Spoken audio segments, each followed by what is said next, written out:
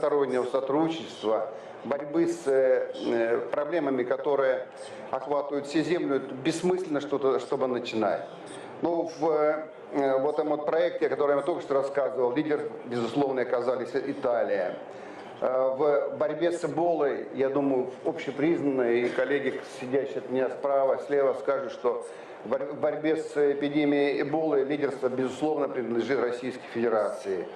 Но известна еще одна инициатива, которая раскручивается сейчас, так называемый компакт или соглашение с Африкой, где лидером выступает Федеративная Республика Германия. Мы к этой инициативе присматриваемся, хотя мы пока еще не заявили, что будем частью этой инициативы, но думаю, что для коллег из африканских стран важно понимать, что мы хотя и немножко в стороне, но внимательно смотрим, что же там будет происходить. Теперь о наших, собственно, деньгах вернемся к исходной точке.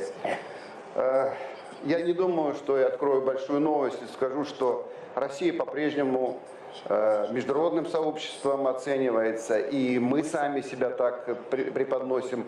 Мы все-таки говорим, что мы emerging donors, да? Донор, который только поднимает или расширяет свое участие в вопросах содействия международному развитию в различных аспектах. Россия с самого начала заявила, что этих аспектов для нее будет немного. Здравоохранение, борьба с эпидемиями является частью нашей политической линии и частью, связанной с тем, что ресурсы, конечно, не являются безграничными, хотя они постоянно наращиваются. Мы начинали нашу деятельность в этой области с того, что присоединялись к многосторонним форматам, куда выделяли ресурсы, и мы вместе с международными организациями с этими ресурсами работаем. Это, конечно, прежде всего Международная ассоциация развития. Следующим шагом стало участие Российской Федерации в трастовых фондах, чаще всего управляемых Всемирным банком. О роли Всемирного банка сегодня уже представитель Конго много говорил. Мы согласны с тем, что эта игра сыграла свою роль, и трастовые фонды, в которые вошли Российская Федерация, были важны для нас как с точки зрения получения практического опыта использования российских средств налогоплательщиков для эффективного применения, для решения конкретных задач. Ну, я скажу, может быть, только назову два фонда, в которых мы участвовали. Это фонд борьбы с малярией в Африке, было выделено 20 миллионов долларов, и программа быстрого социального реагирования, охват которой составил около 40 стран африканского континента, и мы выделили больше 50 миллионов долларов. Это достаточно трудные годы, это 9-10 годы, когда решение принималось, разграл финансового кризиса, как я напомню. Тем не менее, Российская Федерация проявила ответственность такую, солидарность с континентом, и мы активно участвовали именно в этом процессе. Работа по линии многостороннего сотрудничества не будет прерываться, хотя все больший акцент с учетом того опыта, который служба Анны Юрьевны накопила, конечно, будем все больше уходить в двусторонние отношения, потому что это в большей степени соответствует и нашим национальным интересам и приоритетам, и, конечно, соответствует интересам наших партнеров. Помимо выделения непосредственно бюджетных средств целевым образом под конкретные проекты, еще раз хочу подчеркнуть нашим уважаемым гостям, что проекты и люди, которые за этими проектами идут, это первый шаг, это не деньги первый шаг. Первый шаг именно это. Обоснование проектов, понятные цели, понятные задачи, понятный маршрут достижения этих целей. После этого мы можем тогда говорить о том финансировании, которое необходимо.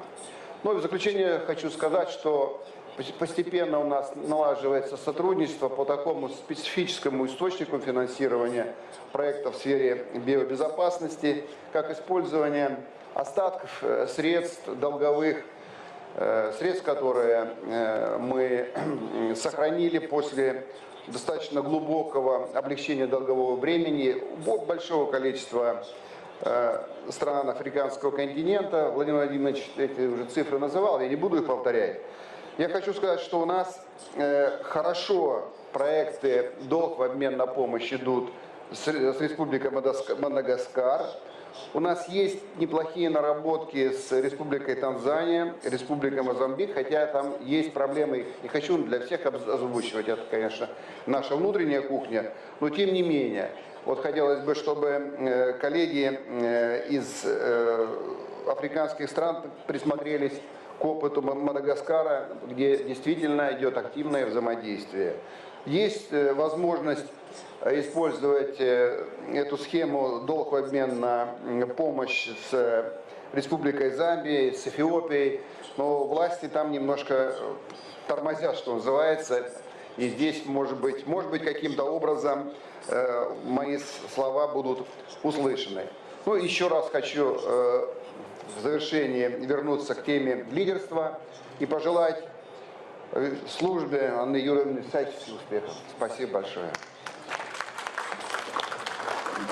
Спасибо большое. Вместе с вами, Сергей Анатольевич, мы уверены в успехе. Спасибо. И, уважаемые коллеги, еще один участник нашей сегодня панельной дискуссии, госпожа Атуэне, Диана Фиби Атуэне, постоянный секретарь Министерства здравоохранения Республики Уганда. Это наши недавние новые контакты, очень приятные, очень правильные. И хочу вам сказать, что совсем недавно госпожа Атуэне первый раз была в Роспотребнадзоре, я так понимаю, в России. У нас оставалось очень мало времени до саммита, и мы с ней вместе приняли решение на саммите соглашение подписать. Поверивших в то, что у нас это получится буквально за месяц, практически не было. Но, однако, нам это удалось. Мы вчера подписали соглашение и начинаем наше сотрудничество. Я очень благодарна госпоже Атуэне за то, что у нас это получилось, за ее очень добрые, очень человечные намерения в отношении мероприятий по профилактике инфекционных болезней. Я прошу вас сказать несколько слов.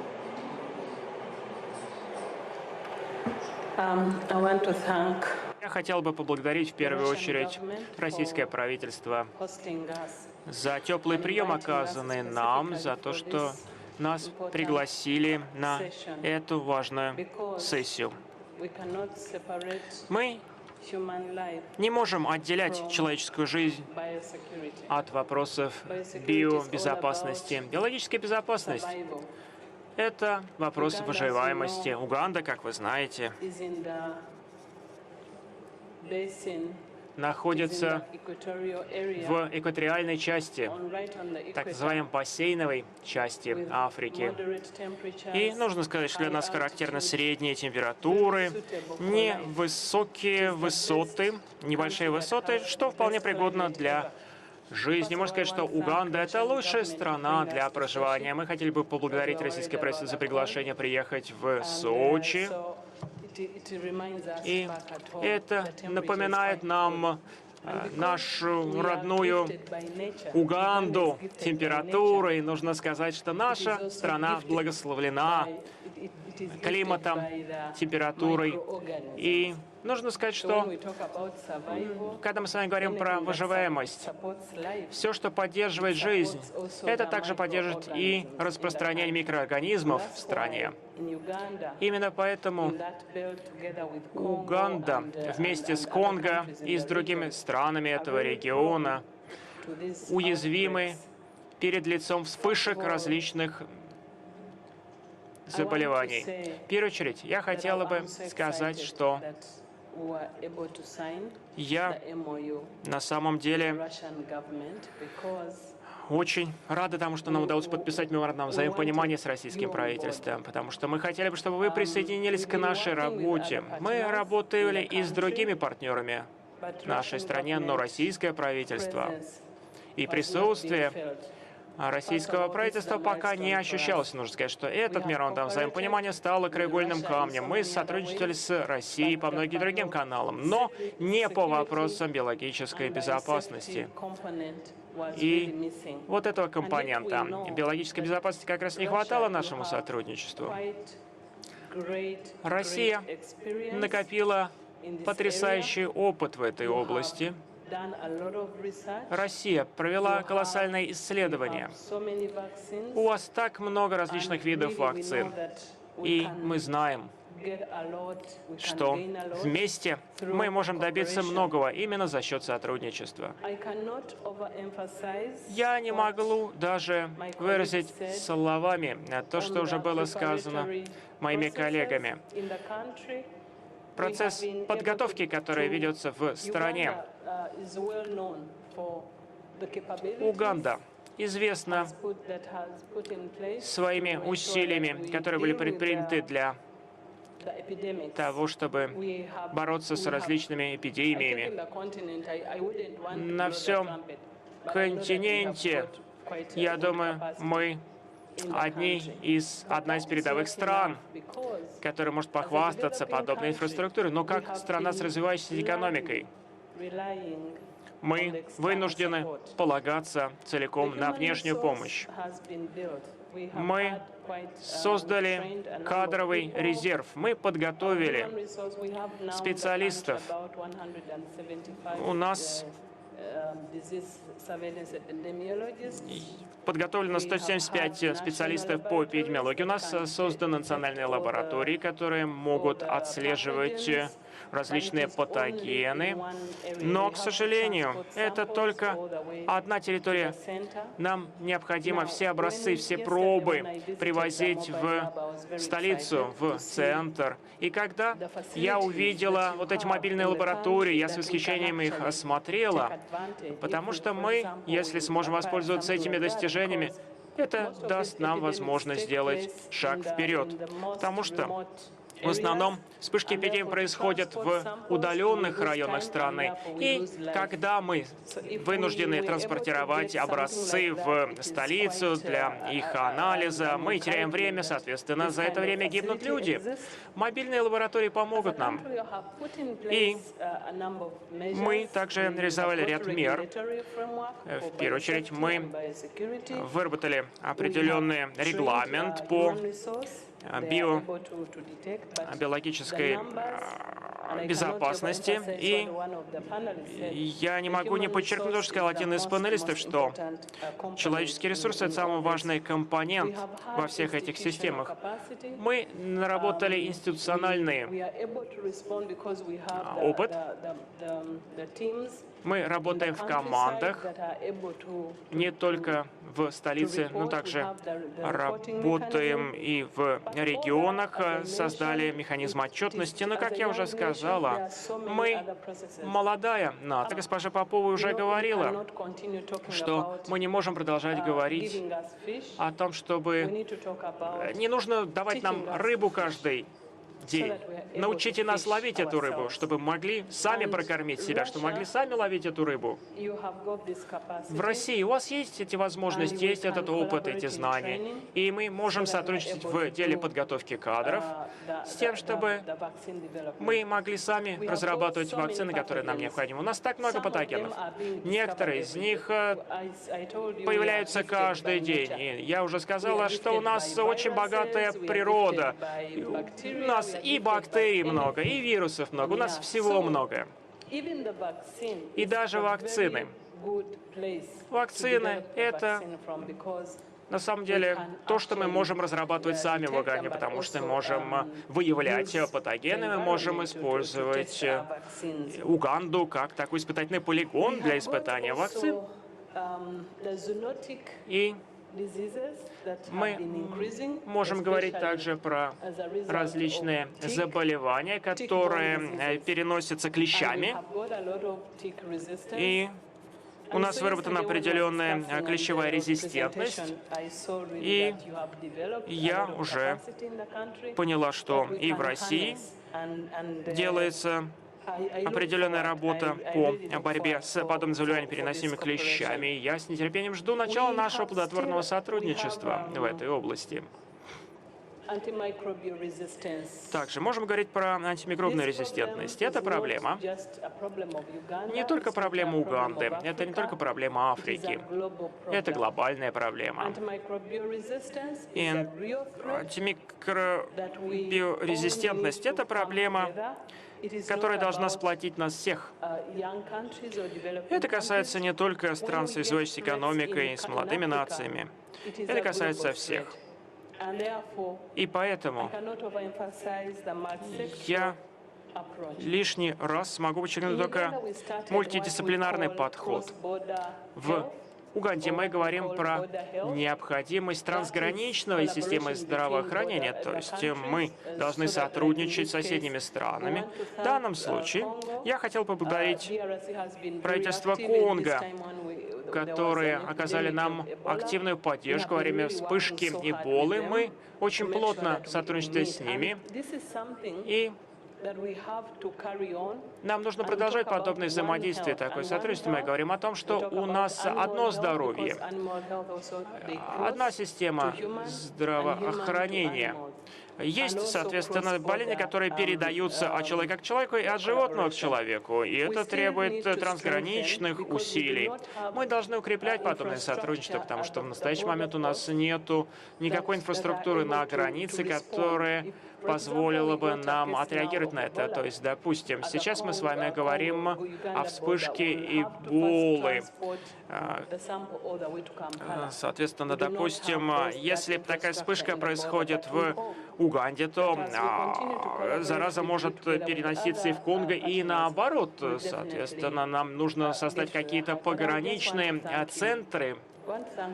Но я хотел бы в конце своего выступления поблагодарить Россию за интерес, проявленный к Африке. Я хотел поблагодарить вас за то, что мы видим, что Россия берет на себя новые обязательства по работе с нами. Я хотела бы сказать вам, что для нас мы уверены, что как только мы нарастим потенциал в Африке, мы сможем сделать гораздо больше, потому что сейчас мы только создаем эти системы. И когда вы присоединитесь к этой нашей работе, то, безусловно, горизонт будет нашей работы безграничен. Но я приглашаю вас в Уганду, приезжайте к нам. У нас есть и море, есть и солнце. И когда вы это увидите, вы просто не захотите никуда уезжать. Большое спасибо. Спасибо большое за столь яркое, столь цельное выступление. Спасибо, госпожа Туэне. И мы говорим об инфекционных болезнях, пока мы говорили о тех, которые передаются воздушно-капельным путем, трансмиссивным путем, контактным путем. Но есть еще целый ряд инфекционных заболеваний, которые передаются с продуктами питания и с водой. Российская Федерация тоже имеет определенный опыт противодействия этим инфекциям, и если сравнивать цифры в Российской Федерации и Европейском Союзе, то за ряд последних лет Российская Федерация имеет не больше 10 вспышек в неделю, связанных с употреблением воды или продуктов питания. Европейский Союз таких вспышек в течение недели имеет не меньше 100. Даже при разнице почти в 3 раза, 2,5 раза населения, результат все равно впечатляющий. При том, что анализ неопубликованных данных говорит, что в Российской Федерации среднее количество пострадавших в одной такой именно вспышке – это 10-12 человек, в Европейском Союзе это 27-33 человека. В азиатских странах это выглядит еще более значимыми цифрами. У нас есть большой национальный проект по улучшению качества воды. У нас есть стратегия развития и обеспечения качества, повышения качества пищевых продуктов, государственные программы, государственные задачи в них реализуемые. Государство видит эти задачи, мы стараемся быть еще лучше, стараемся сделать все, чтобы вода была абсолютно безопасной как с биологической, так и с химической точки зрения. И мы знаем, что определенные проблемы есть и на африканском континенте. Сегодня вместе с нами Дмитрий Александрович Серов. Он представляет Центр компетенции национальной технологической инициативы Санкт-Петербургского политехнического университета Петра Великого и имеет опыт, знаний, компетенции в части обеспечения безопасной водой и очистки стоков. Пожалуйста. Анна Юрьевна, спасибо. Соглашусь с вами, что рассматривать проблемы высокой заболеваемости и санитарно-эпидемиологического благополучия населения невозможно без учета проблем обеспечения населения безопасной водой. Как вчера на одной из сессий сказал его превосходительство президент Уганды Мусевени, что самое главное – это человек, его благополучие и процветание, чтобы человек хорошо питался, имел хорошую работу, а я к этому еще добавлю хорошую, качественную, безопасную питьевую воду. Болезни, связанные с плохим качеством воды, одна из наиболее распространенных причин смертности населения. Всем известный факт, что на 80% мы все состоим из воды.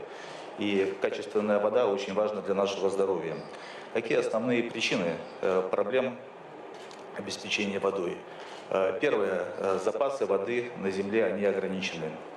Тем более, что эти запасы воды распространены неравномерно. Население Земли и особенно Африки растет быстрыми темпами. И вот прошу заметить, потребление воды растет в 2 раза быстрее, чем рост населения. Такие вот факты, которые могут быть интересны, что на одну чашку кофе производства уходит 140 литров воды. Наверное, об этом никто не задумывался. На 1 килограмм пшеницы 1500 литров воды. 1 килограмм говядины 16 тысяч литров воды. 1 пара обуви 8 тысяч литров воды. Соответственно, также влияют неблагоприятные климатические условия и в последние годы увеличившаяся нагрузка экологическая на источники водоснабжения.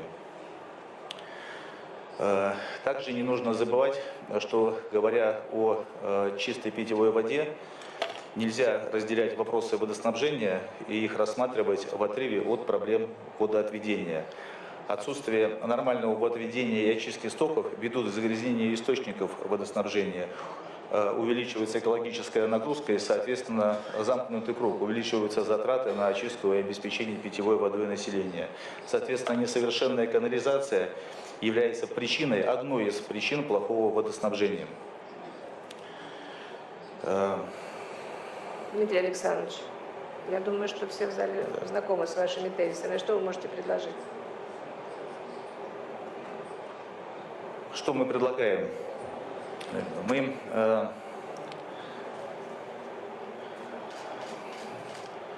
Мы провели в свое время, в 2018 году нами была проделана совместно с Угандой работа. Был обмен делегациями, угандийская делегация во главе с его превосходительством послом Уганды господином Олова, министром воды и окружающей среды, Национальной водной компании и канализации посетила Российскую Федерацию, Санкт-Петербург, и мы им показали те технологии, которые может Российская Федерация представить для угандийского рынка, особенно в аспекте того, что на сегодняшний день для решения проблем воды и канализования в Африке необходимы именно кардинальные прорывные улучшения. Недостаточно просто продать какую-то технологию и заключить контракт, что-то купить, что-то продать. Нет. Нужно именно кардинальный подход и, соответственно, принципы кардинального подхода должны быть следующими. Это, первое, должна быть политическая решимость принять решение этим заняться. И все проекты, которые будут связаны с водоснабжением, водоотведением, должны иметь статус национальных проектов. Конечно, мы понимаем, что это подразумевает огромная концентрация финансовых усилий в данном вопросе.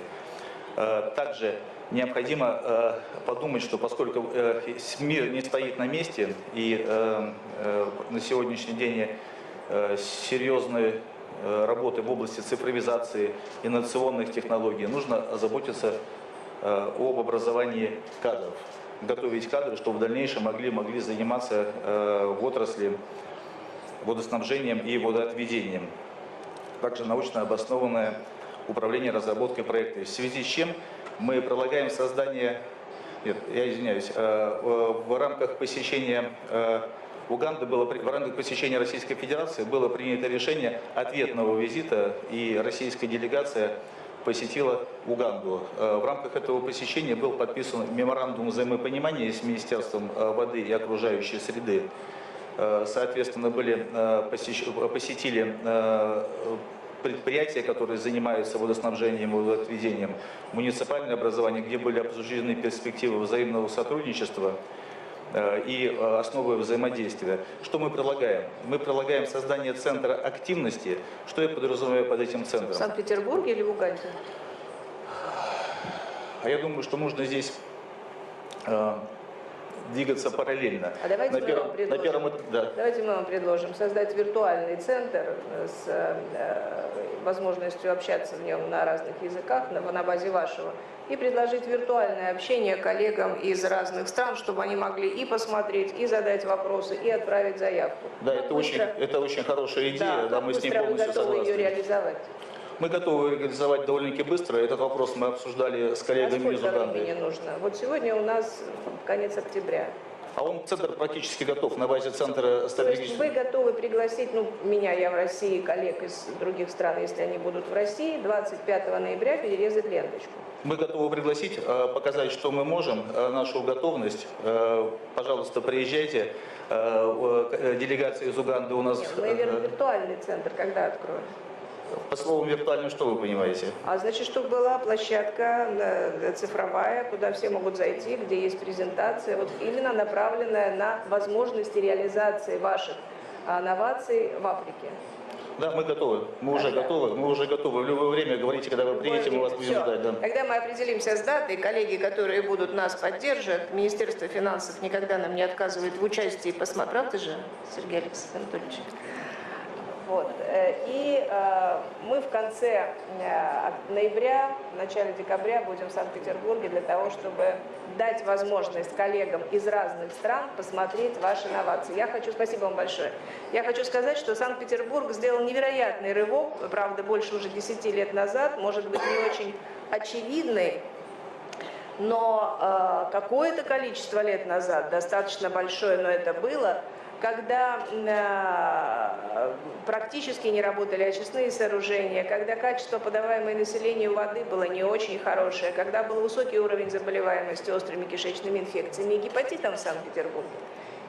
И невероятные усилия, предпринятые руководством города, а в тот момент город возглавляла Валентина Ивановна Матвиенко, привели к тому, что сегодня сбрасывается вода после очистки в Санкт-Петербурге питьевого качества, абсолютная очистка, с чем согласны и наши коллеги, и все, кто живет в бассейне Финского залива, вокруг Финского, все страны другие. И вода питьевая подается исключительного качества, хотя поставщиком ее остается поверхностный водоисточник, река Нева. У нас практически нет заболеваемости гепатитом А, связанным с водой, есть только незавозные случаи в Санкт-Петербурге. И нет кишечных инфекций, связанных с водой в Санкт-Петербурге. У нас есть результат. Мы его готовы показать, и я уверена, что наши коллеги используют все возможные источники донесения этих знаний, этих прорывных технологий до тех, кому эти технологии востребованы. Спасибо большое. Спасибо.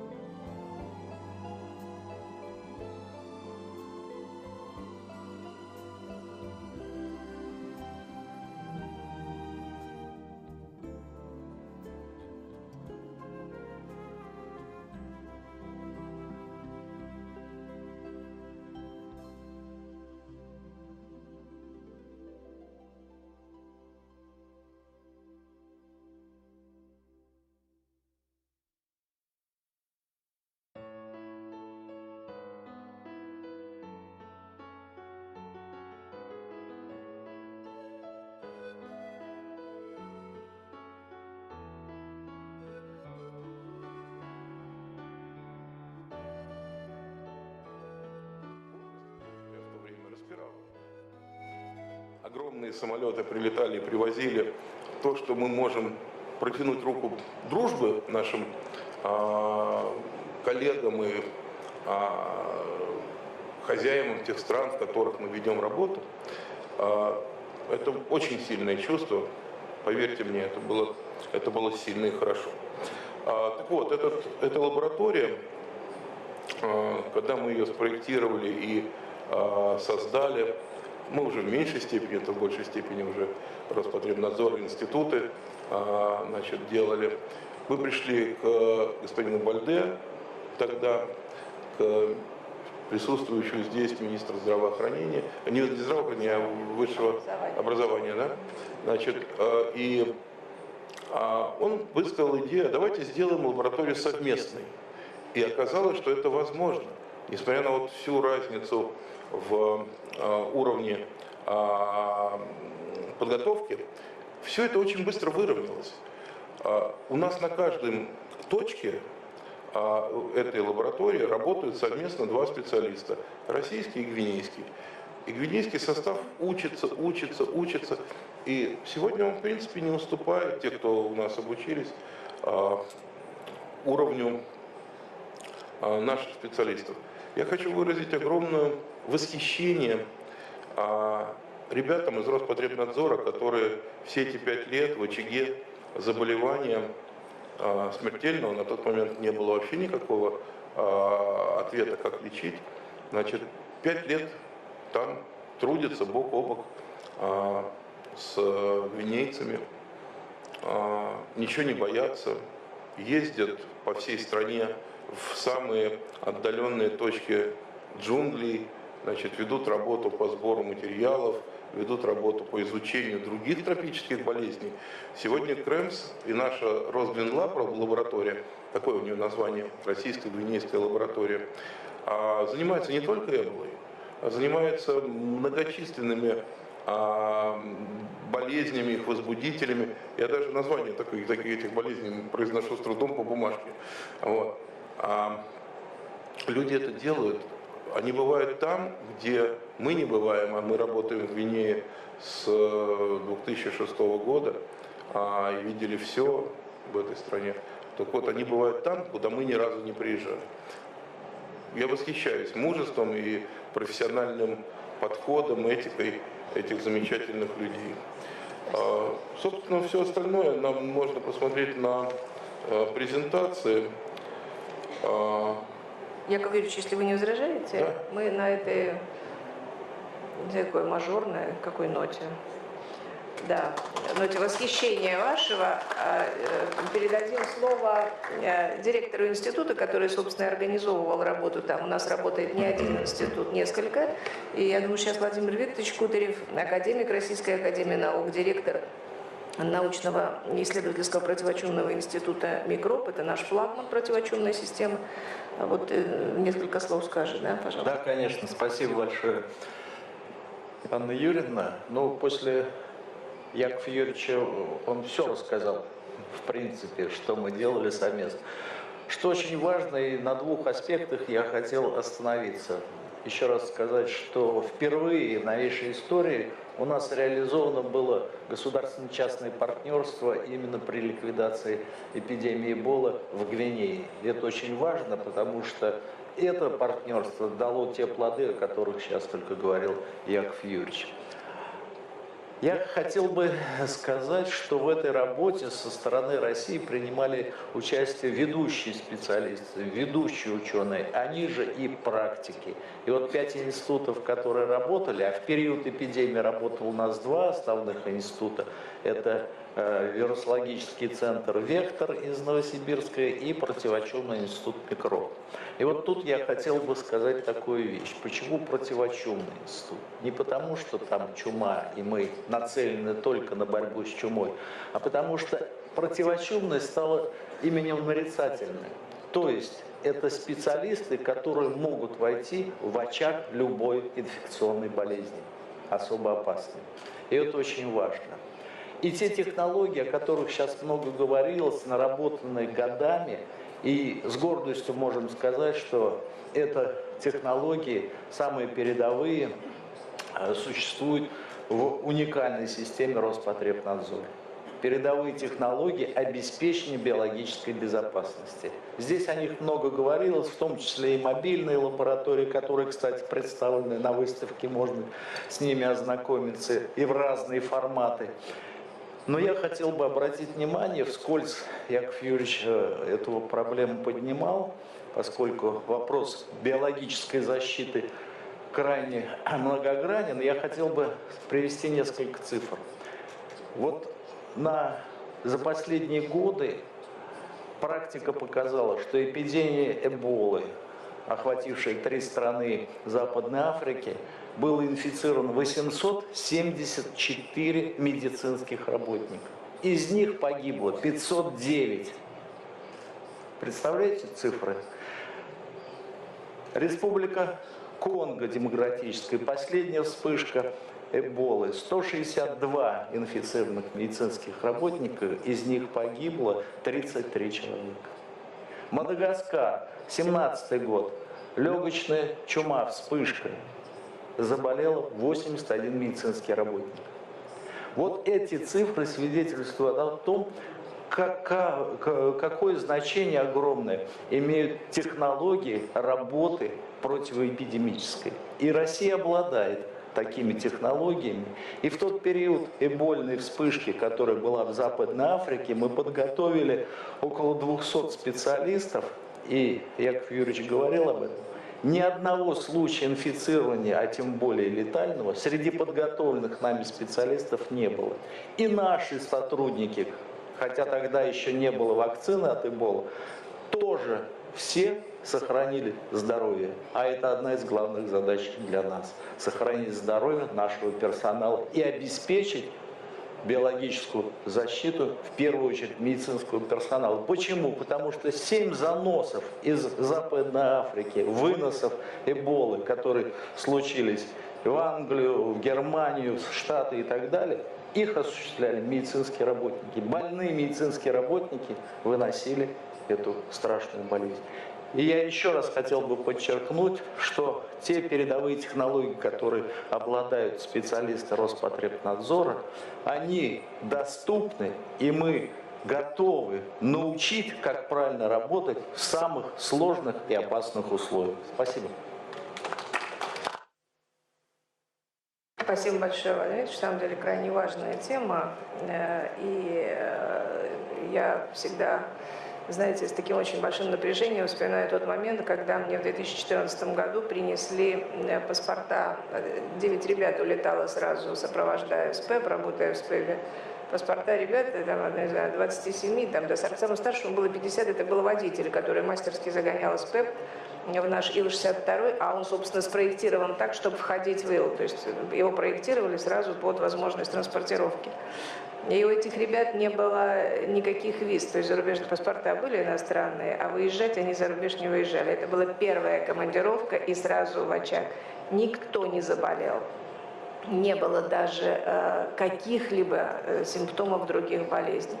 И никто из тех, кого учили наши ребята там, не заболел Эболой. При том, что, как уже было сказано, 10% от пострадавших и погибших – это медицинские работники. Это наши российские правила обеспечения биологической безопасности. Мы их очень хорошо знаем, коллеги их свято соблюдают, и это залог того, что мы умеем работать в очаге и работать в очаге безопасно. Спасибо большое, Владимир Викторович. Мы, на самом деле, гордимся коллегами, которые делали и делают столь важное дело. Но вы сказали о государственно-частном партнерстве, и я бы хотела предоставить слово Тимофею Алексеевичу Лёликову, генеральному директору Легинд. Я так понимаю, что отдельными элементами нашего взаимодействия эти элементы послужили началом формирования, да, вашей организации. Пожалуйста.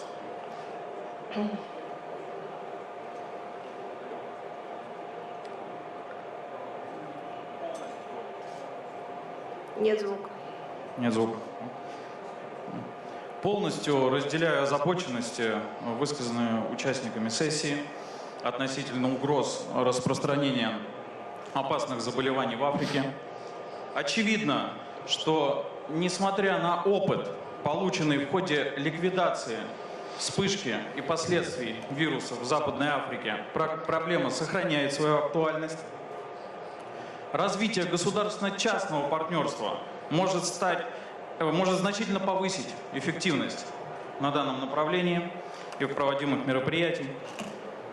Бюро Легин, в свою очередь, предлагает создание специального фонда, главной целью которого могло бы стать содействие национальным правительствам, международным организациям здравоохранения в профилактике особо опасных вирусных заболеваний и борьбе с ними. Основными задачами фонда могло бы стать содействие в организации исследований, научных разработок и организации производства лекарственных препаратов и вакцин для профилактики и эффективного лечения. Также фонд мог бы выполнять задачи по организации взаимодействия между российскими и зарубежными государственными органами, а также оперативно реагировать, в частности, с использованием собственных сил и средств на вспышки вирусных заболеваний, их локализацию и ликвидацию последствий эпидемии. Хотелось бы особо подчеркнуть, что Бюро Легин уже ведет переговоры на площадках форума о возможной закупке вакцин для сотрудников силовых структур тех государств, где имеется потенциальная возможность инфицирования вирусом Эболы. Пользуясь случаем, хотел бы выразить признательность сотрудникам Роспотребнадзора за их самоотверженный труд и мужество, проявленное в зоне эпидемии. Спасибо. Спасибо. Сегодня у нас просто праздник какой-то, на который мы никак не рассчитывали. Ну, спасибо большое, коллеги, за оценку. И сегодня неоднократно звучали темы, вопросы о том, что самым эффективным и действенным средством профилактики все-таки на сегодняшний день остаются вакцины. Мы с вами уже популяция вакцинозависимая. Если мы перестанем прививаться, то даже страшно представить, что будет. И вместе с нами сегодня Марина Александровна Мазуревская, заместитель генерального директора ООН «Аналек». Это наш сегодня становящийся на высокий уровень, ну, работающий на высоком уровне, но развивающий свое производство, флагман производства вакцинных препаратов. Пожалуйста, Марина Александровна. Коллеги, добрый день. Спасибо большое за возможность принять участие в этой дискуссии. И действительно, мы хотели бы рассказать о той готовности, которую в настоящее время, и о той работе, которую ведут в настоящее время российские предприятия, российская наука, для митигации тех вызовов, которые в настоящее время идут к нам, в том числе в рамках глобальной инициативы по ликвидации полиомиелита. Мы знаем, что в мае 2019 года ВОЗ объявила стратегию ликвидации вируса полиомиелита, который распространяется на период до 2023 года. В рамках этой стратегии предусматривается ликвидация дикого полиовируса всех трех типов, а также ликвидация распространения вакцин производного вируса полиомиелита. И в результате к 2023 году ожидается сертификация планеты ВОЗ как планеты, свободной от полиомиелита. И в период с 2023 года как раз для того, чтобы исключить случаи вакцинно-ассоциированного полиомиелита, предполагается, что вся вакцинация всего населения Земли должна осуществляться инактивированной полиомиелитной вакциной. Вместе с тем мы знаем, что на сегодня очень мало площадок, которые, в общем-то, производят инактивированную полиомиелитную вакцину. Это 4 площадки в Европе, 2 площадки в Индия поставляет в рамках ВОЗ вакцину для полиомиелита. Есть локальные площадки, которые сертифицированы и лицензированы исключительно для поставок на локальные рынки. Например, вот компания «Аналек», она, в общем-то, является такой площадкой, которая производит инактивированную полиомиелитную вакцину по лицензионной технологии из антигенов голландских и поставлять на внутренний рынок для российского календаря. Вместе с тем мы понимаем, что этих объемов недостаточно, и мы рады тем, что есть такой замечательный институт полиомиелита, институт имени Чумакова, у которого есть собственная уникальная разработка инактивированной полиомиелитной вакцины. Она в настоящий момент находится в стадии завершающих клинических исследований ИРУ. Регистрационное удостоверение планируется к получению в июле следующего года. Нам удалось обсудить возможности создать совместный проект с Институтом полиомиелита для того, чтобы наши технологические мощности, наш завод по стандартам GMP мог в необходимом количестве производить инактивированную полиомиелитную вакцину по уникальной технологии Института Чумакова. Уже сейчас ведется трансфер. Мы выходим на промышленные мощности в ближайшее время и, в принципе, рассчитываем до 20 миллионов доз инактивированной полиомиелитной вакцины поставлять уже в ближайшей перспективе. Спасибо. Спасибо большое, Мария Александровна. Очень важная информация. Еще и потому, что в определенный период времени все страны мира остались один на один с единственным производителем инактивированной полиомиелитной вакцины. Мы не могли больше использовать живую трехвалентную. И монополист сформировался и начал диктовать нам цены. Российская Федерация разработала собственную вакцину, очень перспективную, ею заинтересовались производители в разных странах, но было принято решение, что партнером нашему научно-исследовательскому институту Академии наук имени Чумакова станет именно Нанолек. И сегодня на площадке Нанолека мы очень ждем в стране это производство. Разворачивается производство отечественной инактивированной вакцины, которая должна все наши потребности сегодня закрыть в России. И с учетом масштабности производства, совершенно нового производства Нанолека, возможен выпуск большего количества любых вакцин и, в первую очередь, то, что интересно Российской Федерации. Но хочу сказать, что Нанолек обладает производством легко модифицируемым и может производить по заявке, по потребности времени любую из созданных вакцин, любой из созданных вакцинных препаратов. Но я хочу спросить вас, Марина Александровна, сегодня наши панелисты спрашивали и говорили о возможности экспорта технологий. А вот к такому Нанолек готов или это требует особой отдельной проработки? Ну, я думаю, конечно, это отдельная проработка. В настоящий момент мы сейчас, собственно, осваиваем эту технологию трансфер, поэтому, возможно, безусловно, эта перспектива есть, но сейчас мы ее отрабатываем на своих мощностях. То есть мы обсуждать готовы, да? Сегодня решить нет, но обсуждать готовы. Да. Спасибо большое. Я думаю, что для наших коллег это крайне важно, перспектива развития нашего общего дела.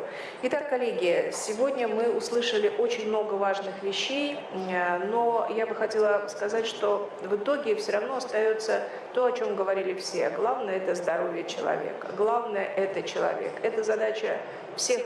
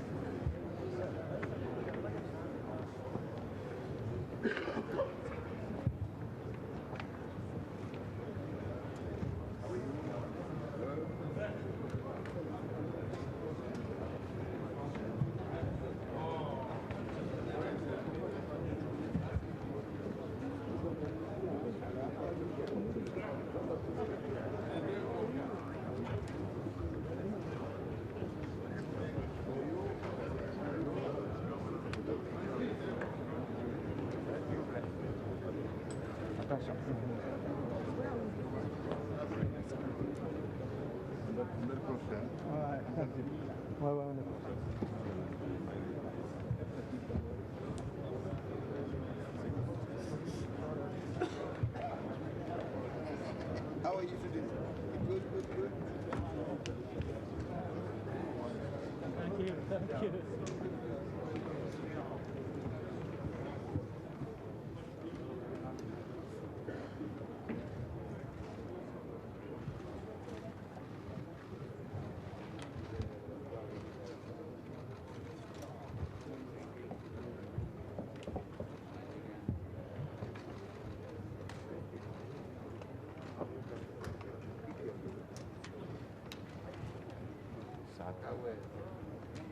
So I hand over.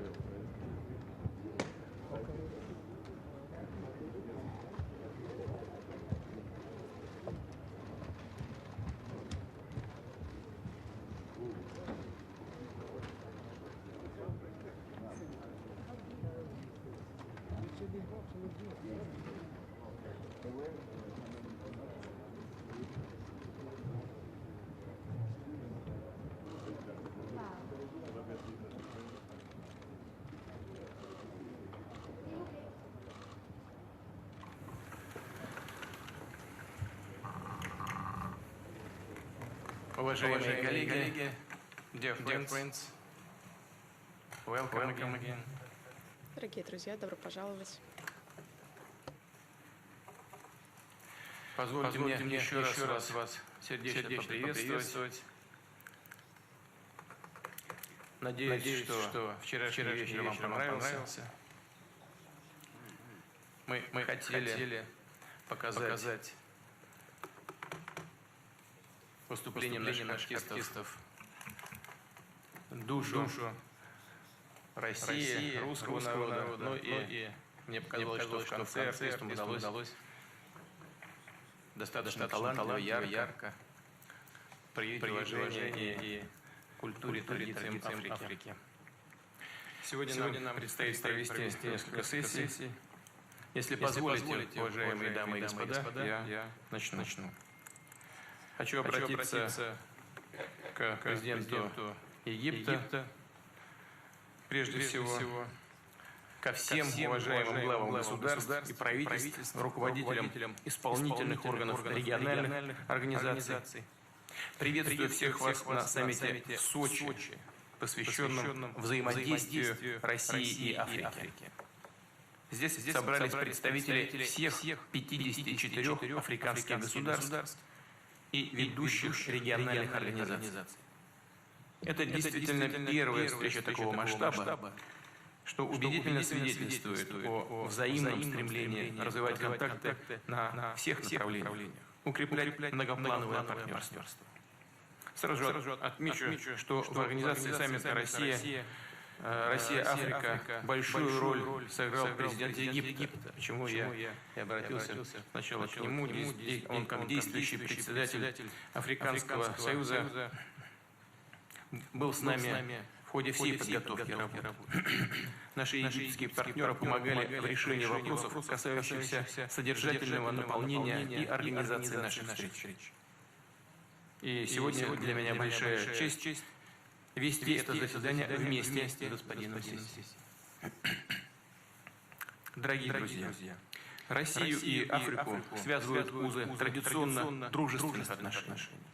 Наша страна последовательно поддерживала национально-освободительное движение народов Африки, внесла существенный вклад в становление молодых государств и развитие их экономики, создание боеспособных вооруженных сил. Наше сотрудничество, уходящее корнями в период совместной борьбы против колониализма, носит стратегический и долгосрочный характер. Конечно же, имеются значительные возможности для активизации российско-африканского взаимодействия по самым разным направлениям. Подчеркну, развитие отношений со странами африканского континента и их региональными организациями является одним из приоритетов российской внешней политики. Африканские государства уверенно набирают политический и экономический вес, утверждаются в качестве одной из важных опор многополярной системы мира, принимают все более активное участие в выработке решений международного сообщества по ключевым вопросам региональной и глобальной повестки дня. По многим из них наши позиции близки или совпадают, что создает благоприятные предпосылки для конструктивного взаимодействия в ООН и других международных структурах.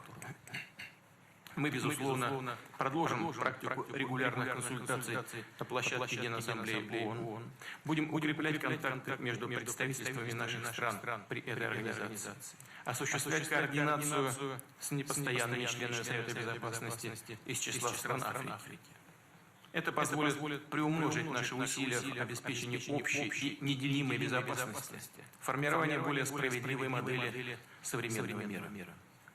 Признательны африканским партнерам за поддержку приоритетных для нас резолюций, а именно о борьбе с героизацией нацизма, о неразмещении первыми оружия в космосе, о мерах по укреплению доверия в космосе, о международной информационной безопасности. В качестве постоянного члена Совета Безопасности ООН Россия намерена продолжать активно участвовать в разработке стратегической линии международного сообщества и практических мер в вопросах укрепления мира и стабильности в Африке, обеспечения региональной безопасности. Мы выступаем за повышение роли африканских государств в укреплении локальных конфликтов. При этом неизменно следуем принципу африканским проблемам африканские решения. о чем мы говорили вчера уже с коллегами неоднократно. Считаем правильной постановку африканцами вопроса о финансовом содействии их миротворческим усилиям за счет начисленных взносов в бюджет ООН. Нас беспокоит, что ситуация во многих регионах Африки остается, к сожалению, для всех нас нестабильной. Не урегулированы межнациональные и этнические конфликты. Сохраняются острые политические и социально-экономические кризисы. Развитию африканского континента мешают терроризм, распространение экстремистской идеологии, транснациональная преступность, пиратство. Многие страны сталкиваются с последствиями так называемой африканской арабской весны, в результате чего дестабилизирована ситуация на всей Северной Африке.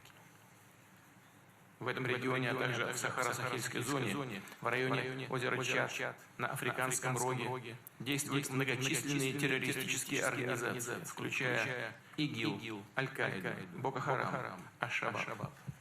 В этой связи считаем важным наращивание совместных усилий в области борьбы с терроризмом и экстремизмом. Планируем активизировать контакты между правоохранительными органами и специальными службами Российской Федерации и стран Африки. Координировать усилия, обмениваться соответствующей информацией. Настроены и в дальнейшем вести подготовку военнослужащих и сотрудников правоохранительных органов африканских стран в российских специализированных учебных заведениях. В настоящее время в вузах Минобороны России обучаются военнослужащие из 20 африканских государств. В интересах укрепления боеспособности национальных вооруженных сил стран Африки осуществляется сотрудничество в военной и военно-технической областях. Россия заключила соглашение о ВТС с более чем 30 странами, которым мы поставляем широкую номенклатуру вооружений и техники. Часть таких поставок идет на безвозмездной основе. Африканские партнеры активно участвуют в военно-технических форумах и учениях, проводимых Россией, где знакомятся с перспективными образцами оружия, военной техники, опытом ее применения. В прошедших летом учениях армейских международных играх «Армия-2019» приняли участие 11 африканских стран, и число желающих присоединиться к ним растет. Как важнейшую составляющую всего комплекса отношений России со странами африканского континента рассматриваем торгово-экономическое и инвестиционное сотрудничество. В 2018 году внешнеторговый оборот России с Африкой составил более 20 миллиардов долларов. При этом за последние 5 лет объем торговли вырос в 2 раза. Постепенно происходит диверсификация российского экспорта, изменение его структуры в пользу несырьевых поставок. Российские компании уже давно и весьма успешно работают в регионе. В основном, конечно, в области геологоразведки и добычи полезных ископаемых, в энергетическом и нефтегазовом секторах. Одновременно делают и шаги по налаживанию сотрудничества в секторе высоких технологий. Многие из присутствующих принимали участие в открывшемся вчера экономическом форуме «Россия-Африка», где прозвучало немало инновационных идей и предложений по развитию российско-африканского торгово-экономического взаимодействия. Повторю, что важной сферой сотрудничества является подготовка кадров, образование. Сейчас в нашей стране обучается более 17 тысяч студентов из Африки, и ежегодная квота приема на бюджетные места в российских вузах составляет почти 2000 человек. Подумаем над тем, как увеличить это число. Хорошие перспективы имеются во взаимодействии в области медицины и охраны здоровья. В Гвинейской республике, например, успешно работает научно-исследовательский институт эпидемиологии и профилактики опасных инфекционных болезней. Как представляется, можно было бы проработать вопрос и о создании в Африке еще такого же центра. Еще одного. Полагаем полезным дополнять взаимодействие на двусторонней основе расширением контактов с ведущими африканскими организациями. Вчера на встрече с руководителями региональных объединений Африки и председателем коллегии Евразийской экономической комиссии Обсуждались перспективы взаимовыгодного сотрудничества между интеграционными структурами Африки и Евразийским экономическим союзом. Сегодня будет подписан меморандум о взаимопонимании между Евразийской экономической комиссией и Комиссией Африканского союза. Уважаемые коллеги, мы все заинтересованы в том, чтобы придать российско-африканскому взаимодействию по-настоящему системный и комплексный характер. В предварительном плане уже обсуждалась идея учреждения форума партнерства Россия-Африка, в рамках которого, как мы вчера говорили с некоторыми коллегами за ужином, можно было бы с определенной периодичностью, например, раз в 3 года проводить встречи на уровне глав государств. Мне кажется, что эта идея неплохая, и мы ее, конечно, поддержим. В период между саммитами можно было бы предусмотреть ежегодные политические консультации министров иностранных дел. Думаю, что все вы это предложение поддержите, и именно в таком формате мы продолжим развивать российско-африканские отношения.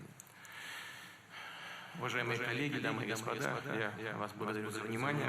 Я с удовольствием передаю слово президенту Египта, действующему председателю Африканского союза и сопредседателю нашего саммита, господину Асиси.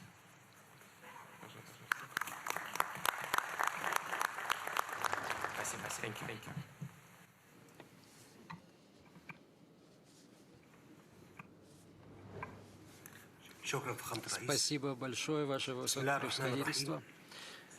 Именем Аллаха, милостивого и милосердного, Ваше Высокопревосходительство, президент Российской Федерации Владимир Путин, Ваше Превосходительство, президенты и главы правительств африканских стран, господин Муса Факих Мухаммад, председатель комиссии Африканского союза. Дамы и господа, прежде всего позвольте выразить благодарность президенту Владимиру Путину, дружественному народу России за прекрасный прием в городе Сочи и за радушие, которое ощутили все африканские делегации с момента прибытия в Россию. Я хотел бы поблагодарить также Организационный комитет за блестящую подготовку этого первого в истории саммита Россия-Африка, начинающего свою работу сегодня. Я рад выступить на этом важном форуме, проходящем в России, которая является одним из основных акторов на международной арене и искренним другом африканских стран. Российско-африканское сотрудничество прошло большой путь, начиная с середины прошлого века, когда Россия проявила солидарность с африканскими странами, боровшимися против колониализма, и внесла большой материальный, логистический и духовный вклад в дело поддержки национальной освободительной борьбы народов Африки. Российско-африканские отношения продолжали развиваться в условиях сложных региональных и международной, сложной региональной международной ситуации 90-х годов, подтверждая тем самым, что народы Африки и России связывают узы сотрудничества и общие интересы в борьбе против стоящих перед ними проблем. Это обстоятельство подтверждает эффективность российско-африканского сотрудничества, отражающего чаяния народов в условиях динамично развивающегося мира. Сегодня мы проводим первый саммит Россия-Африка под лозунгом «За мир, безопасность и развитие». Наш саммит проходит спустя почти 3 месяца после чрезвычайного саммита Африканского союза, состоявшегося в Ниамее 7 июля 2019 года, где были выработаны механизмы реализации соглашения о свободе торговли на африканском континенте.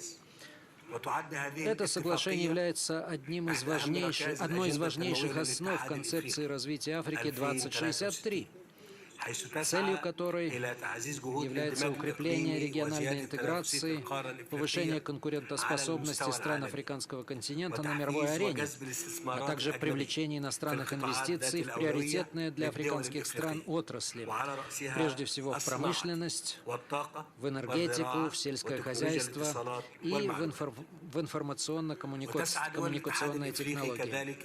Страны Африканского союза в последние десятилетия поставили перед собой цель добиться устойчивого экономического развития и интеграции. Это африканские страны стремятся делать все для того, чтобы укрепить роль государства в развитии экономики. Дамы и господа, мы осознаем все те проблемы, которые стоят на пути стабилизации ситуации в Африке. Возможно, наши амбициозные планы прекратить конфликты к 2020 году являются сейчас одним из самых важных шагов. Этот вопрос станет одним из приоритетных в деятельности руководителей африканских государств и в будущем году. И в этой связи необходимо отметить важность поддержки рамочной политики Африканского Союза в деле восстановления экономики и развития стран, пострадавших от конфликтов, а также поддержки деятельности расположенного в Каире Всеафриканского центра по восстановлению экономики и развитию, так же, как и планов по укреплению экономики стран, не участвующих в конфликтах, по укреплению роли государственных институтов в обеспечении стабильности и мира. Мы подчеркиваем наши обязательства по участию в посреднических усилиях по регулированию конфликтов. И при этом мы основываемся на принципах международного права и невмешательства во внутренние дела различных стран.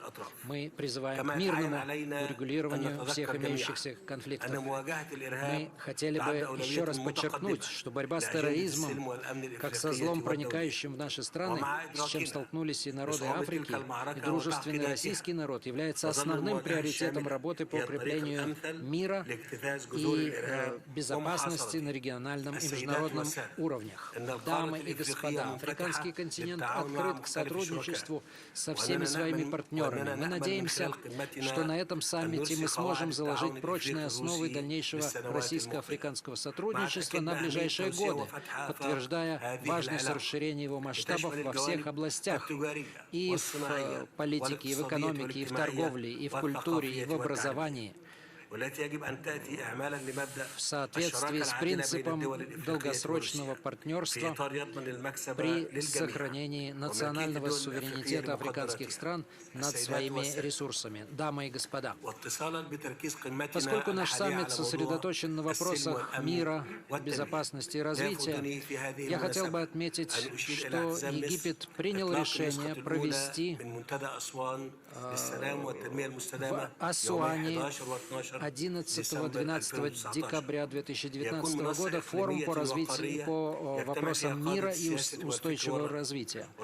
Такой форум призван стать региональным и общеконтинентальной площадкой для встречи политических руководителей, представителей общественных кругов, партнеров по инициативам по укреплению мира и развитию. Примечательно, что данный форум пройдет в Асуане, символе африканской идентичности Египта. Мы также будем обсуждать вопросы, касающиеся укрепления мира и устойчивого развития на континенте. Я хотел бы также воспользоваться предоставленной мне возможностью, чтобы пригласить президента Российской Федерации Владимира Путина и моих братьев, глав африканских государств, принять участие в работе этого форума. И в заключение я хотел бы выразить надежду и подтвердить, что наш саммит примет решение, отвечающее интересам народам Африки и России, способствующее дальнейшему развитию российско-африканского сотрудничества. Спасибо вам за внимание. Мир вам, милость и благословение Аллаха. Уважаемый господин президент, большое спасибо за ваше выступление, за подготовку этого форума, за участие в этом. за ваш вклад в решение проблем региона и вклад в международное проекты в целом. И это очень хорошая идея по поводу проведения форума, о котором вы сейчас сказали. Безусловно, мы поддержим проведение такого важного мероприятия. А сейчас позвольте предоставить слово следующему председателю Африканского союза, президенту Южноафриканской республики господину Рамафозе.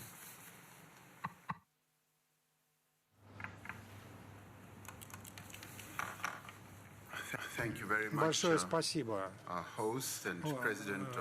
уважаемый президент Российской Федерации, ваше председательство Владимир Путин. Большое спасибо. Благодарю президента Египта и председателя Африканского союза, его превосходительство Абдель Фаттах аль-Сиси. Ваше превосходительство, главы государств и правительств, дамы и господа.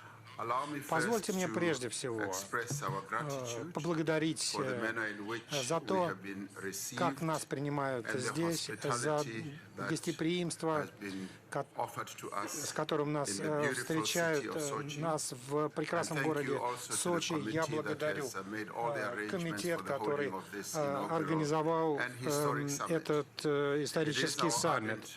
Мы искренне надеемся на то, что это открывает новую многообещающую главу в отношениях между Россией и африканским континентом. Россияне – это наши давние друзья. Они поддерживали нашу борьбу за освобождение и независимость. И этот саммит показывает, что Африка действительно движется по своему пути как континент. Мы полноправные участники международных отношений, и наш континент готов к торговле и инвестициям. В то время, когда глобальная торговля характеризуется напряженностью и протекционизмом, самая большая зона свободной торговли скоро будет создана на африканском континенте, и африканская зона свободной торговли будет способствовать межафриканской торговле, будет способствовать нашей интеграции в глобальную экономику. Успех этой зоны зависит от того, какие правила мы разработаем по защите международной торговли и развитию инвестиций. Африканские страны работают вместе для того, чтобы привлечь прямые иностранные инвестиции. У нас огромные минеральные ресурсы, энергоресурсы и в Африке, и в России. И это открывает возможность для сотрудничества в области энергетики, разведки природных ресурсов и в том, что касается науки и техники. Также существуют большие возможности в инфраструктуре сельского хозяйства и в производстве. Отрадно отметить результаты бизнес-форума «Россия-Африка». И мы должны безотлагательно эти результаты претворить в жизнь. Глобализация повлекла серьезные изменения в международных политических, культурных и экономических отношениях. Возникающие экономики во многих частях мира расширяются, они пытаются улучшить стандарт жизни, и демократия консолидируется во многих частях мира, прежде всего на нашем континенте. Но есть и угрозы. Это региональные трансграничные конфликты, рост транснациональной преступности и терроризма, и мы хотели бы призвать Россию и дальше поддерживать усилия, направленные на то, чтобы реформировать международные структуры и способствовать многосторонности. Наши отношения с Россией уходят корнями в прогрессивные международные отношения. Мы уверены в том, что это новое партнерство еще больше углубит экономические отношения, которые у нас есть, и наши узы основываются на совместном видении, и я желаю всем делегатам успеха, и вновь хочу поблагодарить Россию, поздравить Россию с проведением и организацией этого важного саммита.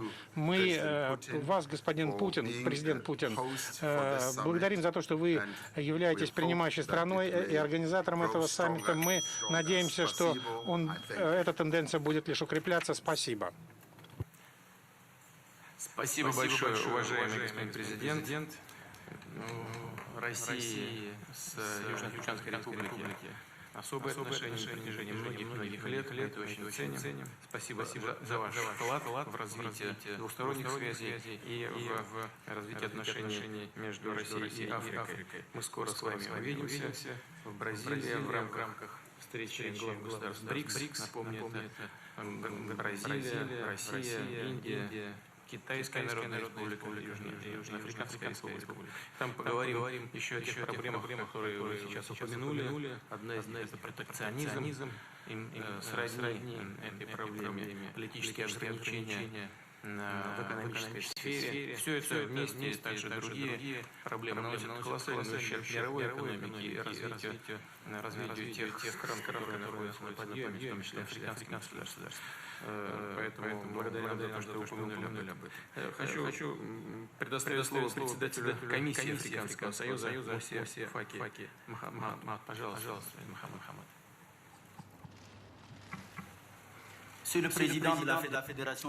Господин президент Российской Федерации, господин председатель Африканского союза, дамы и господа, главы правительства государств, уважаемые присутствующие, для меня огромное удовольствие оказаться сегодня в прекрасном курортном городе Сочи, который омывается мирными водами Черного моря. Этот город принимал великие, огромные спортивные мероприятия, а сейчас принимает африканские государства, притворяя в жизнь свое реноме города, который открыт всем ветрам. Господин президент Путин, мое правительство с удовольствием благодарит вас, и моя делегация с удовольствием благодарит вас за теплый прием, который был нам оказан.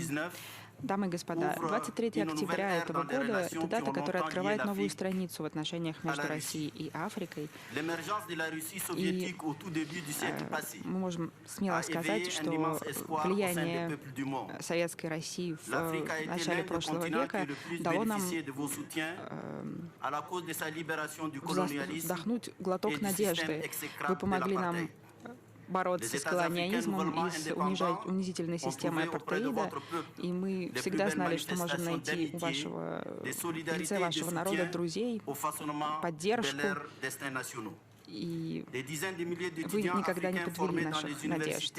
Многие тысячи наших сограждан получили образование в советских и российских институтах: медицина, инженерия, математика, дипломатия и социальные науки. Вот области, в которых вы сковали кадры для нашего континента, и теперь эти люди занимают самые высокие посты. Мы никогда не забудем ваш вклад в развитие наших народов и нашего народа в частности. Дамы и господа, наше сотрудничество вписывается сейчас в новые рамки, потому что на новой международной арене, в новой реальности становится все более очевидно, что африканский континент становится ключевым игроком на международной арене, и мы переходим от классической модели развития к новым моделям стратегического партнерства. Это новое стратегическое партнерство вписывается в повестку развития до 2063 года, которая основана на ключевых показателях, которые мы должны достичь в области мира, безопасности, демократии и региональной интеграции на благо африканских народов. Мы абсолютно уверены, что это стратегическое партнерство будет опираться на конкурентные преимущества всех участвующих сторон, что оно будет взаимовыгодным, и что все те многоформатные отношения, которые будут развиваться в рамках этого партнерства, в рамках инвестиций, мира, безопасности, энергетики, инноваций и профессионального образования, сельского хозяйства и телекоммуникаций, будут выгодны и на руку всем. У нас есть огромный ресурс. Это и ветер, и различные минеральные удобрения. Можно инвестировать во все эти области без малейшего зазрения совести и с соблюдением всех правил, которые касаются экологической безопасности. Мы открыты для инвестиций, и наша плодотворная плодородная земля также ждет тех, кто придет вложить в нее свои зерна и свои усилия. Я хотела бы призывать всех российских частных и государственных инвесторов, а также инвесторов Евразиатского региона воспользоваться многочисленными возможностями инвестиций, которые предлагает африканский рынок. Мы же со своей стороны будем давать все возможные послабления, в частности налоговые, для того, чтобы привлечь инвестиции и защитить инвесторов. Я рад, что у нас есть несколько договоров, которые подписаны между нашим государством и российским правительством. Некоторые находятся в стадии разработки, и я уверен, что с момента их подписания это будет очередная новая страница. Новая эра отношений России и Африки.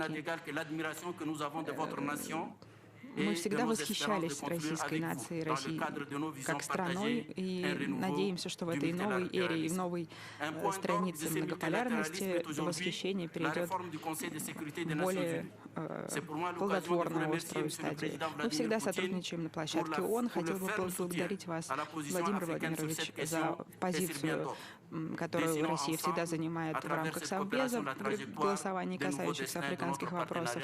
Спасибо за то внимание, которое вы уделяете нашему стратегическому партнерству. Благодарю вас за внимание. Я хочу поблагодарить господина Махаматова за его выступление.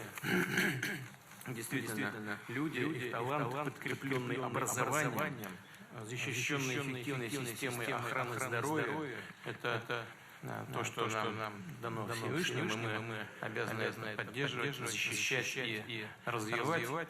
И в этой связи очень благодарен вам за то, что вы упомянули вклад России в подготовку кадров для африканских стран.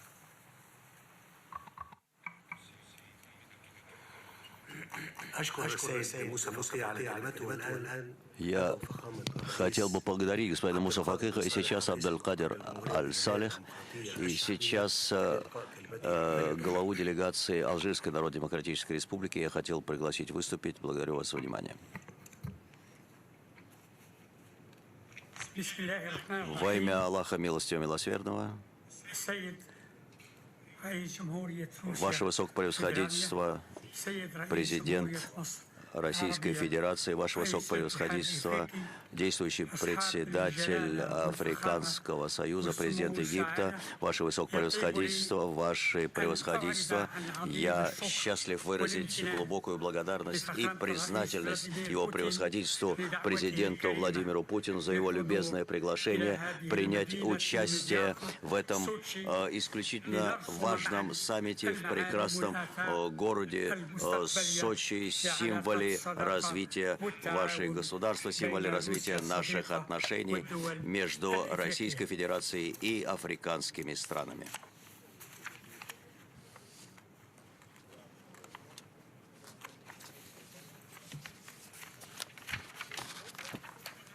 Я хотел бы в этой связи поблагодарить также Его Превосходительство президента Абдель-Фаттаха Сиси, поблагодарить его за то, что он привержен лично тем целям, которые мы ставим перед собой, и его стремлению развития всесторонних отношений между Россией и африканскими странами. Дамы и господа, наш нынешний саммит представляет собой поворотный момент в нашей истории и качественно новый этап развития наших отношений. Поэтому мы убеждены, что данный саммит приведет к важным решениям и выработке новых концепций и подходов, которые позволят нам наметить пути развития наших отношений во всех областях, отношений между странами Африки и Российской Федерацией. Мы хотели бы, чтобы эти отношения были сильными, плодотворными и позволили бы нам осуществить чаяния и стремления наших народов, их надежды на прогресс и процветание. Что касается наших усилий, коллективных усилий, которые мы прилагаем, то мы хотели бы внести свой вклад в те предложения, которые мы обсуждаем. Прежде всего, Наши отношения, которые связывают Россию с рядом африканских стран, эти отношения могут стать примером, достойным подражания, и они плодотворно и позитивно скажутся на будущем наших отношений. И моя страна, которую связывает с Российской Федерацией особые отношения с учетом взаимных интересов наших стран, мы считаем, что укрепление наших всесторонних отношений также связано с нашим участием, эффективным участием в работе Африканского Союза, и особенно если учесть, что наша региональная организация доказала свою приверженность воплотить в жизни те надежды, которые на нее возлагаются в нынешнее время. Это очень важно для укрепления африканского континента и для того, чтобы эти отношения продвигались вперед вместе с нашими партнерами. Во-вторых, сейчас, когда мы убеждены в том, что международные отношения переживают кризис в ряде случаев, в результате односторонних шагов некоторых стран мы должны приложить максимум усилия для того, чтобы сохранить нашу приверженность основным принципам наших отношений, и поэтому вкратце я хотел бы сказать, что мы считаем, что партнерство между Россией и Африканским Союзом должно исходить из совместных действий для того, чтобы предпринимать более эффективные усилия в этом направлении. Что касается экономической области, Африка стремится к тому, чтобы вступить в ряд тех стран, которые содействуют торговому обмену между нашими странами, и мы должны разработать и принять новые инструменты нашего сотрудничества, особенно в области использования новых технологий. И в этой связи поддержка России является чрезвычайно важной для нас. И я хотел бы в заключение своего выступления также подчеркнуть вот эти предложения, которые я перечислил, и поддержать предложения, высказанные в выступлениях президента Путина Абдель-Фаттаха ас-Сиси. Благодарю вас еще раз. Спасибо за внимание. Мир вам, мир, молитва Всевышнего. Я хотел бы поблагодарить своего друга и коллегу, временного президента, исполняющего обязанности президента Алжирской Народно-Демократической Республики, и заверить в том, что действительно я согласен с ним, этот саммит станет поворотным моментом в истории наших отношений с Россией и внесет большой вклад в наши отношения в будущем. Сейчас президент Республики Ангола будет выступать. Прошу вас.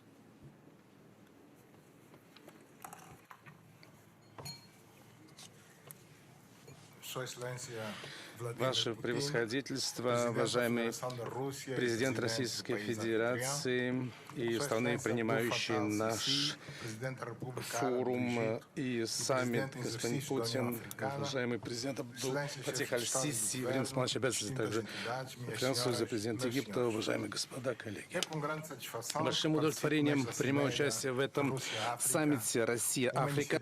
Это инициатива, которая развернулась на самых высоких уровнях для того, чтобы развернуть диалог по выработке подходов к общим проблемам в интересах как Африки, так и страны, принимающей России. Мы, африканцы, в общем, получаем выгоды от давно уже от солидарных отношений со стороны российского народа, который нам помогал еще во времена борьбы за независимость против колониальных держав, когда мы стали на путь установления независимости. Наша республика также также поражает солидарность, которая позволяла нам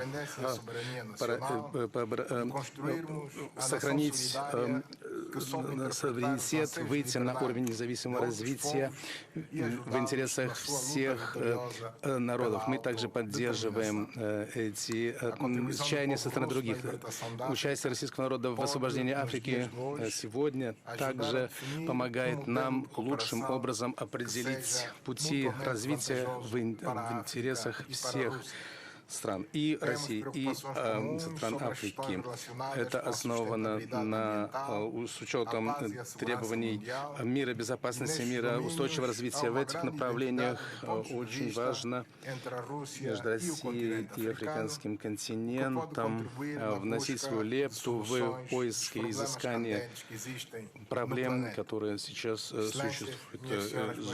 Горячая проблема на планете. Уважаемые господа, позвольте мне отметить, что наблюдается сейчас диверсификация экономики в Анголе, что создает благоприятные условия для того, чтобы привлекать прямые иностранные инвестиции в отрасль горной промышленности, сельского хозяйства, энергетики, телекоммуникаций, ИКТ и в другие отрасли.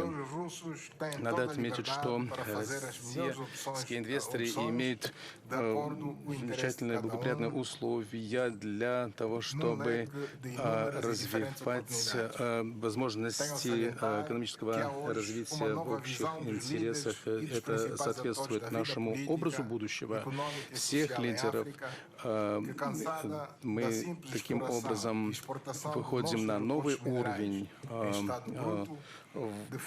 экономического развития для повышения валового национального продукта в качестве необходимого условия для развития и обеспечения процветания африканских народов. Мы считаем, что наше сотрудничество выходит на новый качественный уровень. Речь идет о том, чтобы переходить также на разработку и развитие обрабатывающей промышленности и выходить на не сырьевые экспортные мощности. Это представляет интересы большинства населения стран Африки для того, чтобы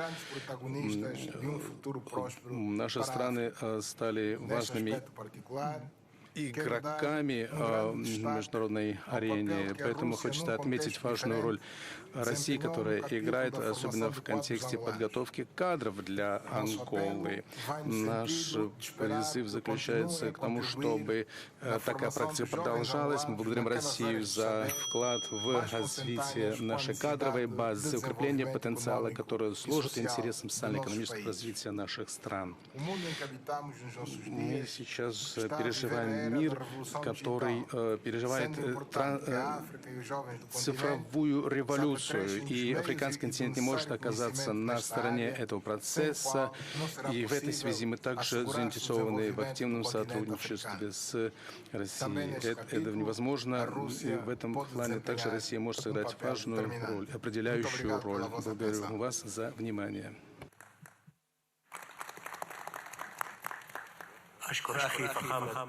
Я благодарю уважаемого господина президента Республики Ангола. И сейчас предоставляю слово господину Христиану Кабури, президенту Республики Буркина-Фасо. Monsieur Vladimir Poutine, président de la Fédération de Russie, hôte du présent sommet, Monsieur Abdel Fattah Al-Sisi, président de la République arabe d'Égypte, président en exercice de l'Union africaine, co-président du sommet, Majesté, Mesdames et Messieurs les chefs d'État et de gouvernement, Monsieur le Président de la Commission de l'Union africaine. Господин председатель Африканского союза, я, во-первых, хотел бы поблагодарить президента Путина за его участие и за то, что он поощряет развитие нашего сотрудничества и за организацию саммита Россия-Африка, который проходит сегодня. Большое спасибо, господин президент, за ваше гостеприимство и за то внимание, которое нам было оказано с момента нашего приезда. Господин председатель, мы переживаем исторический момент в сотрудничестве между Россией и Францией. В 2017 году я предложил сотрудничество между Россией и восточными странами Африки. Я хочу, чтобы эта инициатива стала более конкретной и переросла бы в рамки всего африканского континента. Мы сталкиваемся с серьезными вызовами, их невозможно решить в одиночку. Речь идет о климате, об экстремизме, об искоренении терроризма, а также о борьбе с бедностью. Между Россией и Африкой существуют прочные связи, стратегическое партнерство и также партнерство в сфере экономики, науки, политики и безопасности. И я рад, что на полях экономического форума мы можем заложить основы нашего сотрудничества, которые позволят нам выйти на новый, более динамичный уровень. Господин председатель, дамы и господа, главы делегации, первый саммит Россия-Африка должен быть точкой отсчета плодотворного сотрудничества. Мы, по крайней мере, на это надеемся. В качестве председателя Сахельской пятерки позвольте мне сказать несколько слов о сложной ситуации, с которой мы сталкиваемся в нашем регионе. В первую очередь хочу приветствовать все усилия, которые прикладывают члены нашей организации, чтобы бороться с вызовами и с гуманитарными кризисами, которые приводят к смертям среди нашего населения. Борьба с терроризмом отныне это приоритет для каждого из 5 государств-членов. Мы рассматриваем наш бюджет с тем, чтобы выделить значительную часть на борьбу с терроризмом. Речь идет также о борьбе с бедностью и разработать структурный план и также создавать новые рабочие места, в том числе для молодежи и для женщин. В декабре мы объявили о амбициозной программе финансирования. Разумеется, что страны пятерки не могут в одиночку справиться со всеми вызовами. И поэтому я хочу попросить Россию начать с нами продолжить стратегическое партнерство, бороться с террористами, принять участие во встрече в Уагадугу. Призываю также поддерживать стабильность и безопасность в нашем регионе. Эта инициатива была высказана на саммите в Биаррице. Россия может помочь нам в нашем регионе в борьбе с террористами. Мне кажется, что сегодня происходит исторический беспрецедентный саммит, и мы с вами вместе будем бороться против терроризма за стабильность и безопасность в нашем регионе. Да здравствует сотрудничество между Россией и африканским континентом. Большое спасибо, уважаемый президент. Позвольте предоставить слово президенту Республики Кабо-Верде Жоржу Карлошу де Альмейде Фонсеке. Пожалуйста. Большое спасибо, господин президент. Уважаемый господин президент Российской Федерации Владимир Путин, уважаемый господин Аль-Сиси, президент Арабской Республики Египет, уважаемые дамы и господа, главы государств и правительств. Я считаю высокой честью для меня участвовать в этом первом саммите Россия-Африки, повестка дня которого, несомненно, будет способствовать продвижению нашего сотрудничества по магистральным направлениям. Мы считаем себя стратегическими партнерами России. Уважаемый господин президент Владимир Путин, идеи, которые легли в основу нашей повестки дня сегодняшнего форума в Сочи, уважаемый господин Абдуль-Фаттах Аль-Сиси, президент Республики Египет и председательствующий в Африканском Союзе.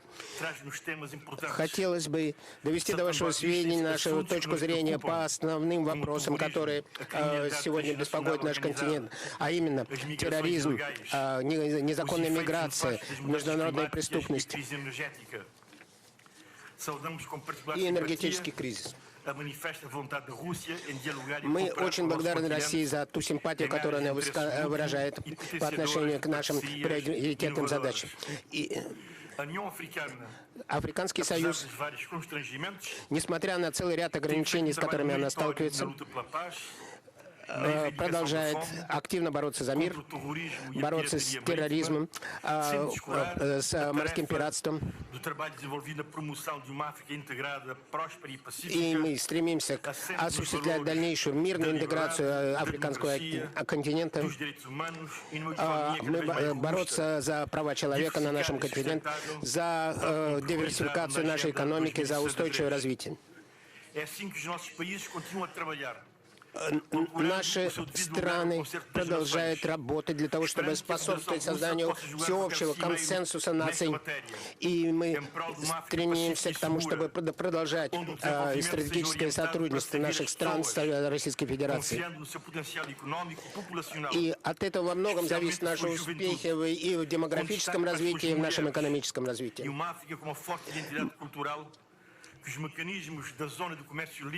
Мы стремимся также к развитию зон свободной торговли и экономической интеграции между странами. Я глубоко убежден, что единство африканских наций является ключом к развитию, к решению наших приоритетных задач и ключом к будущему процветанию наших стран. Уважаемые господа делегаты, Кабо-Верде активно участвует в работе среднеатлантической группы, которая состоит из 5 стран, с самого основания этой группы. Мы боремся не только за экономическую интеграцию, мы боремся за политическое развитие наших стран, за дальнейший прогресс в деле соблюдения прав человека. В деле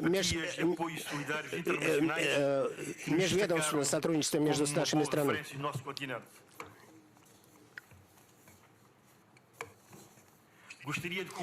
Я хотел бы завершить мое выступление приглашением, которое я хотел бы направить в адрес всех руководителей африканских стран для проведения дальнейших международных конференций в нашей стране Кабо-Верде. Мы берем на себя обязательство способствовать по мере наших возможностей развитию сотрудничества между странами Африки и Российской Федерации. Pois não podemos esperar pelo fim de dezembro de 2062 para edificarmos de uma só vez. Muito obrigado. Большое спасибо за внимание. Большое спасибо, уважаемый президент. Вы затронули несколько очень важных тем, в том числе создание зон свободной торговли. Документ у нас будет подписан, надеюсь, сегодня, который положит начало взаимодействию с Комиссией Африканского Союза и Комиссией Евразийского экономического союза. Благодарю вас за ваше выступление. Хочу предоставить слово президенту Центральной Африканской Республики Фостену Арканджо Туадере. Пожалуйста, благодарю. Ваше Превосходительство, господин президент Российской Федерации, господин председатель Африканского Союза, дамы и господа главы государств и правительств, господин председатель Комиссии Африканского Союза, дамы и господа, я, во-первых, хотел бы поздравить его превосходительство Владимира Путина, президента Российской Федерации, и также российское правительство за исключительное качество организации этого первого саммита Россия-Африка. И благодарю также за ваш теплый прием. Этот прием был оказан мне и моей делегации. Центральная Африканская Республика, моя страна, прибыла на этот саммит, который проходит в замечательном городе Сочи. Дамы и господа, цель нашей встречи, которая которое представляет собой, проходит в рамках партнерства между Россией и странами Африки, направлено на то, чтобы развивать в дальнейшем наше плодотворное сотрудничество. Наш континент обладает огромным нереализованным потенциалом. Африканский континент располагает огромной рабочей силой, которая достаточно образована. Это результат, в том числе, нашей демографии. Но, увы, несмотря на огромный экономический потенциал, мы живем в бедности, которую невозможно описать, и сталкиваемся с многочисленными политическими и военными кризисами, с трансграничной преступностью, с терроризмом и также с вызовами изменения климата. Ваше превосходительство, дамы и господа, этот саммит предоставляет нашему континенту возможность найти решение, а также заключить новые партнерства, чтобы трансформировать наше потенциальное богатство в такое богатство, которое поможет нам выйти на новый уровень. И мы хотим сделать так, чтобы можно было производить трансформации в нашей экономике и создать платформу для государственного частного партнерства с участием России и Африки, обсуждать международные и региональные проблемы, проблемы развития и хотим также обсуждать вопросы устойчивого развития нашего континента. Я бы хотел здесь напомнить, что многочисленные страны Африки, в том числе моя Центральноафриканская Республика, сталкиваются с проблемой зависимости экспорта сырья,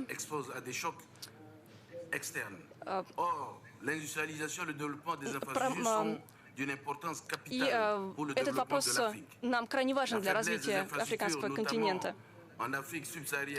Это волнует субсахарскую Африку. Это регион, который поможет нам, в котором мы должны искоренить бедность и повысить уровень жизни. Мы надеемся увеличить уровень жизни в наших государствах. И мне кажется, что это те вопросы, на которые мы должны вместе найти ответ путем укрепления сотрудничества между африканским континентом и Россией. Дамы и господа, мы уверены, что только такой подход позволит нам справиться с вызовами, стоящими перед нашим континентом. В этой связи я бы хотел приветствовать все действия, которые проводит Российская Федерация, помогая нашим государствам в многосторонних и двусторонних контактах.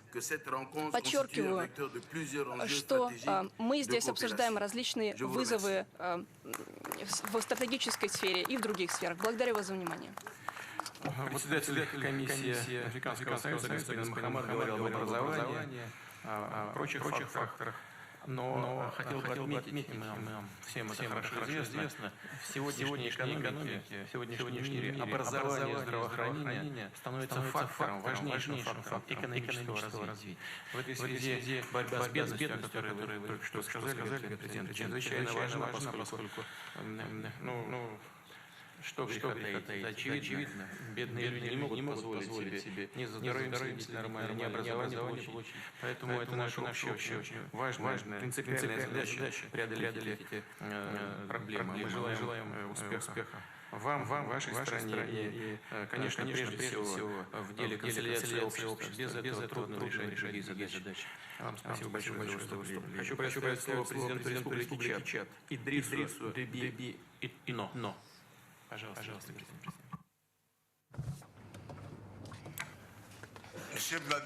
Господин Владимир Путин, президент Российской Федерации, господин Абдель-Фаттах Аль-Сиси, президент Арабской Республики Египет, действующий президент Африканского Союза, дамы и господа, главы государств, правительств, главы делегаций, господин председатель комиссии Африканского Союза, дамы и господа, в первую очередь хотел бы искренне поблагодарить и высоко оценить усилия правительства и народа России в организации этого саммита за их теплый прием, гостеприимство с самого нашего момента приезда в прекрасный город Сочи. Также я хотел бы поздравить и поблагодарить президента Путина за его лидерскую роль и за его инициативу по организации первого саммита Россия-Африка, а также прекрасную организацию. Уважаемое происходительство, дамы и господа, отношения между Африкой и Россией в отсутствии истории борьбы за освобождение африканских народов против колониального ига. Многосторонняя поддержка СССР в 60-е годы разным движениям по освобождению в Африке была определяющим фактором в деколонизации континента. Африка никогда не забудет этого исторического вклада России в борьбу за политическую независимость, свободу и справедливость. Нам нужно добавить также, что тысячи стипендий были выделены африканским студентам для получения образования в российских и советских университетах и институтах. Эти студенты, как гражданские, так и военные, в том числе сотни из них из Чада, получили образование в самых разных областях и внесли серьезный вклад и продолжают вносить серьезный вклад в развитие нашей страны. Этот первый саммит Россия-Африка сегодня представляет великолепную возможность придать новый импульс развитию и сотрудничеству, уже давно развивающимся и имеющим солидные основы, но позволить ему прислушаться к новым реалиям мира. Я также хотела бы в данном контексте поприветствовать организацию экономического форума в рамках этого саммита. Несмотря на трудности и некоторые уязвимости, которые есть в Африке, мы являемся единственным континентом, чей ВВП растет двузначными цифрами. И в этом контексте он предоставляет невероятные возможности таким надежным партнерам, как Россия, для взаимовыгодного сотрудничества. В этой перспективе я хотел бы продемонстрировать интерес, который имеет моя страна для завязывания двустороннего сотрудничества с Россией во всех областях. Чад является настоящим действенным листом и обладает огромными возможностями, которые остается лишь открыть для себя таким странам, как Россия. Наш инвестиционный кодекс создает все условия и необходимые гарантии для инвесторов. Поэтому мы приглашаем всех инвесторов, и частных, и государственных, в нашу страну. Мы также особенно заинтересованы в том, чтобы инвестиции сопровождались передачей компетенций и технологий для диверсификации нашей экономики. Дамы и господа, мир и безопасность необходимы для развития нашего региона. И вот уже 10 лет в регионе Сахеля мы видим серьезный террористический кризис в Ливии. Несмотря на серьезнейшие усилия, частные, коллективные, эта угроза ставит под сомнение наши усилия по развитию. И государства, которые им затронуты, будь то речь о государствах бассейна Чад или же Сахельской пятерке, выделяют от 18 до 32% бюджета на усилия по безопасности. В этой борьбе против терроризма Российская Федерация является ключевым партнером, чтобы укрепить региональное сотрудничество, стабильность. И политическая и дипломатическая поддержка России, как постоянного члена Совета Безопасности ООН, необходима для того, чтобы наши усилия в Африке для получения голоса в Совете Безопасности ООН завершились успехом в рамках реформы Совета Безопасности. Также хотелось бы напомнить, что дестабилизация Сахеля, терроризм тесно связана с тем хаосом, который был установлен в Ливии ввиду военного вмешательства в 2011 году. И сегодня Африка полностью вкушает плоды подобного вмешательства. И мы должны выйти из этого кризиса как можно скорее.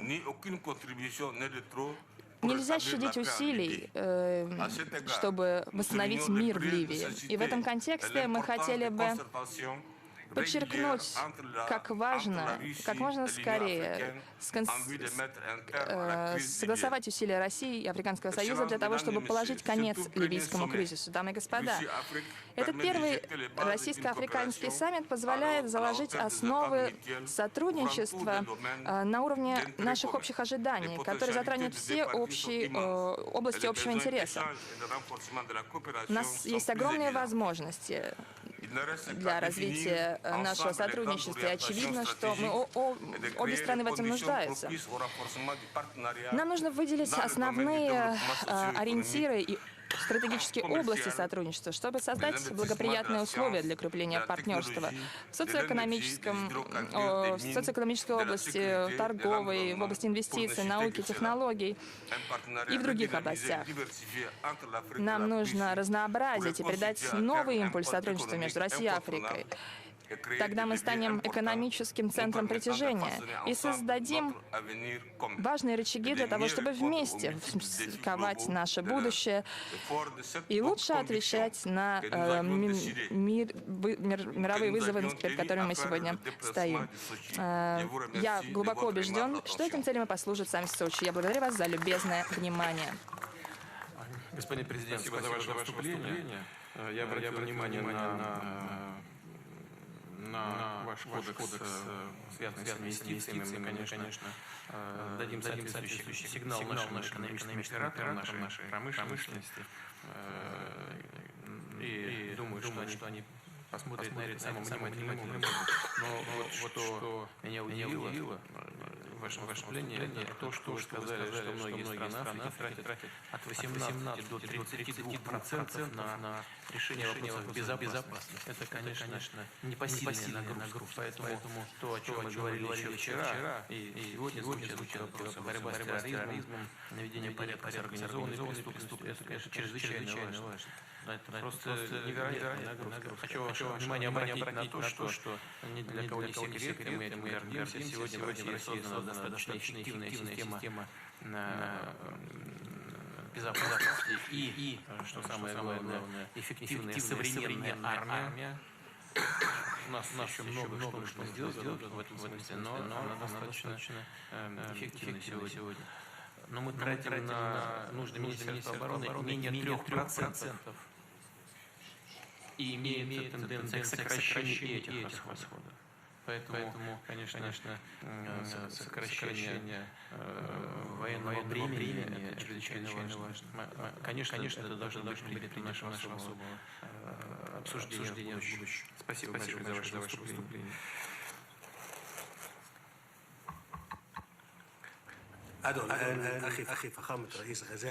Сейчас господин Азали Гусман, президент Коморских островов, будет выступать перед нами.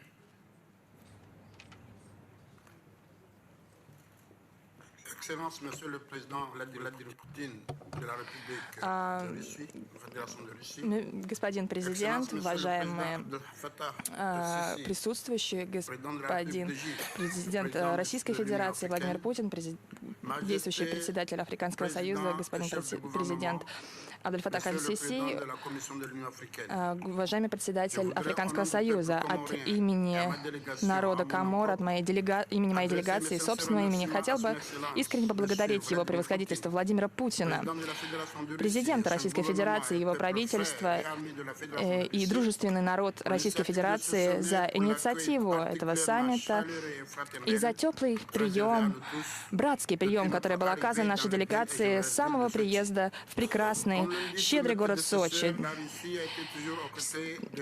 Наша страна всегда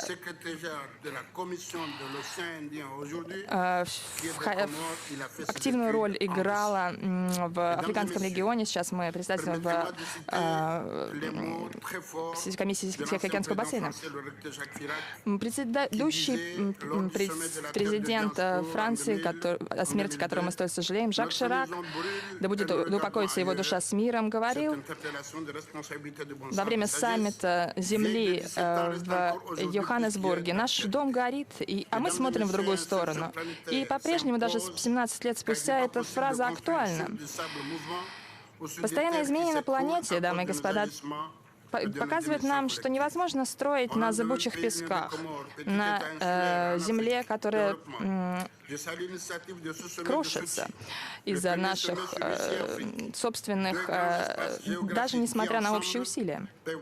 От имени Союза Коморских островов, нашей малой островной развивающей страны, я приветствую саммит Сочи, который позволит нам вместе сделать много для более справедливого, равноправного и процветающего мира.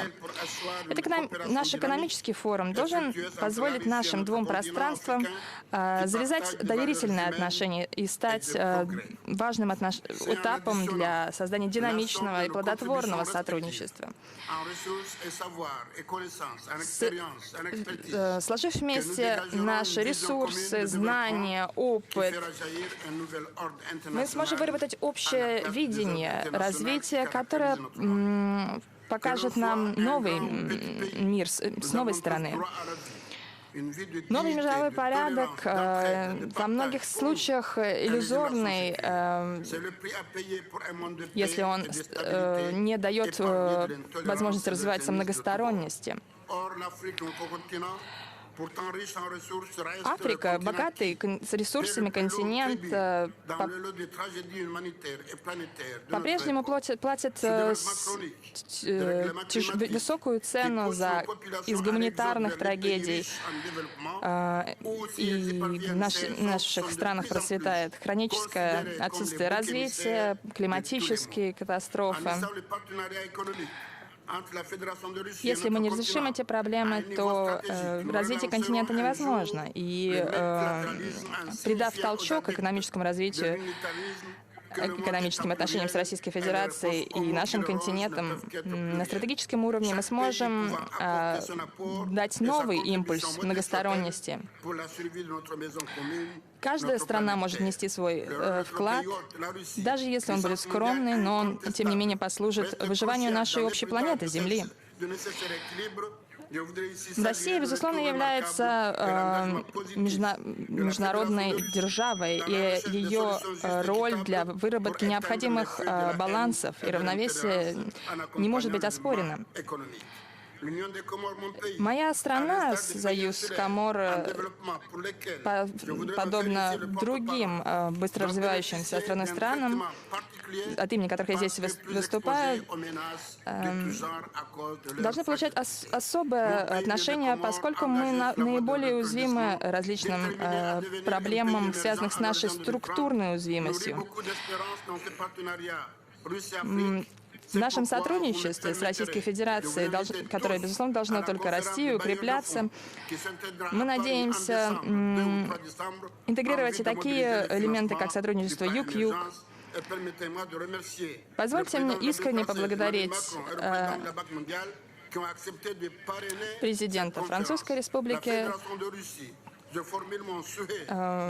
президента Российской Федерации за ту конференцию, которая была организована у нас.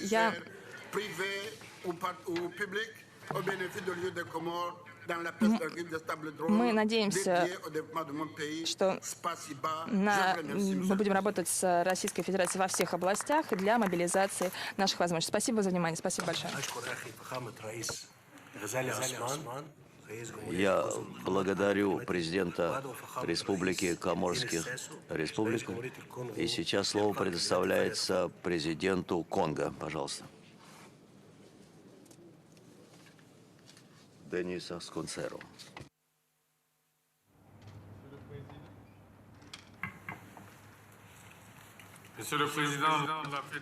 Господин президент Российской Федерации, господин президент Арабской Республики Египет и действующий председатель Европейского Африканского Союза, дамы и господа главы государств и правительств, господин председатель комиссии Африканского Союза, хотел бы в этот торжественный день поблагодарить от всей души президента Владимира Владимировича Путина за инициативу созыва этого саммита Россия-Африка и за теплый гостеприимный прием, который оказан нашей делегации с момента нашего приземления в аэропорту гостеприимного города Сочи на берегу Черноморского побережья.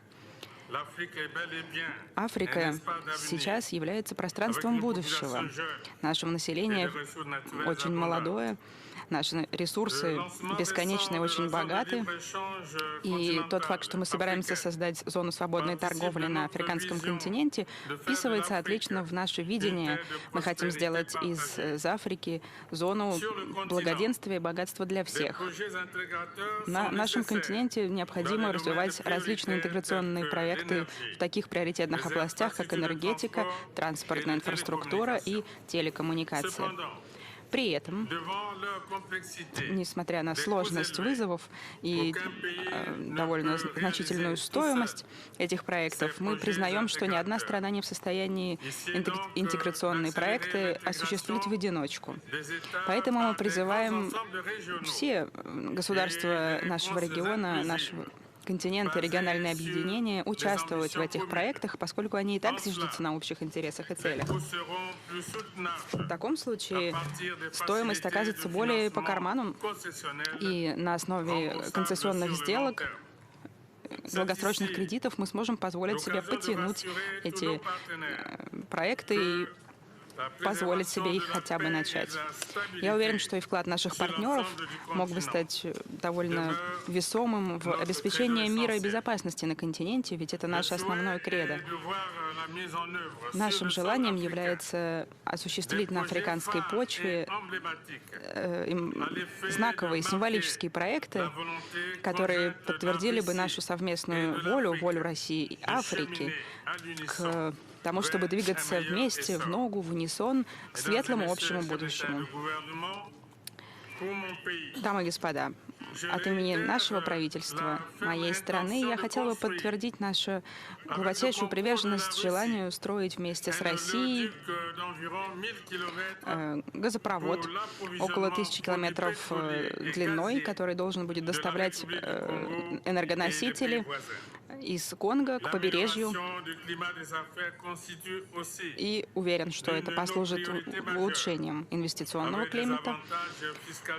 Мы со своей стороны предлагаем выгодные таможенные послабления тем, кто придет на нашу почву, в нашу экономику. Также мы хотим разделить страну на 4 приоритетных региона, где будут созданы зоны свободной торговли. Обращаем внимание инвесторов на газ и нефть, на другие полезные ископаемые. Мы даже собираемся запустить проект строительства гидроэлектростанции, которая снабжала бы электричеством практически половину континента. Бассейн реки Конго — это вторые легкие нашей планеты после латиноамериканских рек, и, конечно, она нуждается в особо тщательной охране экосистемы и окружающей среды. Поэтому я призываю всех внимательно относиться к вкладам в синий фонд в ради сохранения бассейна реки Конго и прилегающих территорий.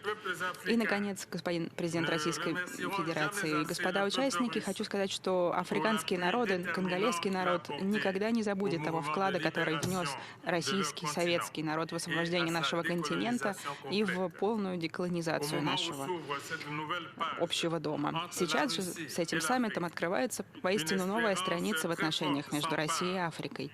Мы возлагаем огромные надежды.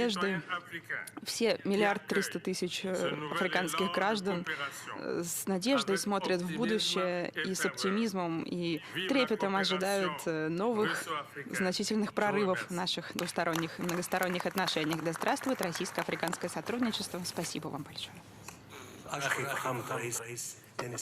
Дарю президента Конго. И сейчас слово предоставляется президенту Республики Кот-д'Ивуар.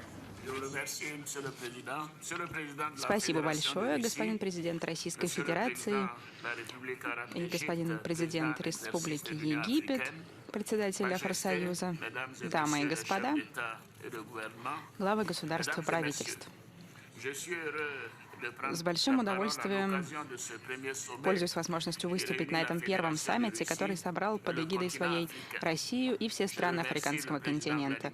И, конечно, не могу не поблагодарить Владимира Владимировича Путина за теплейший, душевный прием, который оказали нам в ходе проведения этого саммита.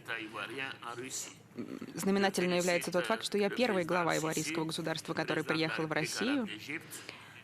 И я приветствую присутствие и работу президента Абдель-Фаттаха Сиси, который является ко-президентом и соорганизатором этого саммита.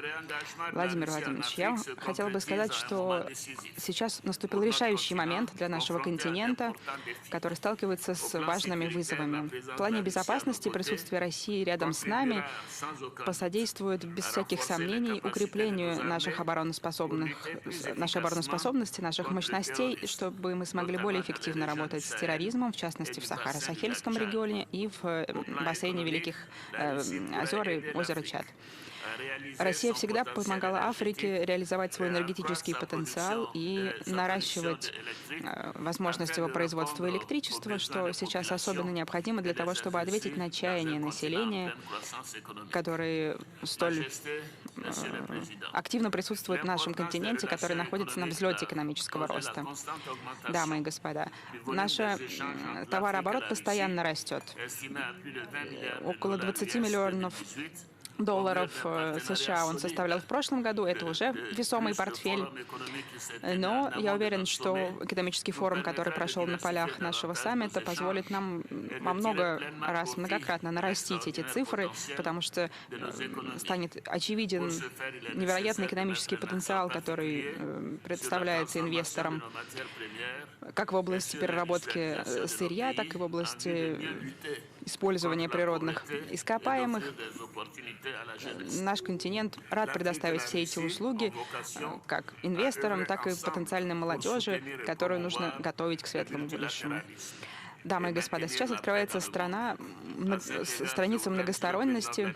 В эту эпоху особенно важно оказывать внимание миру и безопасности во всем мире. Я приветствую действия Владимира Владимировича, которые Россия предпринимает в международном треке, чтобы бороться с терроризмом. Мы приветствуем вклад России в миротворческие операции в Африке и поддержку Российской Федерации африканскому континенту в рамках дискуссий по реформе Совбеза.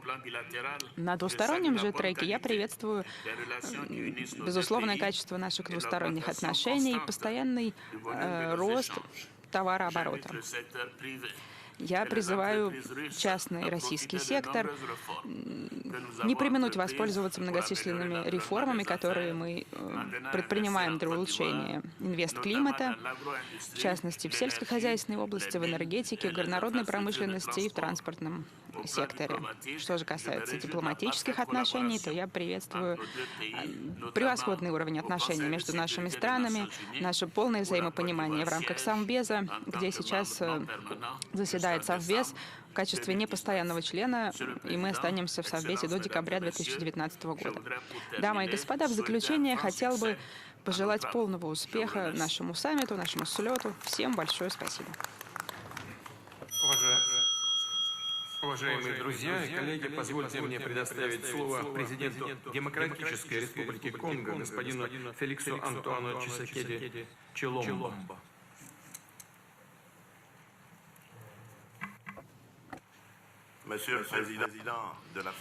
Господин президент Российской Федерации, господин президент Арабской Республики Египет, сопредседатель этого саммита и форума, Ваше Величество, Ваше Превосходительство, главы государств и правительств, и, наконец, господин председатель комиссии Афросоюза, дамы и господа представители региональных африканских организаций, уважаемые участники. Прежде всего, хотел бы поблагодарить российского президента, а в вашем лице народ и правительство Российской Федерации за теплый прием, который нам оказан в дружественном городе Сочи, на этой благословенной земле. Приветствую также своего брата, президента Республики Египет Абдель-Фаттаха Сиси, который является сопредседателем этого совета. Не зря был выбран этот очаровательный очаровательный город Сочи для того, чтобы принять первый форум Россия-Африка. Мне кажется, это очень справедливое решение, очень своевременное, поскольку где как не здесь поразмышлять на будущем отношений между Африкой и Россией. У меня нет никаких сомнений, что наш нынешний форум приведет к углублению партнерства между Россией и Африкой, которое будет выгодно для обеих сторон. Дамы и господа, необходимость сотрудничества и развития привело мою страну к принятию более открытой повестки, которая является теперь основной вехой нашей внешней политики, и конголезское государство теперь является таким двигателем более инклюзивных и более мощных партнерских связей. В ходе турбулентности прошлых лет Демократическая Республика Конго оценила всю важность диалога цивилизаций и уважения суверенитета национальных государств.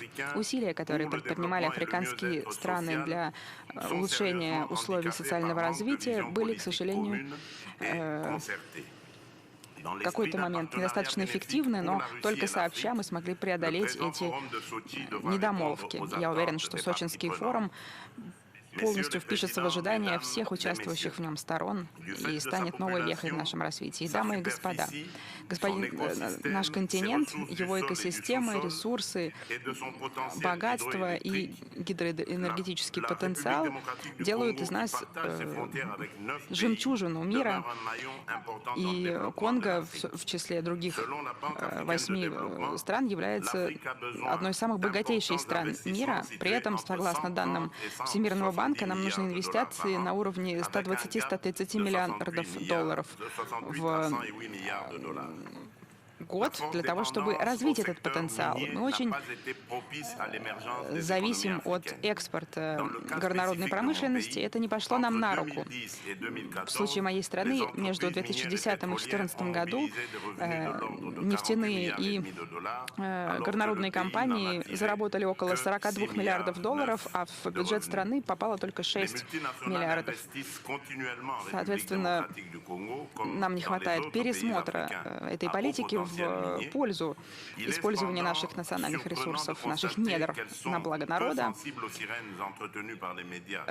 При этом доминирующие СМИ на мировом уровне, поддерживающие в унисон западную повестку, обходят стороной эту необходимость. Это как красная тряпка для инвесторов и такой многополярный, но несколько лицемерный взгляд средств массовой информации не помогает нам бороться с проблемами, а скорее уводит повестку в сторону от осознания наших насущных потребностей. 120 миллионов гектаров плодотворных земель, огромные запасы руды и различных минеральных ископаемых, и, наконец, Великие озера, которые могут сравниться только с потенциалом озера Байкал, и при всем этом богатстве мы являемся одной из наиболее уязвимых стран.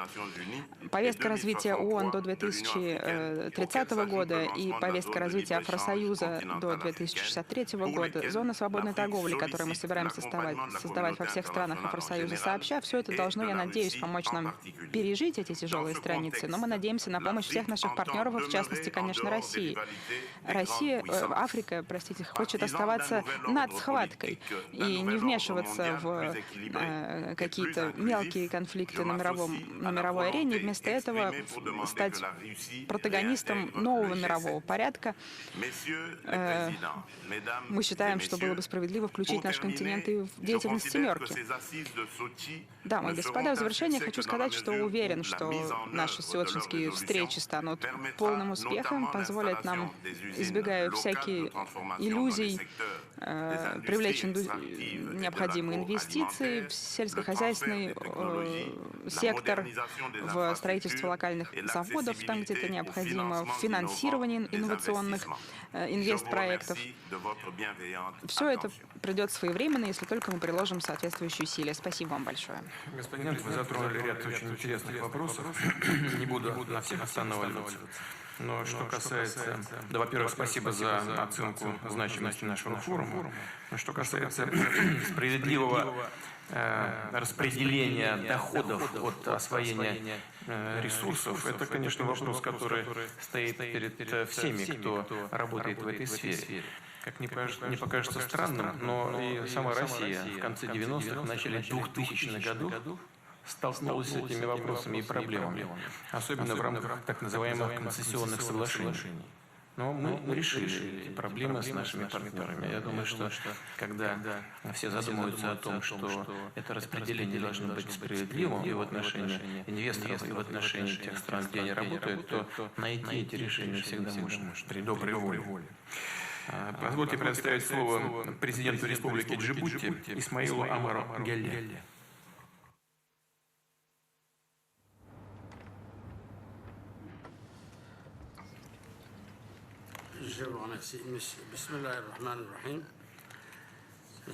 Спасибо большое.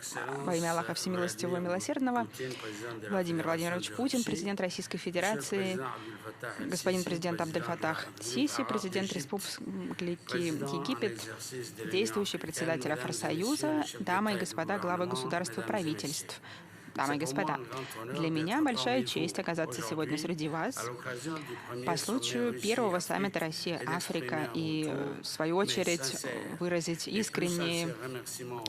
более чем искренние благодарности правительству и народу Российской Федерации за теплоту приема и гостеприимность, которая оказана мне и моей делегации с момента нашего приезда в город Сочи. Это первый исторический саммит, который открывает новую страницу в продвижении и укреплении отношений между Россией и Африкой и вписывается в движение промышленно развитых стран, которые начинают признавать восход африканского континента как потенциальный рынок 21 века. Мы убеждены, что этот первый саммит окажется не единственным, за ним последуют другие, и что благодаря опыту и технологиям Российской Федерации она внесет свой вклад в создание новой справедливой экономической системы во всем мире. Наш континент развивается гораздо быстрее, чем другие регионы мира, благодаря осуществлению важных реформ в области управления наших институтов и массовому приходу прямых инвесторов за рубежа, а также становлению среднего класса, который перезапустил уровень потребления, сделав его более приемлемым. Соответственно, мы являемся одним из основных развивающимся рынком и приглашаем всех инвесторов воспользоваться этими возможностями, даже если на некоторых зонах нашего континента продолжаются какие-то неурядицы и конфликты, мы, тем не менее, от имени континента в целом уверены, что сможем их преодолеть. И в один прекрасный момент у нас наступит мир и безопасность, которые всем будут на руку. Дамы и господа, мы смогли со своей стороны извлечь все бонусы из нашего стратегически важного географического положения на Африканском роге и основное соседство с основной торговой морской дорогой. Соответственно, мы вкладываем большие инвестиции в создание портовых и дорожных инфраструктур, которые помогают распределять ресурсы. И наше правительство делает все возможное, чтобы создать благоприятный климат для развития страны. Вот уже 10-й год мы числимся в списке самых удачливых в смысле реформ стран мира и рады продолжать это движение в будущем для того, чтобы на всех уровнях достигать благополучного социального, экономического, динамического движения во имя нашего народа. Наша страна предоставляет всем хорошие возможности, как сейчас, так и в будущем, но не можем не воспользоваться этой возможностью, чтобы пригласить российских инвесторов специально приехать к нам, чтобы своими глазами увидеть, какие инвестиционные возможности представляет наша страна. У нас есть огромный туристический потенциал, недоэксплуатируемый сейчас. Туда можно вкладывать, и я призываю инвесторов не обходить его внимание. Ну и, наконец, поскольку мы являемся дверью на африканский континент, я приглашаю инвесторов не манкировать возможностью в эту дверь войти. Еще раз благодарю российскую сторону за инициативу созыва этого саммита и желаю первому саммиту Россия-Африка всего самого лучшего, долгие лета. Да здравствует наше сотрудничество. Спасибо. Спасибо большое, уважаемый господин президент. Мы все поздравляем вас с результатами ваших реформ. Спасибо за приглашение. Туристическая отрасль крайне важна. И для России тоже. Россия северная страна. Здесь вот в Сочи сейчас хорошая погода, комфортная. Но в целом 70% территории Российской Федерации находится в северной зоне. Наши туристы оставляют за границей без всякого преувеличения, это не преувеличение, десятки миллиардов долларов. Поэтому открыть для себя новые места, новые страны, это перспективно и для нас, и для вас. Спасибо большое. Хочу предоставить слово президенту Республики Экваториальная Гвинея Теодору Обиангу Нгеме Мбасого. Пожалуйста, господин президент. Ваше превосходительство, Владимир Владимирович Путин, президент Российской Федерации, Ваше превосходительство Абдель Фаттах аль-Сиси, президент Арабской Республики Египет и председатель Африканского союза, уважаемые главы государств и правительств, уважаемые делегаты, дамы и господа. Прежде всего, позвольте выразить признательность Российской Федерации за теплый прием с момента нашего приезда в гостеприимный и современнейший город Сочи. Это город с богатой историей, известный своим радушием. В то же время это символ современной России. Этот саммит, на котором мы сегодня собрались, дает нам возможность проанализировать текущее состояние, а также перспективы отношений России с африканскими странами в различных областях, в частности, в области политики, экономики, технического сотрудничества, культуры и социального взаимодействия. Учитывая геостратегическую ситуацию и текущую международную конъюнктуру, мы находимся в наилучших условиях для создания стратегических партнерств в целях строительства нового мира, более справедливого, более сбалансированного для всего человечества. И Россия могла бы дать ответы на многие вызовы, с которыми сталкивается сегодня африканский континент, в частности, и весь мир в целом, в различных сферах, не только в экономике, но также в сфере безопасности.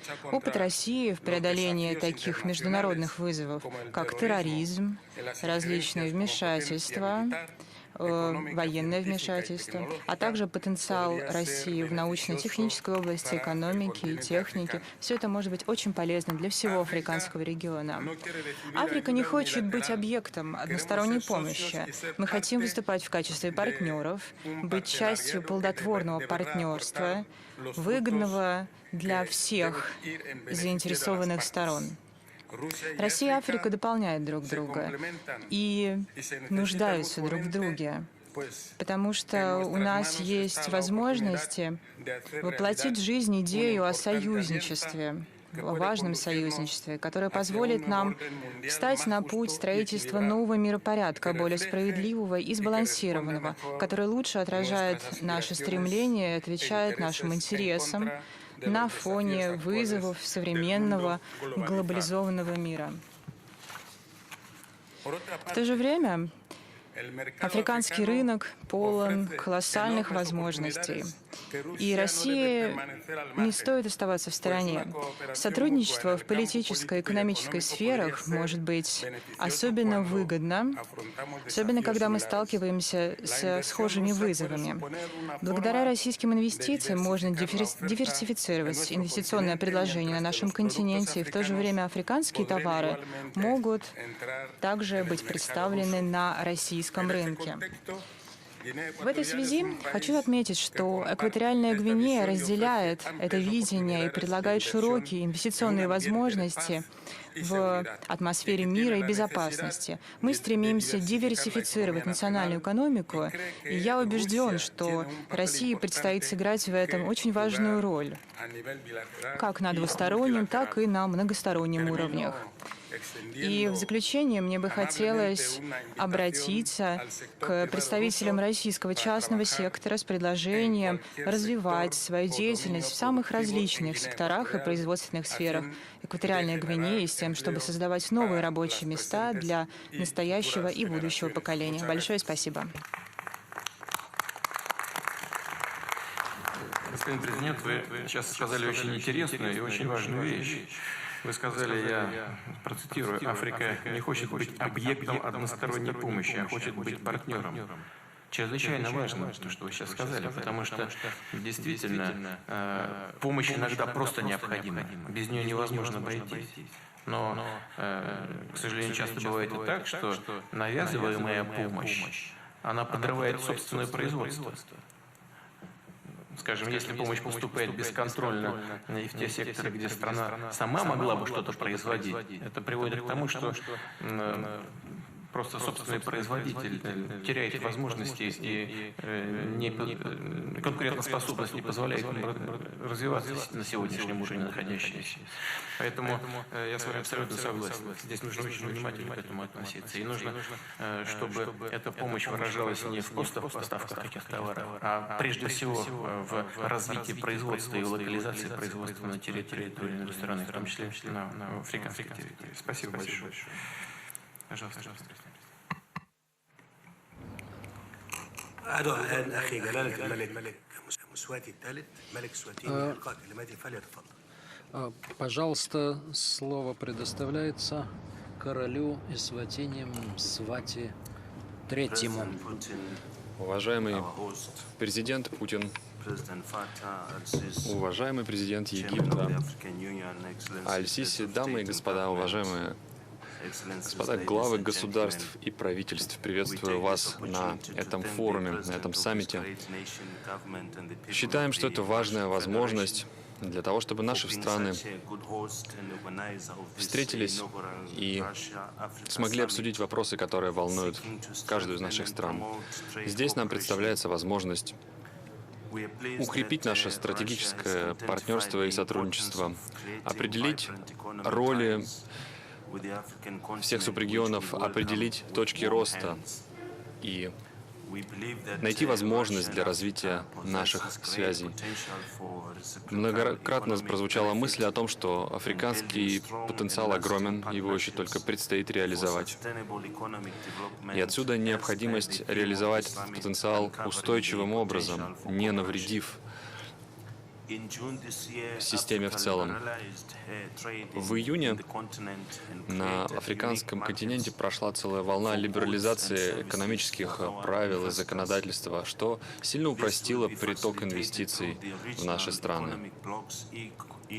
Задача этих реформ — снять традиционные барьеры на пути инвестиций, на пути капитала, на пути рабочей силы. Мы работаем вместе с правительством Российской Федерации и с частным сектором для того, чтобы развивать наши каналы двустороннего сотрудничества. Мы считаем, что Россия — это важный партнер и мощная развитая держава, сотрудничество с которой сулит нам гигантские перспективы.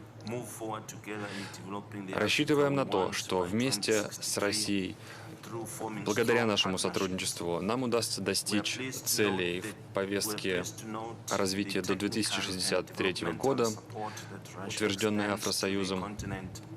И мы рассчитываем и на то, что Россия сможет укрепить свои позиции на африканском континенте на благо африканских же народов. Для нас этот саммит — это возможность передать новый импульс развитию наших связей и придать импульс выполнению повестки ООН до 2030 года. Ваше превосходительство, у нас в королевстве Эсватини мы постоянно работаем над либерализацией инвестиционной среды, над созданием новых возможностей для ведения бизнеса. Эсватини — это оазис, мирный островок, островок благополучия на нашем охваченном конфликтами континенте. Мы стремимся создать производственным центром в котором сходятся цепочки поставок, тянущиеся из самых разных стран. У нас открываются обширные экономические возможности в производящем, в обрабатывающей промышленности, в фармацевтике, в гражданской авиации, в туризме, в инфраструктуре и в многих других отраслях. В нашей стране действует повестка развития до 2020 года. Это 5-летний план, в котором особое внимание отводится созданию и развитию свободных экономических зон, зон свободной торговли с нашими соседями и тем самым созданию условий и режима особого благоприятствования. Тем самым мы стремимся добиться сбалансированной площадки, создания сбалансированной площадки для торговли и видим именно в этом благотворную роль России. Благодарю Россию за всю оказанную нам помощь и сотрудничество. Спасибо большое.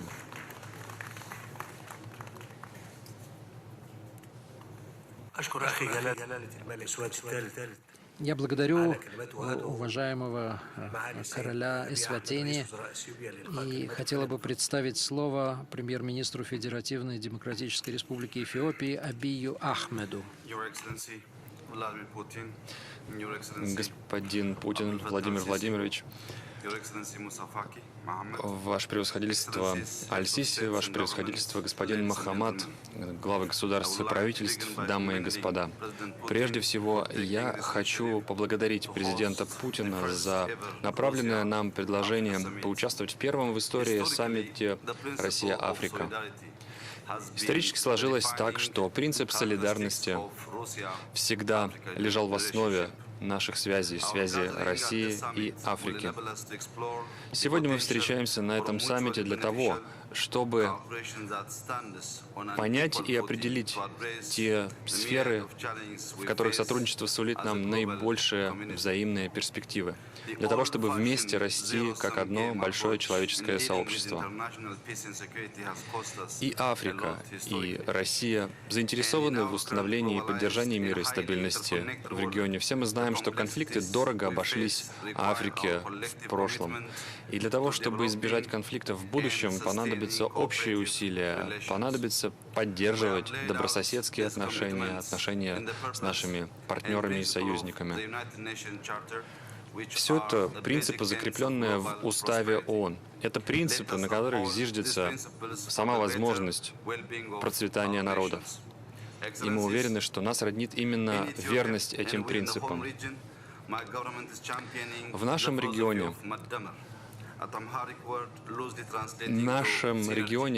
мы выступаем за концепцию синергии, кумулятивного эффекта, взаимовыгодного сотрудничества. Мы считаем, что никто не должен проиграть, чтобы одни выиграли, а другие проиграли. Каждый может добиваться процветания и роста на благо друг друга. На региональном уровне мы стремимся к тому, чтобы каждая страна развивала свои сильные стороны, развивала добрососедские связи с союзниками и партнерами. Мы считаем, что для общего процветающего будущего необходимо сотрудничество всех без исключения стран. И для этого необходимо заниматься рассмотрением вопросов, имеющих международное значение, на таких площадках, как сегодняшний саммит. Уверен, что наше сотрудничество получит значительный импульс к развитию благодаря принятию итогового документа саммита. В нем будут выделены столбовые направления нашего сотрудничества. И мы готовы принять посильное участие в этой работе. В связях между Россией и Африкой таится огромный потенциал. На нашем континенте сосредоточены гигантские ресурсы. И если обеспечить приток необходимых инвестиций, приток необходимых технологий и знаний, этот потенциал удастся реализовать на благо всех наших стран. Кроме того,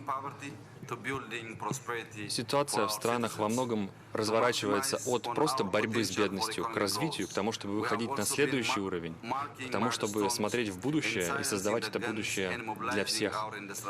Для этого мы мобилизуем все силы для индустриализации наших обществ. Мы понимаем, что мир — это основа любого развития и любого процветания, и, не покладая рук, работаем над тем, чтобы этот мир поддержать. Мы делаем все, чтобы с соседями у нас были по-настоящему добрососедские отношения. И сегодня, благодаря этим усилиям, Африканский Рог, этот регион, стабильнее, чем когда-либо в нашей истории. Кроме того, мы стремимся распространить эту практику, эту идею на весь континент, чтобы все страны приняли идею мирного сосуществования. Для этого необходимо наращивать подобные связи на двустороннем и многостороннем уровне. И надеемся, что следующая встреча состоится, например, в Аддис-Абебе. Большое спасибо.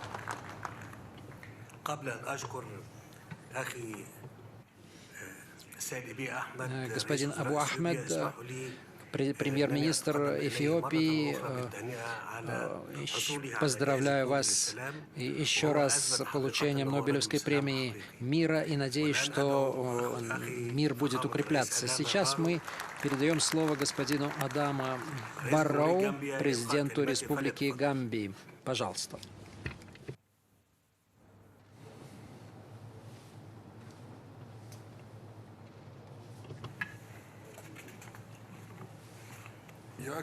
Ваше превосходительство, Владимир Владимирович, уважаемый президент Российской Федерации, Ваше превосходительство, главы государств и правительств, уважаемые делегаты, от имени всей нашей делегации я хочу выразить слова глубокой признательности правительству и народу Российской Федерации за тот удивительно теплый прием, который был нам оказан в этом замечательном городе Сочи.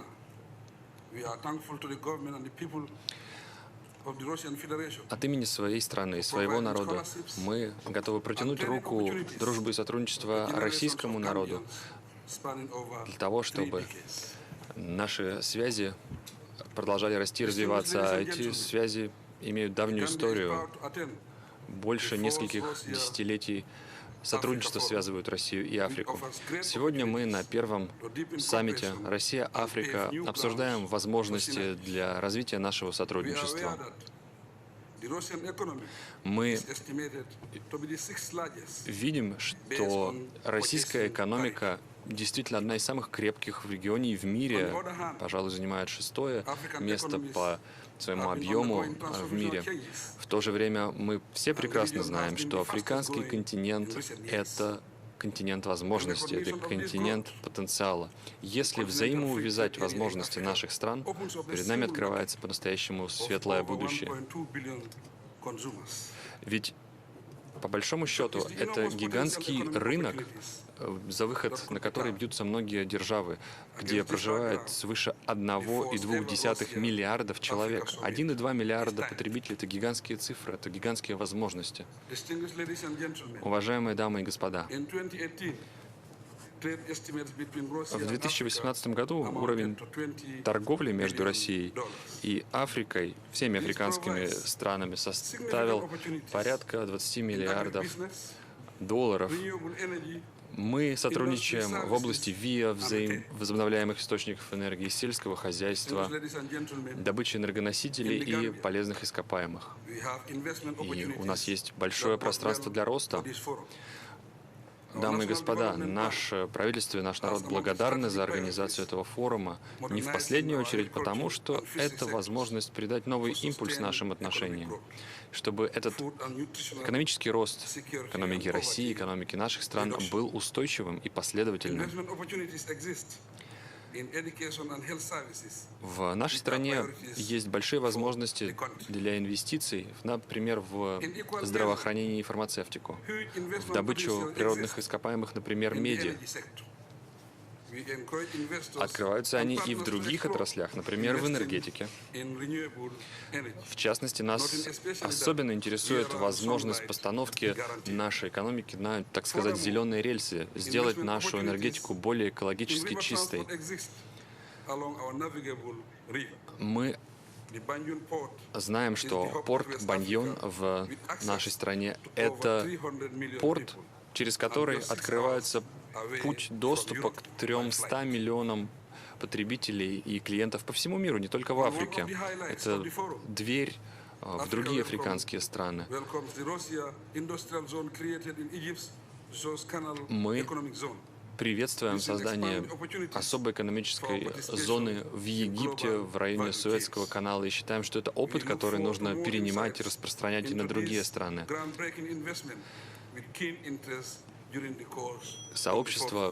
Эконом-сообщество Гамбии крайне заинтересовано в развитии связей с Россией и со странами региона. И видим в этом саммите гигантскую возможность для того, чтобы наладить конкретные каналы сотрудничества по конкретным проектам. Мы призываем как можно больше туристов из России посещать нашу замечательную страну. И, наконец, хочу выразить надежду на то, что этот саммит станет надежным фундаментом в основе наших отношений. Большое спасибо за внимание и еще раз спасибо за приглашение. Позвольте предоставить слово президенту Республики Гана Нани Адда Данке Акуфо-Аддо. Уважаемые сопредседатели, дамы и господа, для меня большая честь выступать сегодня здесь. Это по-настоящему удовольствие выступить перед многоуважаемыми коллегами и побывать в замечательном городе Сочи. Хочу поблагодарить президента Российской Федерации Владимира Владимировича Путина и все правительство Российской Федерации за тот радушный прием, который был нам оказан. Это первый саммит, на котором мы встречаемся. Это первая проба пера. Его тема — это развитие всего комплекса связей между нашими странами и между нашими народами. Ваше превосходительство. Еще в эпоху Холодной войны Советский Союз поддерживал борьбу африканских народов за независимость, за свободу от колониального гнета. И с тех пор развиваются связи России и Африки. Сейчас мы видим подъем, новое возрождение этих связей. С тех пор Россия оказывала нам колоссальную помощь в развитии энергетики, добывающих отраслях, образовании, здравоохранении и многих других секторах. Сегодня мы видим живое свидетельство того, что наше сотрудничество только продолжает расти. За прошлый год уровень торговли с африканскими странами составил $20 миллиардов, что на 18% больше, чем годом ранее. И мы видим, что Россия поддерживает стремление африканских стран реформировать Совет Безопасности ООН, следуя принципу так называемого эзулвинийского консенсуса, консенсуса Эзулвини. Мы очень признательны России за поддержку наших национальных устремлений и чаяний. Шестая по скорости роста экономика Африки — это Гана. Примерно 30% приходится на полезные ископаемые, и мы рассчитываем диверсифицировать нашу экономику с тем, чтобы мы могли работать не только на рынок нашей страны, но и на рынок всей Африки, где проживает порядка 1,2 миллиардов человек. Общий ВВП порядка $73 триллионов. Это гигантский потенциал. И в этом мы видим гигантские возможности для развития, в том числе и связей с Россией. Африканский континент может и должен занять свое место в ряду развитых континентов, развитых регионов и развитых государств. И из континента возможностей должен превратиться в континент развития. У нас в Гане правительство и народ преисполнены решимости добиться стремительного развития основных отраслей нашей экономики. Это энергетика и сельское хозяйство. Добиться автономности и выйти на самообеспечение наших энергетических потребностей. Мы надеемся, что наше сотрудничество с Россией позволит нам этих целей достичь. Больше того, мы уверены, что наше текущее сотрудничество характеризуется тем, что диверсифицируется торговля. Мы торгуем уже далеко не только энергоресурсами и надеемся, что такая тенденция сохранится и в будущем. Наша сквозная задача, наша главная задача — создать процветающее и благополучное общество. И уверены, что и российский народ стремится к тому же самому. И мы можем достичь этих целей вместе. Наше сотрудничество и саммит, подобный этому, подтверждают важность принципов солидарности и взаимоуважения как основы любых международных отношений, как основы установления мира, безопасности, стабильности наших народов. Да благословит Господь народы России, Африки, Ганы и всего мира. Благодарю за внимание. Господин президент, спасибо за ваше выступление. Я думаю, лозунг, который вы сейчас сформулировали, очень яркий, очень правильный. Из континента возможностей превратиться в континент развития. Ну и, конечно, для вашей страны это вполне возможно, имея в виду скорость преобразования, которая происходит в вашей стране. Скорость экономического роста. Спасибо большое. Позвольте предоставить слово президенту Гвинейской республики Альфе Конде.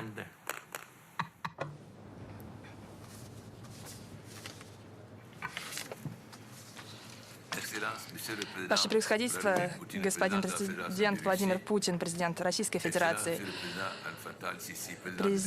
председатель Африканской комиссии, уважаемый президент Аль-Сиси, дамы и господа главы делегаций, дамы и господа представители международных организаций, уважаемые приглашенные, дамы и господа. Я хотел бы в первую очередь поблагодарить его Превосходительство Владимира Путина за качество приема, оказанного нам, и за организацию этого первого саммита Россия-Африка в великолепном городе Сочи.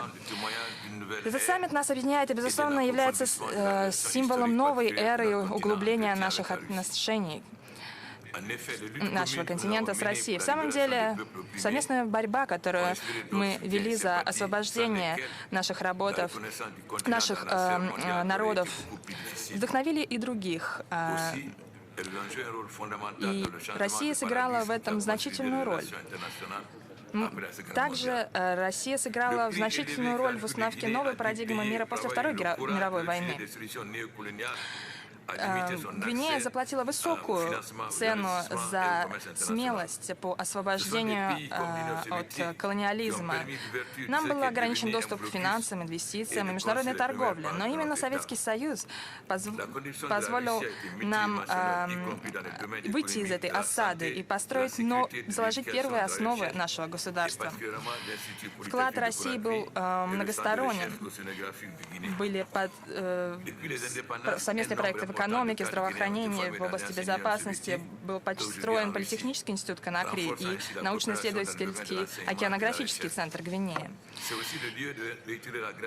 И мы хотели бы еще раз поблагодарить Российскую Федерацию и ее правительство за поддержку, оказанную нам в борьбе с кризисом лихорадки Эбола в 2014-2015 году.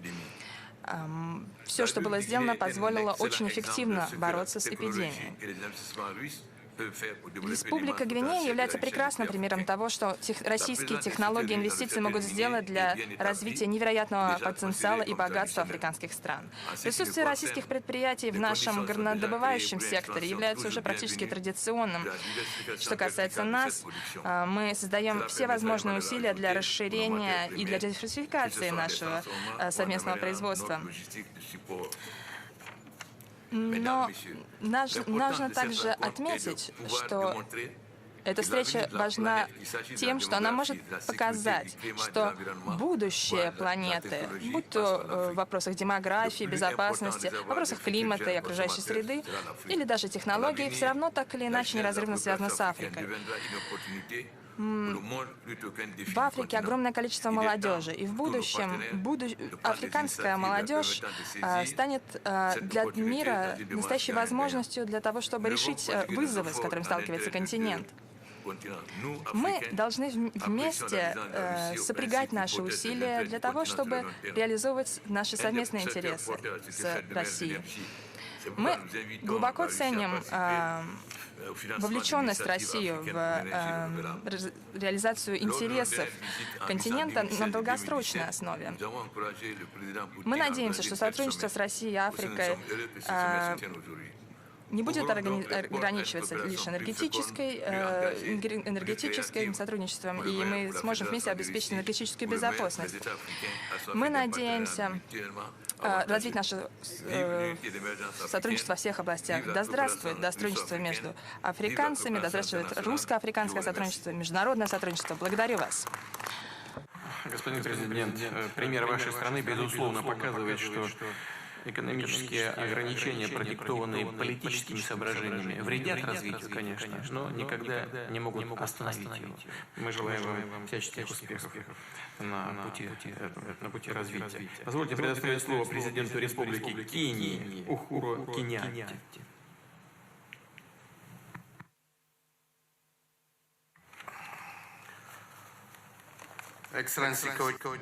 Уважаемые сопредседатели, господин Путин, президент Российской Федерации, господин Абдель-Фатах Сиси, президент Арабской Республики Египет и председатель Африканского Союза, уважаемые главы государств и правительств, уважаемые главы делегаций, ваше превосходительство, дамы и господа. Благодарю вас, господин Путин, за приглашение принять участие в первом саммите Россия-Африка. Я поздравляю ваше правительство с успешным проведением этого исторического саммита и за легендарное российское гостеприимство, оказанное мне и моей делегации с момента прибытия в красивейший город Сочи. Этот саммит — это возрождение отношений между Россией и Африкой, и я хочу поблагодарить сопредседателей господина Путина и господина Сиси за инициативу, которая закладывает прочную основу для обновленного сотрудничества между Россией и Африкой. Этот саммит предоставляет нам возможность по-новому взглянуть на отношения между Россией и Африкой, расширить политическое, экономическое, техническое, культурное сотрудничество и создать структурированное будущее наших отношений. Кения, как и многие другие страны Африки, обладает широкой историей отношений с Россией. Мы получали помощь от Советского Союза в процессе борьбы за независимость. И это помогало нам развивать стратегии и планы, которые привели нас к политическому освобождению, экономической автономии и самообеспечению. И действительно, многие из африканских политических праотцов вдохновлялись примером Советского Союза. Ваше превосходительство, дамы и господа, тема нашего саммита касается потенциала сотрудничества, она очень своевременна. Потенциала нераскрытого сотрудничества между Россией и Африкой очень много. И я думаю, что обновление отношений между Россией и Африкой должно руководствоваться основными 4 столпами. Во-первых, нам необходимо обеспечить общего будущего процветания, укреплять коллективную безопасность, необходимо реагировать на глобальные угрозы и необходимо восстанавливать многосторонний подход. Отношения, основанные на этих столпах, будут вносить вклад в благополучие наших народов, укреплять сотрудничество по вопросам мира и безопасности, взаимодействовать, способствовать межличностному взаимодействию, росту торговли, инвестиций и, самое главное, гарантировать процветание нашим детям, внукам и всем будущим поколениям. Ваше превосходительство, важнейший партнер в реализации этих чаяний — это наш частный сектор. Это драйвер экономического роста. И для роста необходимо постоянные потоки инвестиций внутри страны и международных инвестиций, а также благоприятный климат инвестиционный. Мы также должны оптимизировать соглашение о создании зоны свободной торговли в Африке. У нас население 1 200 000 000 человек, и благодаря соглашению о свободной торговле мы сможем обеспечить более близкое и тесное партнерство между Россией и Африкой, и также содействовать развитию сотрудничества с Евразийским союзом. Еще один важнейший драйвер нашего сотрудничества — это обеспечение мира и безопасности, а также стабильности. И именно эти направления — это основной фокус политики как Кении, так и Африканского союза. К сожалению, Весь мир и Африка сталкиваются с угрозами транснациональной безопасности, с проблемами пиратства, терроризма, кибербезопасности. И все это осложняется растущей экологической неустойчивостью, связанной с изменением климата, что уменьшает нашу устойчивость и мешает нам эффективно бороться с последствиями изменения климата. И мы благодарны России за поддержку миротворческих усилий африканского континента. В частности, мы благодарны за вклад в создание и укрепление африканской миссии в Сомали. И мы призываем Россию сделать так, чтобы ООН выделила финансирование для этой миссии. Мы также ожидаем, что Россия будет содействовать устойчивому развитию и продвижению повестки дня в области изменения климата для того, чтобы сбалансировать наши экосистемы. Кения верит в партнерство между Россией и Африкой, которая будет основана на общем процветании. И именно поэтому мы хотим внести в него свой собственный вклад. По этой причине Кения стремится наводить глобальные региональные мосты с тем, чтобы содействовать глобальному миру, безопасности, бороться с терроризмом и экстремизмом и обеспечивать меры по борьбе с изменением климата. Я также хотел бы пригласить вас всех на саммит в Найроби по населению и развитию, который пройдет с 12 по 14 ноября этого года. Этот саммит станет важнейшим мероприятием для того, чтобы наши юноши и девушки могли полностью реализовать свой потенциал. И в завершение, уважаемые сопредседатели, уважаемые коллеги, хотел бы повторить. Все указывает на то, что Африка — это континент, который сейчас живет в эпоху трансформации. У нас много возможностей для торговли, инвестиций, стратегических возможностей. И платформа, которую запустил этот саммит, обеспечит, что отношения между Россией и Африкой станут катализатором позитивных изменений, которые мы видим по всему африканскому континенту. Благодарю вас за внимание. Уважаемый господин президент, вы упомянули об очень важном обстоятельстве о необходимости привлечения частных инвестиций. Должен сказать, что это актуально и для России. Мы тоже работаем над созданием благоприятного инвестклимата. И, по сути дела, это задача для любой страны, с развитой или с развивающейся экономикой. Так что здесь мы очень хорошо друг друга понимаем. Позвольте предоставить слово главе президентского совета, премьер-министру правительства национального согласия государства Ливия Фаезу Саараджу.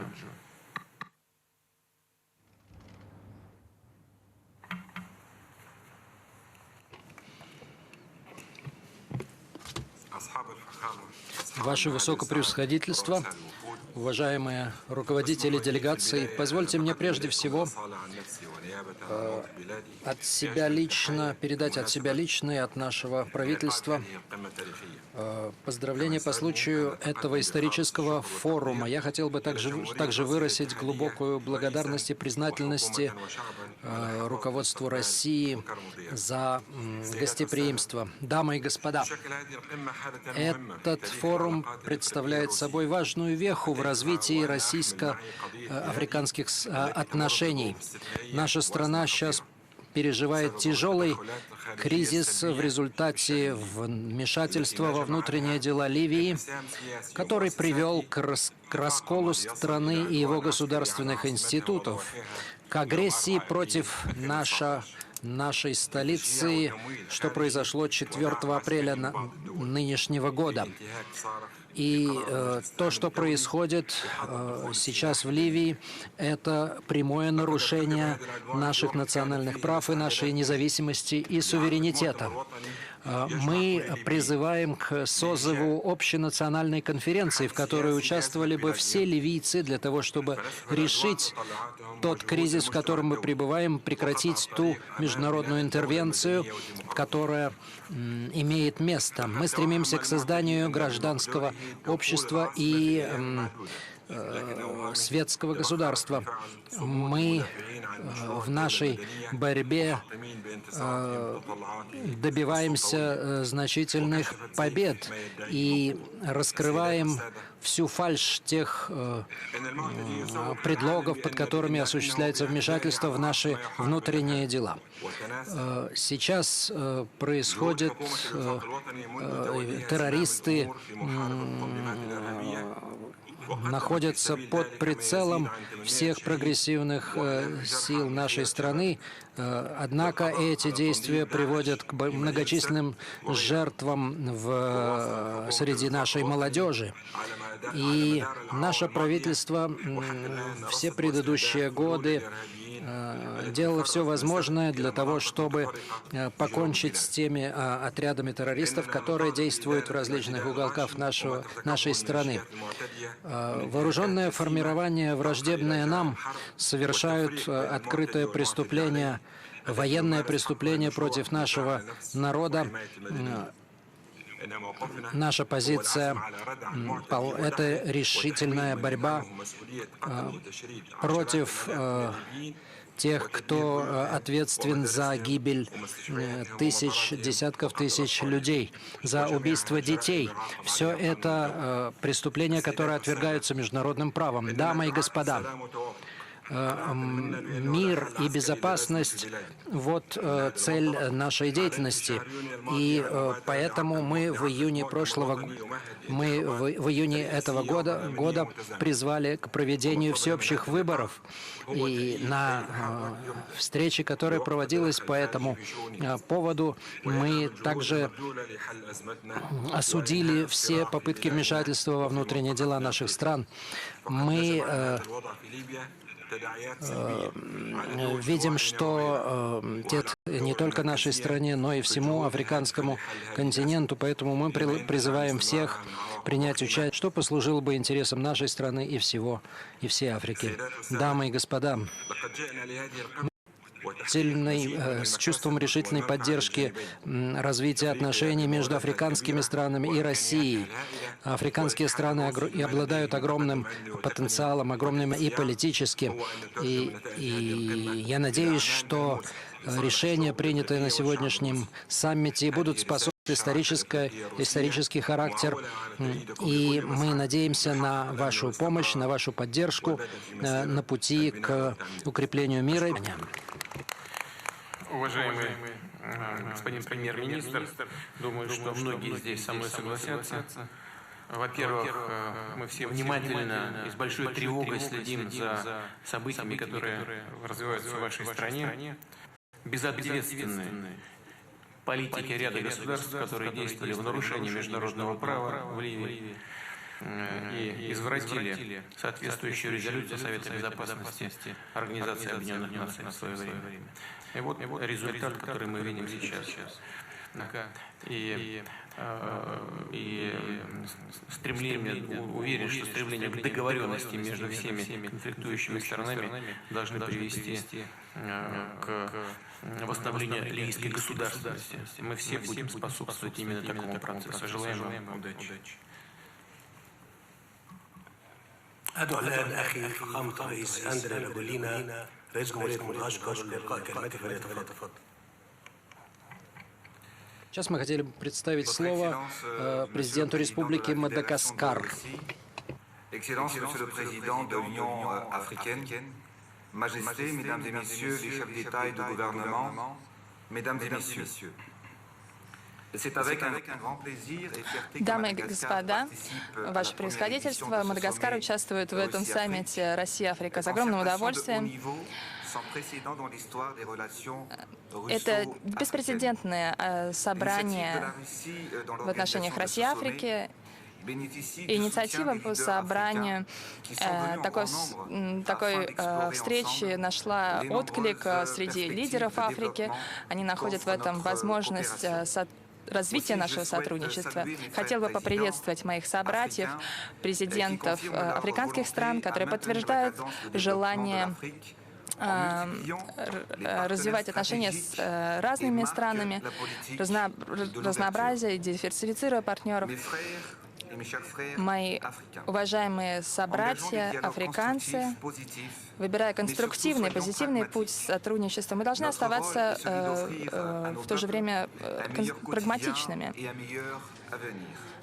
Мы должны стремиться к лучшему будущему. Давайте же решительно пойдем по этому пути, и присутствуя здесь, мы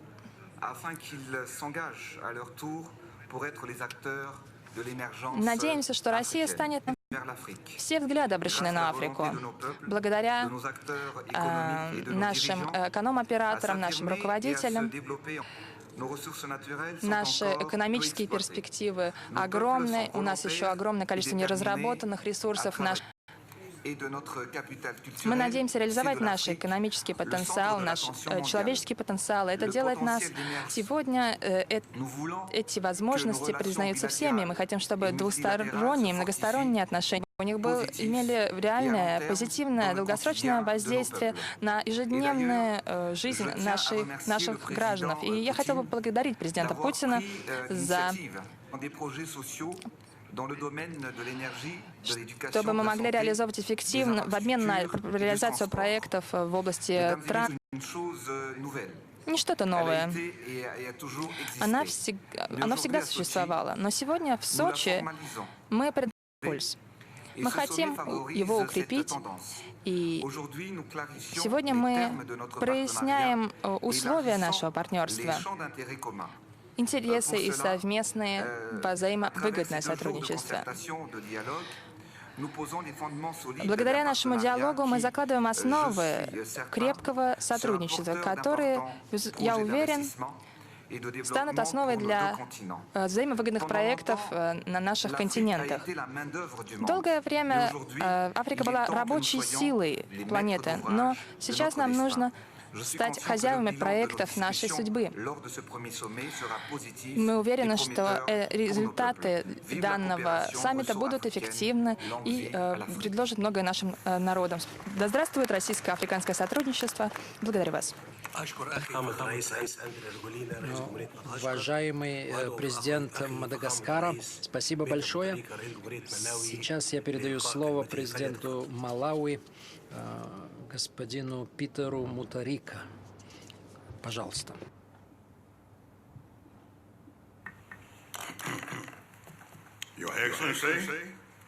Ваше превосходительство, Владимир Путин, президент России, Ваше превосходительство,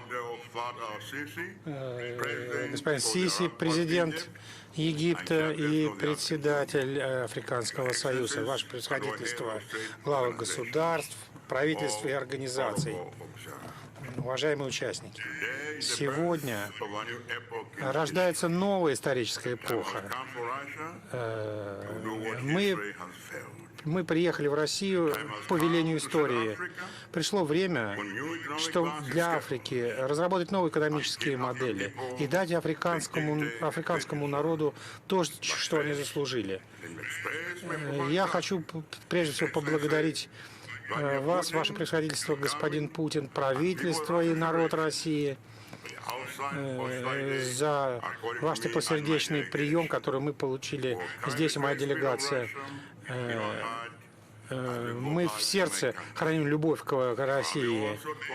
И также хочу поблагодарить президента Путина и африканских лидеров за то, что мы все приехали сюда. Мы стоим на пороге изменений. Мы открываем новую страницу нашей истории. А изменения — это ведут к новым возможностям. У нас огромные ресурсы, водные, минеральные. Африка сейчас привлекает к себе инвестиции на очень активном уровне. Конечно, мы не свободны от кризисов, но тем не менее мы даем новые возможности для инвестиций. Любой кризис открывает новые возможности. И все зависит от того, как мы будем реагировать на кризис. Африка стало местом, где осуществляются мечты, и мы сами хозяева своей жизни, у нас есть огромные ресурсы, у нас есть талантливые люди. И наши люди трудолюбивые, полные идей. И нам нужны партнеры, такие как Россия. В противном случае мы никогда не используем наш потенциал развития. Мы должны положить конец эксплуатации Африки. Африка может сделать свой вклад в развитие мира и сама развивать свое производство. Поэтому Африка должна играть активную роль в этом. Такие страны, как Россия, должны обратить свои взоры на Африку, как на центр производства мира. Наши трудовые резервы огромные, и наши рынки должны быть нашими рынками. И это должно отвечать интересам всех наших людей. И наше видение такое. Мы должны стать важной страной потребления, страной производителем, страной экспортером. Мы должны заниматься своей индустриализацией. И здесь роль России огромна. И, как говорил президент Путин, нам надо добиваться устойчивого развития нашей экономики, и надо освободить наших людей от страданий. Малави – это страна-экспортер. Мы сейчас стоим на пути индустриализации, развития энергоресурсов, инфраструктуры, горно-рудной отрасли, среди прочего. И мы сейчас занимаем третье место в том, что касается темпов развития. Наши приоритеты перекликаются с приоритетами России. Наши приоритеты – ваши приоритеты. Наш интерес – это ваш интерес. И ваш интерес – это наш интерес. Мы разделяем одну и ту же озабоченность. Мы говорили об этом на вчерашнем экономическом форуме. И наши цели перекликаются. И, стремясь к достижению этих общих целей, мы призываем Россию вкладывать свои инвестиции в интересах обеих стран. Мы приглашаем российских инвесторов в наше сельское хозяйство, обработку сельхозпродукции, в инфраструктуру, транспорт, энергетику, в область безопасности, в горно-рудную промышленность, в здравоохранение и в туризм. Я хочу вновь повторить, что мое правительство привержено миру и безопасности, привержено устойчивому развитию. И мы выполняем международные конвенции, мы боремся с терроризмом, трансграничной преступностью, оргпреступностью, мы боремся с торговлей людьми и незаконным оборотом наркотиков. Здесь мы одни не преуспеем. Мы вместе можем добиться большего и пройти весь этот путь сообща. Спасибо вам за ваше внимание. Спасибо, господин президент Малави. Я приглашаю господина Ибрагима Бубакару Кейте, президента Республики Мали, к микрофону, пожалуйста.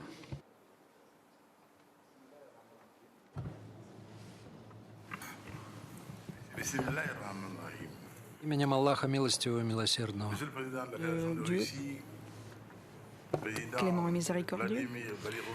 Здравствуйте, дамы и господа. Владимир Владимирович Путин, господин президент Сиси. Спасибо вам, шукран.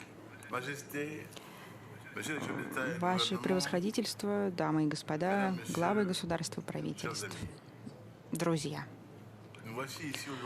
Вот мы все собрались в Сочи. Для меня, должен сказать, это такой мемориальный вояж, потому что мой предшественник, который был до меня председателем правительства и президентом Мали, имел возможность дважды приезжать в этот прекрасный курортный город, чей климат так благоприятно сказывается на здоровье. Должен вам сказать, с каким удовольствием я пошел по его стопам и приехал в это радушное место. Господин Путин, нам вчера был оказан шикарный прием. Мы хотели танцевать с вашими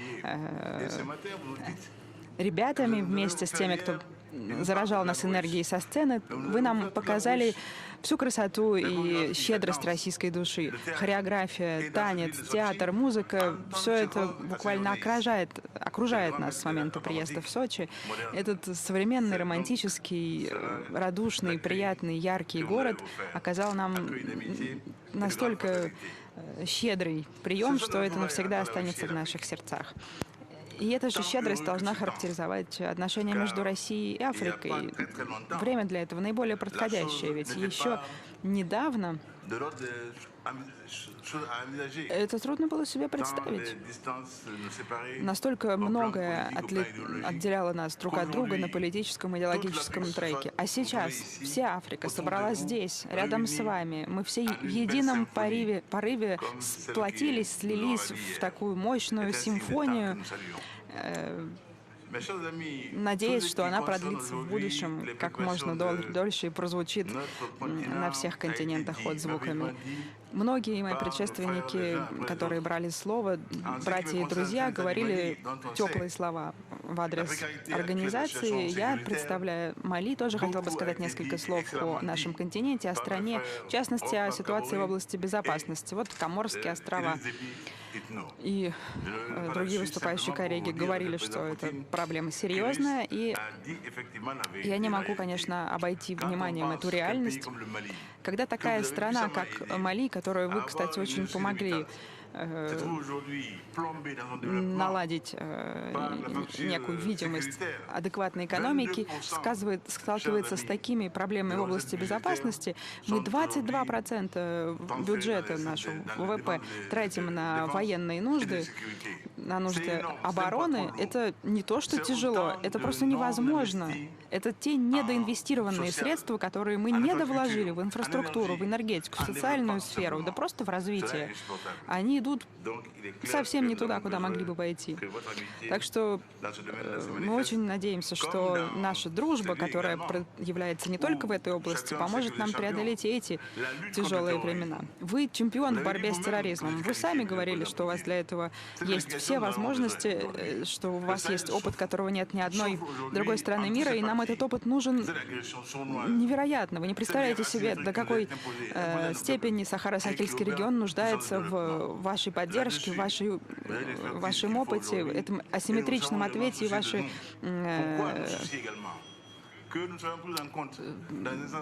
возможности такого ответа нас интересуют невероятно, потому что иначе мы не сможем справиться с этим в одиночку.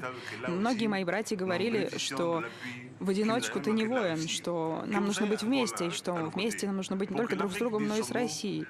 Африка должна иметь возможность громко заявлять о своей позиции на международной арене, и для этого нам нужны представители в международных организациях, но и там для самих себя нам нужно понять, что наша позиция должна быть единой. Мы очень рады, что у нас выдалась возможность встретиться здесь для того, чтобы обсудить все вопросы, вызовы и сложности, которые нас мучают, и не хотелось бы расставаться, не упомянув безопасность и развитие, безопасность в области развития, потому что для нас это вопрос жизненно важный, это вопрос выживания. Никакие климатические изменения, которые тоже сказываются на нас со страшной силой, не могут сравниться с безопасностью. Но и с безопасностью, с климатическими, экологическими катастрофами у нас тоже свои счеты, потому что если мы не вмешаемся как-то в решение этих проблем, то огромное количество населения продолжит страдать от бедствий, которые связаны с изменением климата и его последствиями.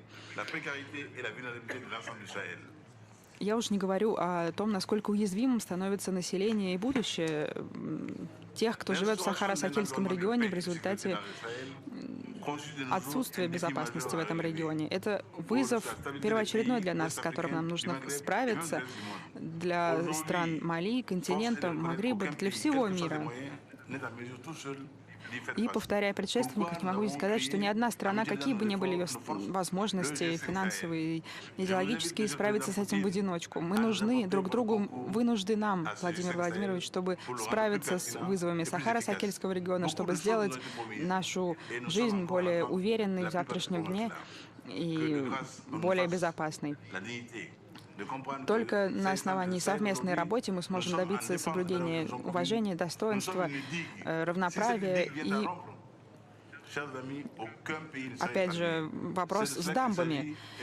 Если в случае теракта или какой-то катастрофы прорвется наша знаменитая плотина, затопят всех. Нам нужно эту инфраструктуру модернизировать в кратчайшие сроки, потому что если что-то случится, пострадают не только мы, пострадаем мы все. Спасибо большое.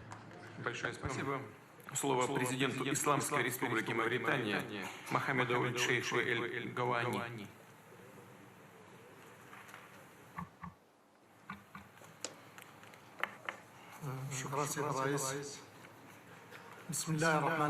Спасибо, господин президент. Мир вам, милость и благословение Аллаха. Ваше превосходительство, господин Владимир Путин, президент Российской Федерации. Ваше Высокопревосходительство Абдель-Фаттах Сиси, президент Арабской Республики Египет, действующий председатель Африканского Союза, Ваше Превосходительство, дамы и господа, уважаемый господин Муса, президент Африканского Союза. Прежде всего, я хотел бы поблагодарить президента Российской Федерации Владимира Путина, а также народ и правительство Российской Федерации, поблагодарить их за гостеприимство, теплый и радушный прием, оказанный нам здесь, в этом великолепном городе Сочи. Я хотел бы также поблагодарить сопредседателей первого в истории саммита Россия-Африка, президента Российской Федерации Владимира Путина и президента Египта, действующего председателя Африканского Союза Абдель-Фаттаха ас-Сиси за блестящую организацию данного саммита. Проведение этого саммита свидетельствует о прочности отношений между Российской Федерацией и странами африканского континента. Это отражает наше общее стремление к укреплению, развитию и выводу наших отношений на новый уровень. Российскую Федерацию и Африку связывают отношения дружбы и сотрудничества. Наши позиции близки по ряду вопросов, представляющих взаимный интерес. Мы выступаем за многополярный, более справедливый мир, за устойчивое, всеобъемлющее развитие. Мы выступаем против односторонних подходов, против вмешательства во внутренние дела стран, против насилия и терроризма. Мы выступаем за установление мира и безопасности во всем мире. Африканский континент выступает в настоящее время за устойчивое всеобъемлющее развитие на основе стратегии 2063. И это обстоятельство подкреплено активизацией работы по созданию зоны свободной торговли, а также выработкой единой экономической политики. Страны африканского континента преисполнены решимости противостоять стоящим перед ними вызовами в области безопасности. Мы должны развивать и углублять наше партнерство. Поэтому наш нынешний саммит приобретает особое сотрудничество. И я уверен, что он будет способствовать выработке совместной всеобъемлющей концепции развитого плодотворного и конструктивного партнерства между Российской Федерацией и Африканским континентом.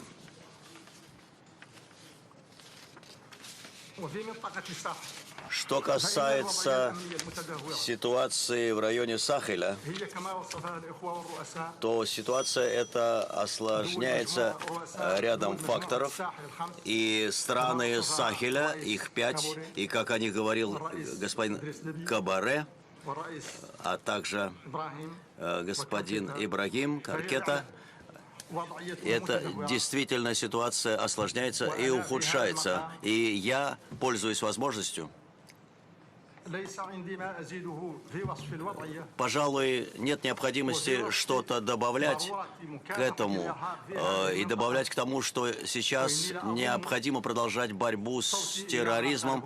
И я только лишь присоединяюсь к тому, что сказали мои коллеги, президенты африканских стран.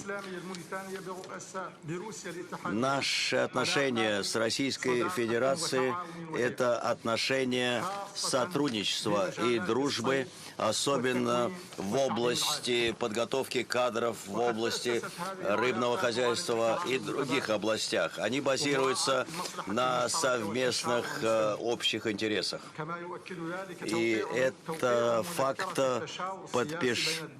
подкреплен подписанием меморандума о политических консультациях между нашими странами в Нуакшоте в мае 2017 года. Мы в Мавритании в силу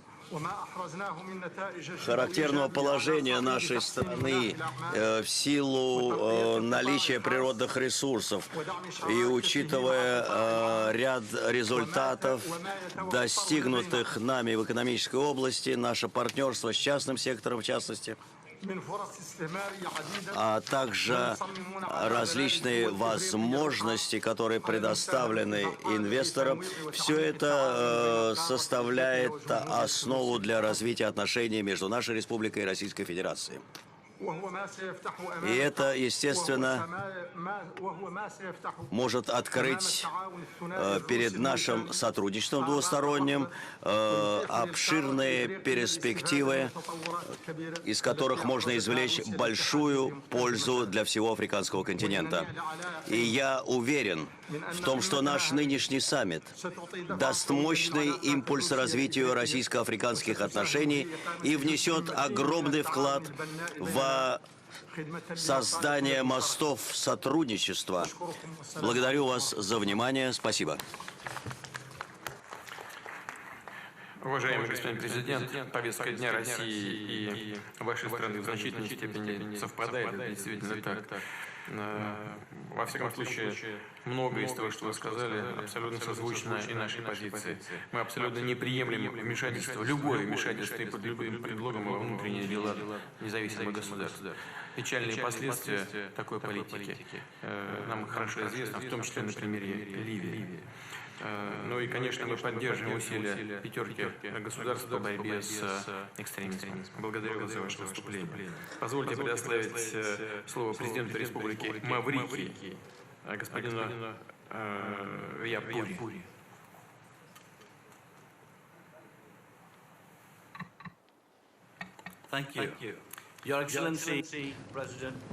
Ваше превосходительство, большое спасибо. Ваше превосходительство, Владимир Владимирович Путин, Ваше превосходительство Аль-Сиси, главы государств и правительств, уважаемый председатель комиссии Африканского союза господин Мохаммад, дамы и господа, для меня огромная честь, и для моей делегации огромная честь посетить этот замечательный российский город Сочи для участия в этом исторически важном саммите Россия-Африка. Прежде всего, хочу восхититься и поблагодарить Владимира Владимировича Путина за замечательный уровень организации этого саммита. Восхититься проделанной работой.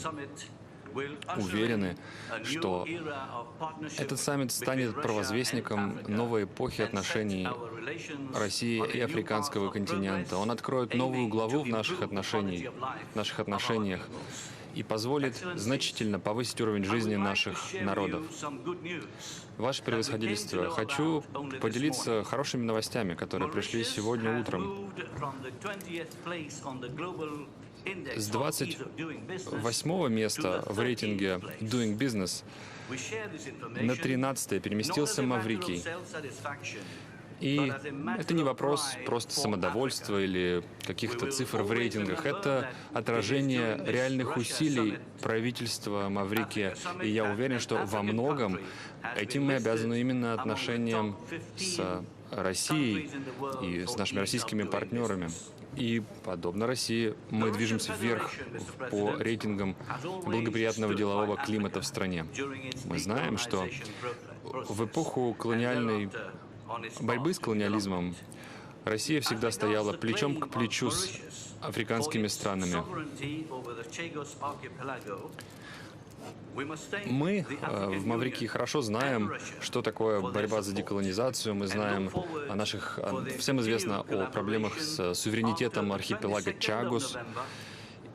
И мы признательны России за поддержку на площадке ООН, которая была оказана нам для того, чтобы избавиться от суверенитета Соединенного Королевства и позволить установить наш национальный суверенитет над территорией, которая всегда принадлежала нам. Ваше превосходительство, я уверен, что повестка развития и сотрудничества будет играть все более и более важную роль на мировой арене. Россия, уверен, останется надежным партнером африканских стран и Маврикия в частности в этой работе. Я также уверен, что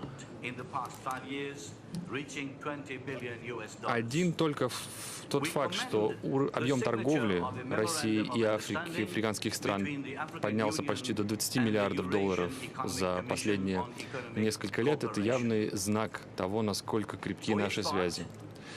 Со своей стороны, Маврикий готов к проведению переговоров и своевременному подписанию меморандума о создании зоны свободной торговли между Евразес и нашей страной, нашим субрегионом. Мы уверены, что особую важность играет свобода воздушных перевозок, поскольку для нас это вопрос связи с соседними странами. А главное, это помогает наладить контакты между людьми. Это возможности для народной дипломатии, чтобы русские лучше узнали Маврикий, а наши люди узнали Россию. Сейчас Аэрофлот ведет работу и, кажется, уже запустил прямые рейсы на Maveriky. Думаю, что нужно развивать эту важную работу с тем, чтобы прямые перелеты осуществлялись и в другие африканские страны. Это очень облегчит налаживание туристических связей. Нам важно также развивать наше сотрудничество в области рыбной ловли, в области морских перевозок. Мы неоднократно добивались на площадке ООН признания нашей суверенной, исключительной экономической зоны вдоль всей протяженности нашей границы и благодарим Россию за поддержку наших заявок в Организации Объединенных Наций. Всем хорошо известно, что Россия — это великая космическая держава, и поскольку за космосом будущее, мы очень рассчитываем на сотрудничество с Россией в этой области, на то, чтобы получить опыт и знания, которыми Россия может поделиться в этой связи. Ваше превосходительство, вместе со всей моей делегацией мы благодарим Российскую Федерацию за теплый прием, за то гостеприимство, которое было нам оказано, и за великолепную организацию саммита Россия-Африка, который показал себя успешным на всех уровнях и во всех измерениях. Он свидетельствует о важности наших связей. Спасибо. Президент, должен вам заметить, что вы ведете себя нескромно. Вы с 28-го места в рейтинге Doing Business переместились на 13-е, а Россия с 31-го как раз на 28-е. Мы заняли ваше место. Но Но если сказать по-серьезному, то мы вас, конечно, поздравляем с этим. И не только с этим, а с вашими успехами в целом. Я, конечно, уверен, что комиссия нашего союза, Евразийского экономического союза, внимательно отнесется к вашему предложению проработать продолжить вопрос создания зоны свободной торговли с Маврикией. Спасибо вам большое за ваше выступление. И позвольте предоставить слово президенту Республики Мозамбик Филиппе Ньюси. Господин президент, в последнее время, во-первых, он выборы выиграл, мы его поздравляем, а во-вторых, он показал пример, как можно эффективно бороться с бандитами, которые терроризировали целые районы его страны вот совсем недавнее время.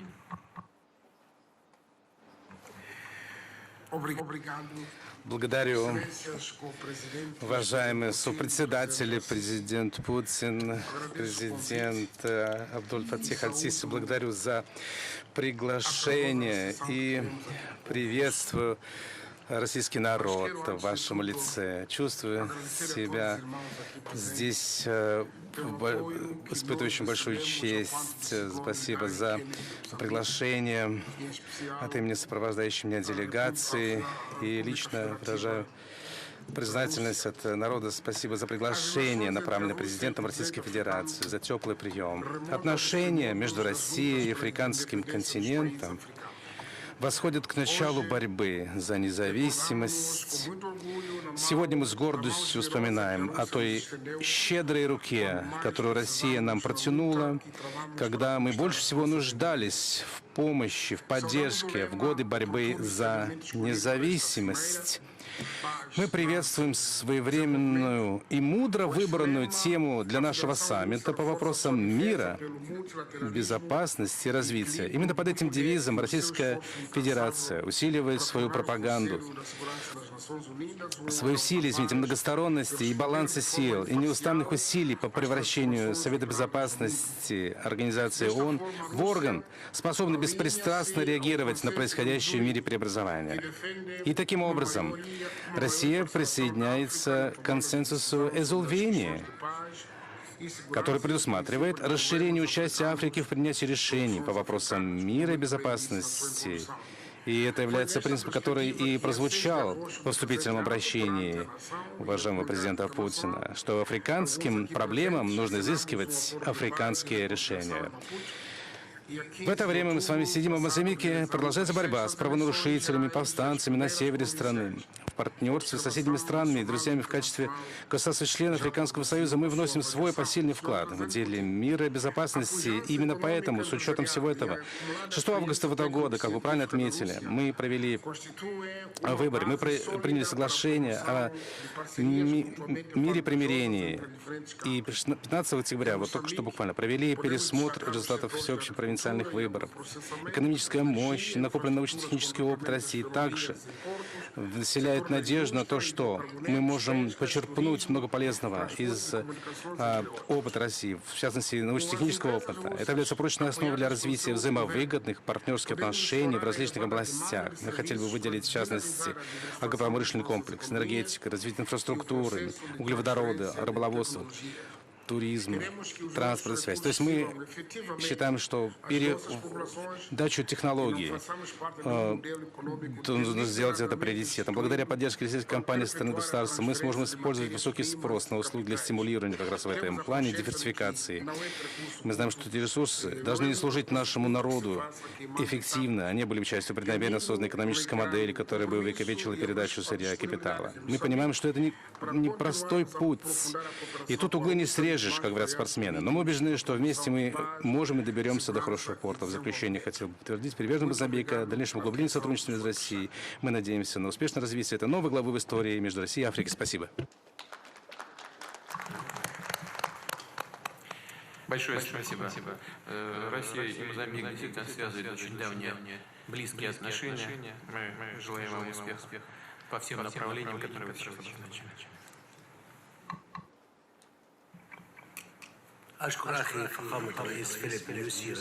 Я благодарю господина Ньюси, президента Республики Мозамбик, а сейчас слово представляется господину Гейн Гобу, президенту Республики Намибия. Пожалуйста.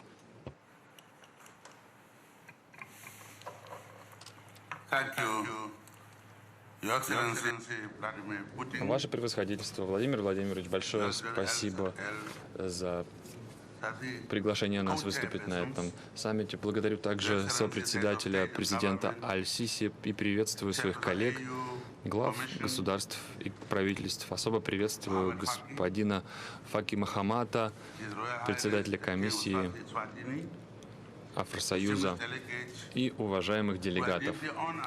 Для нас большая честь участвовать в этом саммите Россия-Африка в замечательном городе Сочи. Это первый и исторически значимый саммит такого рода. Это первая ласточка, первая веха на нашем совместном пути. Мы благодарны вам, ваше превосходительство Владимир Владимирович, за приглашение, которое было направлено всем, абсолютно без исключения, африканским лидерам, чтобы принять участие в этом важнейшем, архиважном мероприятии. И в вашем лице мы благодарим весь российский народ за радушный прием и за настоящую широту русской души, которую мы увидели своими глазами.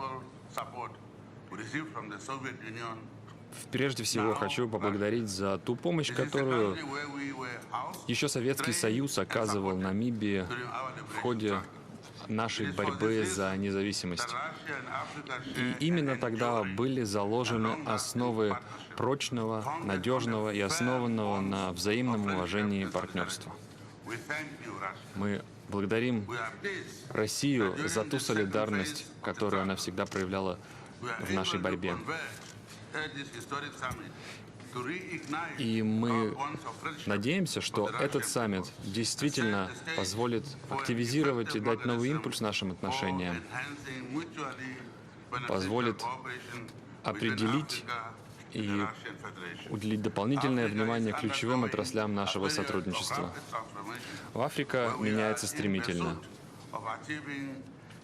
Мы стараемся добиться благополучия и процветания для всех народов Африки, для всех ее народов, для всего их многообразия. И для того, чтобы это благополучие стало предпосылкой для благополучия в соседних регионах. В повестке Афросоюза до 2063 года экономическое развитие и устойчивое развитие — это одни из приоритетов. И здесь достижение этих целей невозможно без сотрудничества со всеми нашими партнерами и союзниками. Без этого невозможно раскрыть и реализовать потенциал, который есть у нашего континента. Невозможно справиться с такими вызовами, как незаконная миграция и трансграничная преступность. Мы видим, что ситуация в мире неспокойная, что поднимает голову национализм, что торговый протекционизм становится излюбленным средством борьбы на мировой арене. Но нам нельзя поддаваться этим тенденциям, нельзя давать заместить многосторонность односторонними мерами и действиями. Это путь в никуда.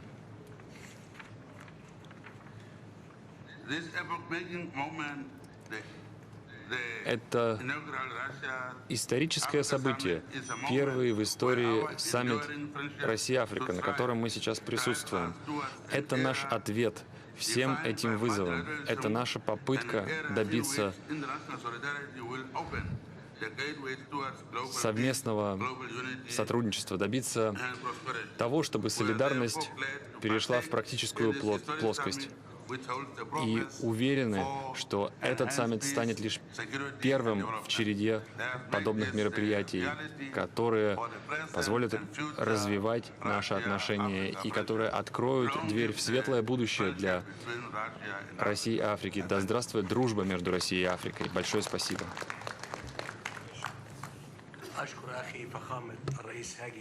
Я благодарю господина президента Намибии Гейнгобу. Дамы и господа, мы пришли к окончанию нашей первой сессии. Сейчас будет небольшой перерыв на 20 минут, и затем мы вновь встретимся через 20 минут. Сейчас мы закрываем наше заседание. Спасибо. Thank you so much.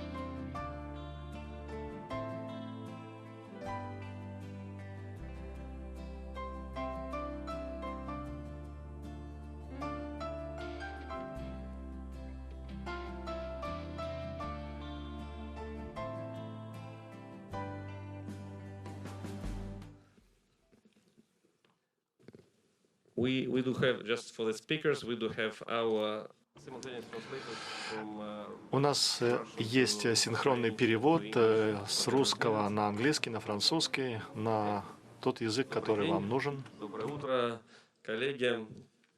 Мне кажется, одна из ключевых сессий этого исторического саммита, и для меня большая честь быть ее модератором. Хотел поприветствовать руководителей систем здравоохранения как Российской Федерации, так и наших гостей, а также министра финансов Египта, ваше превосходительство, господин Маита.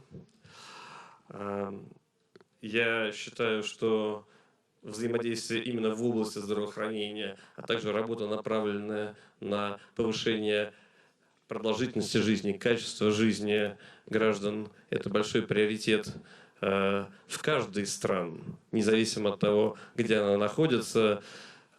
И мне кажется, что именно здесь есть большой объем общих возможностей, которыми, я считаю, наше как деловое сообщество, так и научное и медицинское могут воспользоваться в полной мере. Россию и африканские государства исторически связывают дружественные отношения, они уже проверены временем, и мы еще в 20 веке начали поддерживать страны Африки в области здравоохранения, в частности, конечно, в вопросах подготовки кадров, подготовки медицинских работников. И эта деятельность направлена на целый комплекс и спектр направлений в области здравоохранения. Это и организация национальных систем здравоохранения, и профилактика, лечение инфекционных и неинфекционных заболеваний, охрана здоровья матери, ребенка, гигиена питания, подготовка и повышение квалификации, конечно, медицинских работников и фармацевтов. Все направления, которые я перечислил, они приоритетны для российского здравоохранения, входят в национальный проект здравоохранения, который курирует, управляет, которым министр нашего здравоохранения Вероника Игоревна Скворцова. И поэтому я думаю, что тот опыт, который мы накопили, набрали у себя в системе, может быть полезен в каждой из присутствующих здесь стран на саммите Россия-Африка. У нас, конечно, достаточно много общего. Россия очень большая страна, и поэтому вопросы, связанные с реализацией качественной первичной медицинской помощи, равного доступа к высоким медицинским технологиям, нелегко реализовывать в таких географических масштабах. И в этой части развитие телемедицины, развитие новых современных цифровых технологий тоже является ключом к максимально качественному обеспечению граждан медицинским сервисом, медицинской помощью. Россия прошла период активного экономического роста за последние 20 лет, и, безусловно, накопленное благосостояние в существенной степени использовалось для достижения, мне кажется, главной приоритетной задачи повышения качества жизни граждан. В этой части наша система здравоохранения, конечно, видоизменилась просто практически до неузнаваемости, и, на мой взгляд, является сейчас одной из лучших в мире. Африка сейчас начинает переживать период того самого бурного экономического роста, и по оценкам экспертов к 1935 году именно рынок системы здравоохранения в Африке увеличится кратно. Уже в 1930 году медицинский сектор экономики составит почти 60 миллиардов долларов и будет входить в список крупнейших мировых рынков. Поэтому, конечно, для российских компаний, работающих в области здравоохранения, это большая возможность, которую просто мы не имеем права упустить. Сегодня я бы хотел предложить всем нашим спикерам, панелистам сфокусироваться на ключевых вопросах, какое влияние на развитие систем здравоохранения африканского региона оказывает и может оказывать сотрудничество с Россией, какие наиболее востребованные инновационные технологические разработки, могут ли там только современные технологии решить проблему дефицита врачей.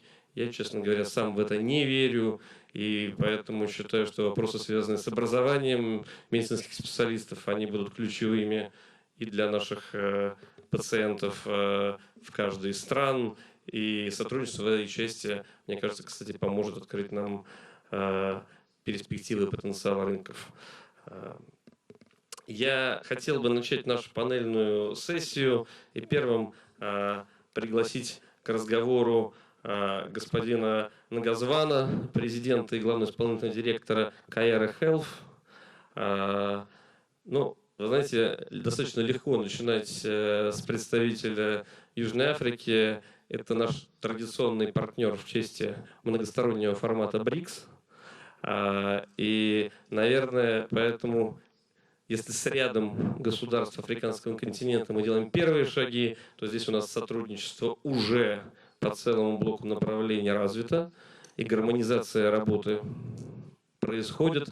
Ну, наверное, еще раз говорю, самый юг африканского континента и самый север, Алжир, Тунис, Марокко, это изначально наиболее развитые с точки зрения взаимодействия и диалога двустороннего территории. Хотел попросить вас поделиться опытом работы на вашем домашнем рынке и также на всем африканском континенте. Я знаю, что вы работаете почти в 16 странах. Что, с вашей точки зрения, может быть востребовано и как мы можем помочь друг другу?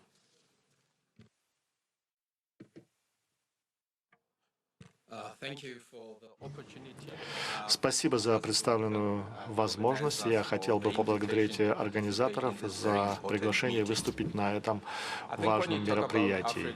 Когда речь заходит о Африке, то на ум приходит несколько вещей.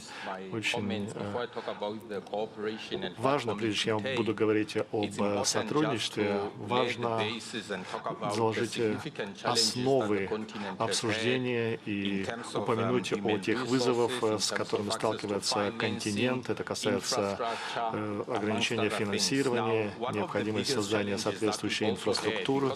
Одна из самых важных проблем, с которыми мы сталкиваемся, это неспособность людей получить доступ к диагностике вовремя, потому что, естественно, диагностика облегчает лечение. И если поставлен диагноз не вовремя, то вы не получаете вовремя лечения, и это очень серьезная проблема. И кроме того, существуют вопросы, связанные с фальсифицированными медицинскими препаратами. Это тоже очень серьезная проблема. Если вы вспомните, то те заболевания, которыми страдает население, в частности, 70% страдающих от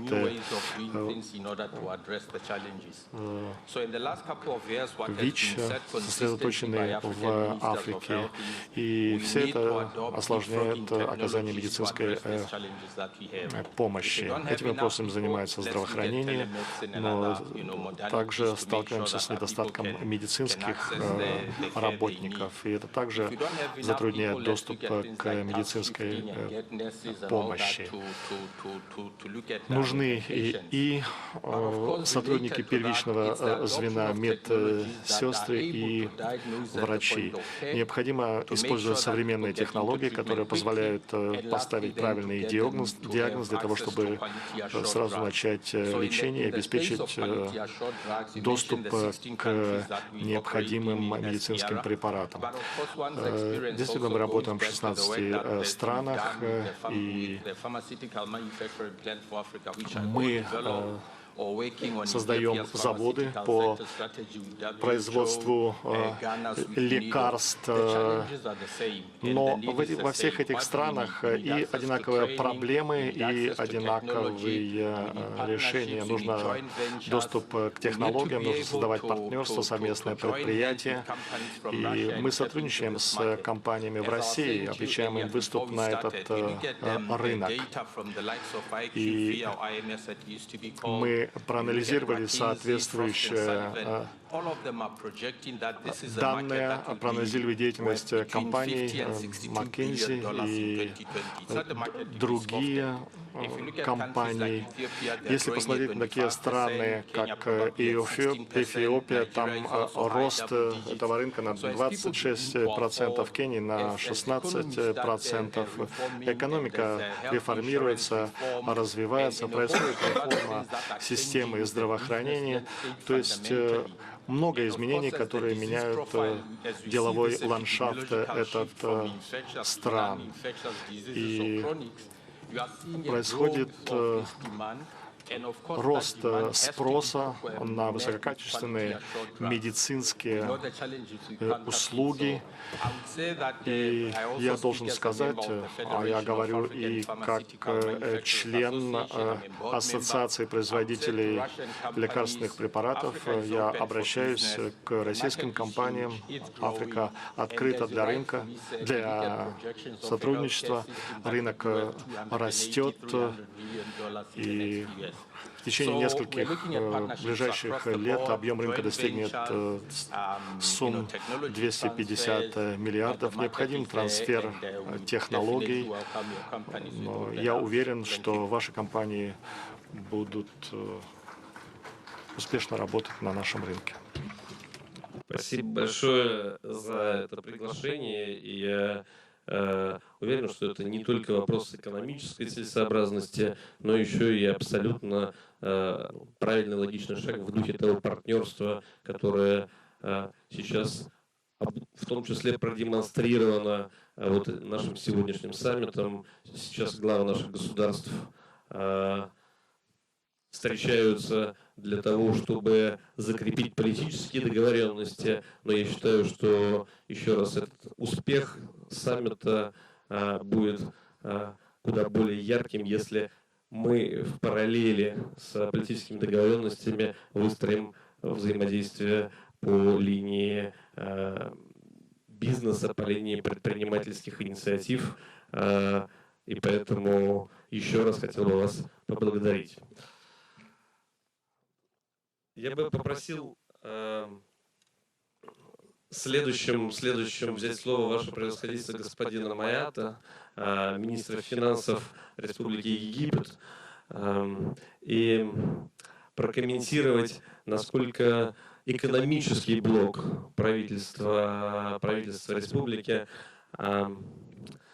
считает приоритетной задачу взаимодействия с блоком здравоохранения, насколько качество жизни граждан и вопросы, связанные с системой здравоохранения, важны для того блока, которым занимаетесь в правительстве вы, а также хотелось бы понять, насколько перспективы сотрудничества между Россией и Египтом именно в этой сфере, в сфере здравоохранения, вам кажется на сегодняшний момент уже, скажем, очевидными, из каких шагов вы бы рекомендовали начать наше взаимодействие, поскольку фарма Египта и фарма Российской Федерации уже неплохо себя, мне кажется, чувствуют, и у нас есть такие инструменты, как совместные зоны экономические, и у нас достаточно хороший идет диалог именно на уровне промышленных кругов. Что можно добавить? Какие элементы пока выпадают из общей целостной картинки?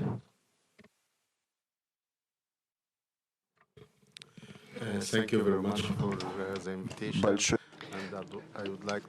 Шукран джазилян.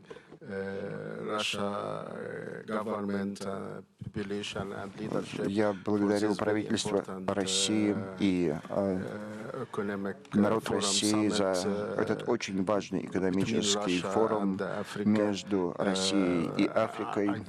Я считаю, что он очень важен и что он происходит в очень важное время. Позвольте начать с того, что отношения между Россией и Египтом, как вы знаете, они очень сильны. Россия инвестировала в Африку сейчас $20 миллиардов, и 40% из этих денег инвестировано в Египет. И сотрудничество между Египтом и Россией в различных секторах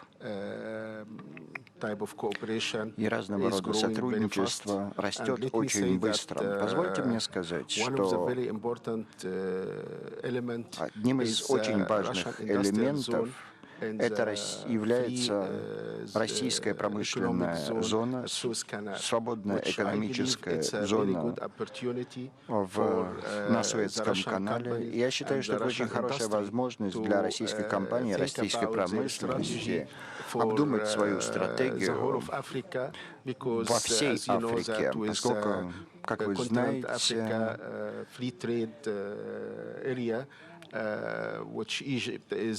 Египет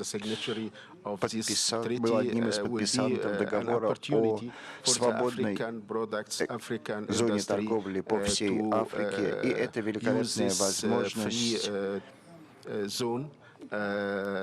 для африканских стран, возможность использовать эту зону свободной торговли по всей Африке. Особенно сейчас, когда мы говорим о медицинском оборудовании, лекарственных средствах и потребностях в развитии здравоохранения Африки. Эту зону можно использовать на благо всей Африки. Что касается Египта, позвольте сказать, что Египет начал вводить медицинскую страховку в 1964 году. Мы в этом смысле одна из первых стран, которые ввели медицинскую страховку. Но через 55 лет мы поняли, что наши надежды не вполне оправдались. 15 лет назад мы изменили всю систему, введя всеобщий охват здравоохранением. Мы провели соответствующие исследования и расчеты,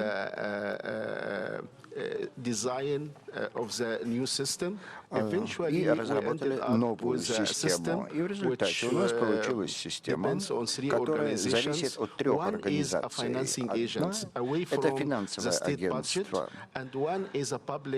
которое не входит в бюджет государства, а вторая — это организация здравоохранения, которой принадлежат все больницы, а третья — организация, которая занимается аккредитацией, лицензированием и также контролем услуг, для того, чтобы услуги оказывались на самом высоком уровне. Целью этой системы, которая была введена в июле прошлого года, является обеспечение того, что в течение 10-12 лет мы охватим 112 миллионов египтян всеобщим охватом услуг здравоохранения, и это обеспечит, во-первых, финансовую стабильность системы, во-вторых, всю необходимую инфраструктуру, и в-третьих, мы обеспечим, что все врачи и средний медицинский персонал имеются в наличии, и кроме этого будет технология, которая позволит управлять этой системой, и система обеспечит должный контроль, прозрачность и позвольте сказать, отсутствие политического вмешания в профессиональную сферу, для того, чтобы сфера оправдала свое предназначение. В течение следующих 12 лет Египет будет закупать много оборудования, много большие потребности будут в медицинских услугах, будут потребности в обучении нашего персонала, и правительство обеспечит, чтобы управление системой было на международном уровне. Я считаю, что мы можем воспользоваться российским опытом. На самом деле, посол Египта сегодня утром сказал мне, что у нас где-то 18 тысяч египетских аспирантов, которые учатся в российских университетах, и это будет примером того, как мы получаем выгоду от российского высшего образования, и я думаю, что таким образом мы можем обеспечить то, что когда они вернутся в Египет, они смогут управиться с такой системой. Что касается фармацевтической промышленности, в этом смысле Египет является хорошей страной на африканском континенте, и мы можем сотрудничать с Россией в области фармацевтики и медицинского оборудования, но также и с другими странами Африки, потому что мы очень хотим быть интегрированными с другими африканскими странами, с нашими братьями и сестрами, потому что лучшие инвестиции должны идти в человеческий капитал. У Африки огромный потенциал. Это может она может быть континентом с высокими темпами роста, и мы должны инвестировать в наших людей, чтобы развивать человеческий капитал африканских стран, чтобы он рос, улучшался и развивался. И это будет очень важно для того, чтобы ВВП африканских стран рос быстрыми темпами. Мы должны обеспечить, чтобы что бы мы делали в экономике, мы не преуспеем без обеспечения развития человеческого капитала, без обучения, без культуры и всем, что с этим связано, ИТ-технологиями и так далее. Все это будет очень важно. Мы можем получить выгоду от российского опыта, воспользоваться российской технологией, российским управлением, и все африканские страны могут таким образом развиваться.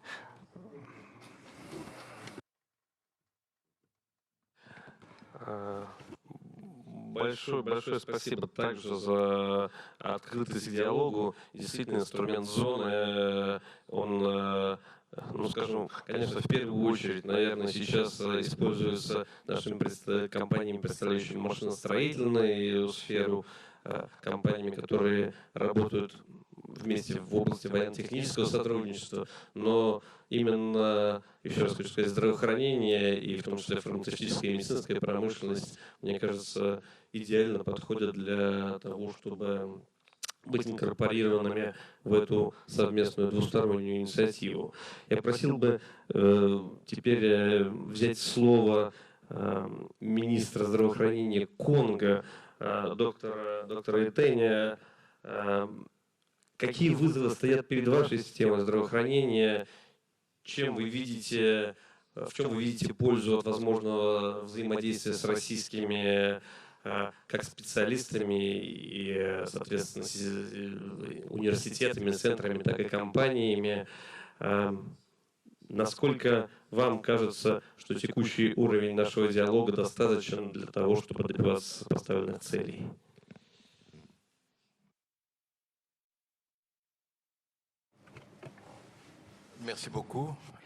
Большое спасибо. Большое спасибо. Мне бы хотелось начать со слов благодарности в адрес руководства России за организацию этой конференции, этого форума. Это новое дуновение ветра для Африки в рамках сотрудничества между Африкой и Российской Федерацией. Еще раз большое спасибо за приглашение.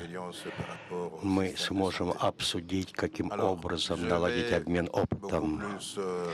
Но я в большей степени буду говорить о своей стране. Это Демократическая Республика Конго. Где-то в 60-е, 70-е годы и даже 80-е годы Демократическая Республика Конго располагала системой здравоохранения, которая рассматривалась как одной из самых совершенных на всем африканском континенте. У нас были строго специализированные клиники и госпитали.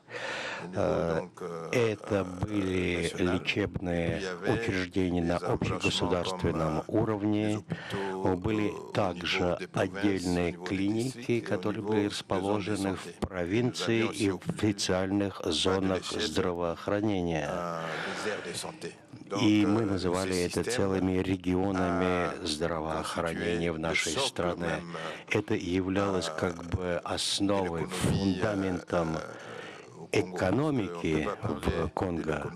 Ведь нельзя говорить об экономике, когда жители плохо себя чувствуют. Итак, у нас была система охраны здоровья, которая практически была разработана совместно с Бельгией. Бельгийцы, это хорошо известно, в свое время были колонизаторами, однако из того позитивного наследия, которое было оставлено колонизаторами, я бы назвал и это. Итак, высокопрофессиональные профессионалы, очень хорошо подготовленные врачи, медсестры и медбратья. И, кстати, для информации, когда в Южной Африке было покончено с апартеидом, конголезские врачи отправились в эту страну, чтобы поделиться своим опытом, и до сегодняшнего дня они продолжают там трудиться в Южноафриканской Республике. К сожалению, к 70-м, я говорился, к 90-м годам начались очень серьезные проблемы на общенациональном уровне политического характера. И из-за этих проблем был нанесен значительный ущерб всей стране. Система здравоохранения это также коснулось. Очень крупные проблемы появились в системе здравоохранения. То есть структура испытывала сложности, подготовка персонала, специалистов, поставки оборудования, а также были разрушены дороги, дорожная сеть. Все это обернулось долгосрочным ущербом для страны. В прошлом году, я думаю, у нас были проведены такие выборы, в результате которых нам удалось избрать новое руководство страны. И с этим новым руководством, благодаря видению нового руководства, мы взялись за переструктуризацию всей этой системы, за ее переделку, за ее оздоровление. И это также касается международного уровня. Говоря о ситуации в стране, нам бы хотелось обладать необходимыми ресурсами в качестве опоры и поддержки для переделки нашей системы здравоохранения. Есть и проблемы безопасности в политическом плане. В свое время мы столкнулись с целым всплеском таких заболеваний, которые, казалось, исчезли уже навсегда. Это краснуха, холера, полиомиелит и совсем недавно Эбола. она действительно разрушает восточную часть страны. Имели место также эпидемии краснухи, кори. Мы стараемся наилучшим, наиболее эффективным образом решить эту проблему, побороть эти эпидемии, которые убивают население. Новые лидеры активно задействованы в этих усилиях на общегосударственном уровне. И нужно сказать, что общее видение в отношении всеобщего охвата услугами здравоохранения, президент страны выделил специальные средства, в частности, в бюджет на 2020 год. Значительные суммы выделены в бюджет здравоохранения с тем, чтобы побороть эти заболевания и укрепить систему здравоохранения. Это то, что касается внутригосударственного уровня, а за рамками страны мы также обратились к возможным партнерам с тем, чтобы специалисты могли вернуться в нашу страну, которая перестала быть столь опасной, как это долгое время казалось очень многим. Итак, мы ждем специалистов с того момента, когда нам удалось восстановить мир в стране. Нами ведутся также переговоры с такими компаниями и группами, которые продолжают работать в области безопасности. В частности, наши военные скоро принесут окончательный мир на восток страны. Мы приглашаем вас приехать в нашу страну. Конго — очень хорошая страна, у нас замечательный климат, очень симпатичные, и сами конголезцы симпатичные люди, гостеприимные и радушные. У нас еще очень хорошая музыка. И таким образом есть много плюсов в нашей стране. Я также думаю, что российское правительство Российской Федерации уже ответило на наш призыв. Буквально вчера я участвовал в 2 встречах. Первая с госпожой Поповой, на которой лежит ответственность за научно-исследовательские центры в рамках здравоохранения. У нас состоялась очень положительная беседа. Не так давно был подписан договор, контракт с Российской Федерацией, связанный с биобезопасностью. Таким образом, появятся мобильные лаборатории, которые будут направлены в Конго и которые будут базироваться скорее в провинции, в тех зонах, где существует опасность эпидемии, а в качестве цели выдвигается задача профилактики эпидемий. Совместно с Российской Федерацией мы вместе будем усиливать потенциал нашего персонала, наших специалистов, которые трудятся в области здравоохранения. Будет проводиться специальная подготовка внутри страны, а также отдельные конголезские врачи приедут на подготовку или переподготовку в России именно по направлению профилактики. Это одна из целей для нас, и нам думается, что с нашей стороны мы сделаем все возможное с тем, чтобы сотрудничество между Конго и Россией могла стать плодотворной и принести реальные ощутимые плоды в будущем. Помимо этого, мы также пользуемся поддержкой со стороны отдельных дружеских европейских стран в плане укрепления основ нашей системы здравоохранения. И также речь идет о поддержке со стороны ряда американских стран. Я бы назвал Мы работаем с USA, ICDC. Практически Конго является целым необъятным континентом.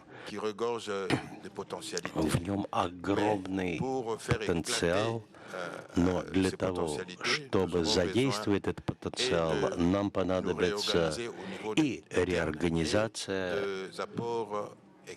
во внутреннем плане, и поддержка со стороны.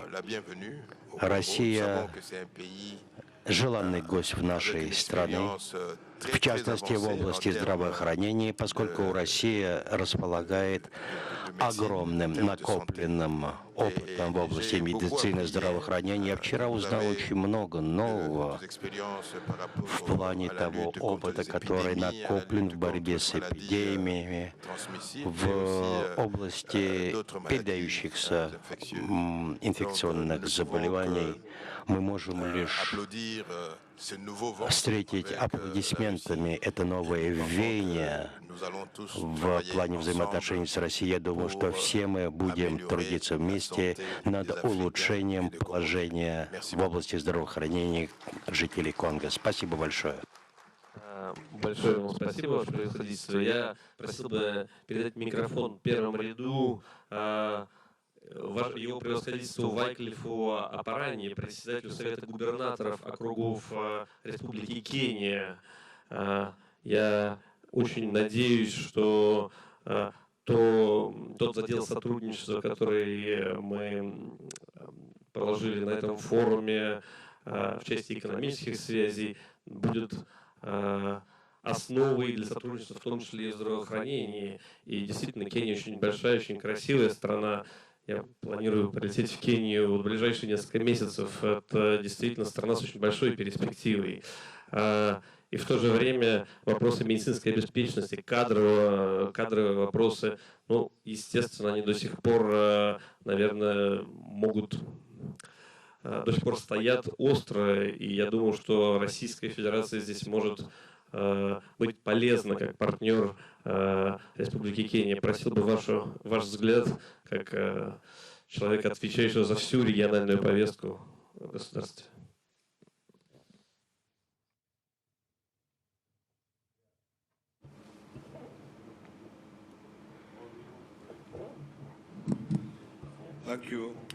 Спасибо.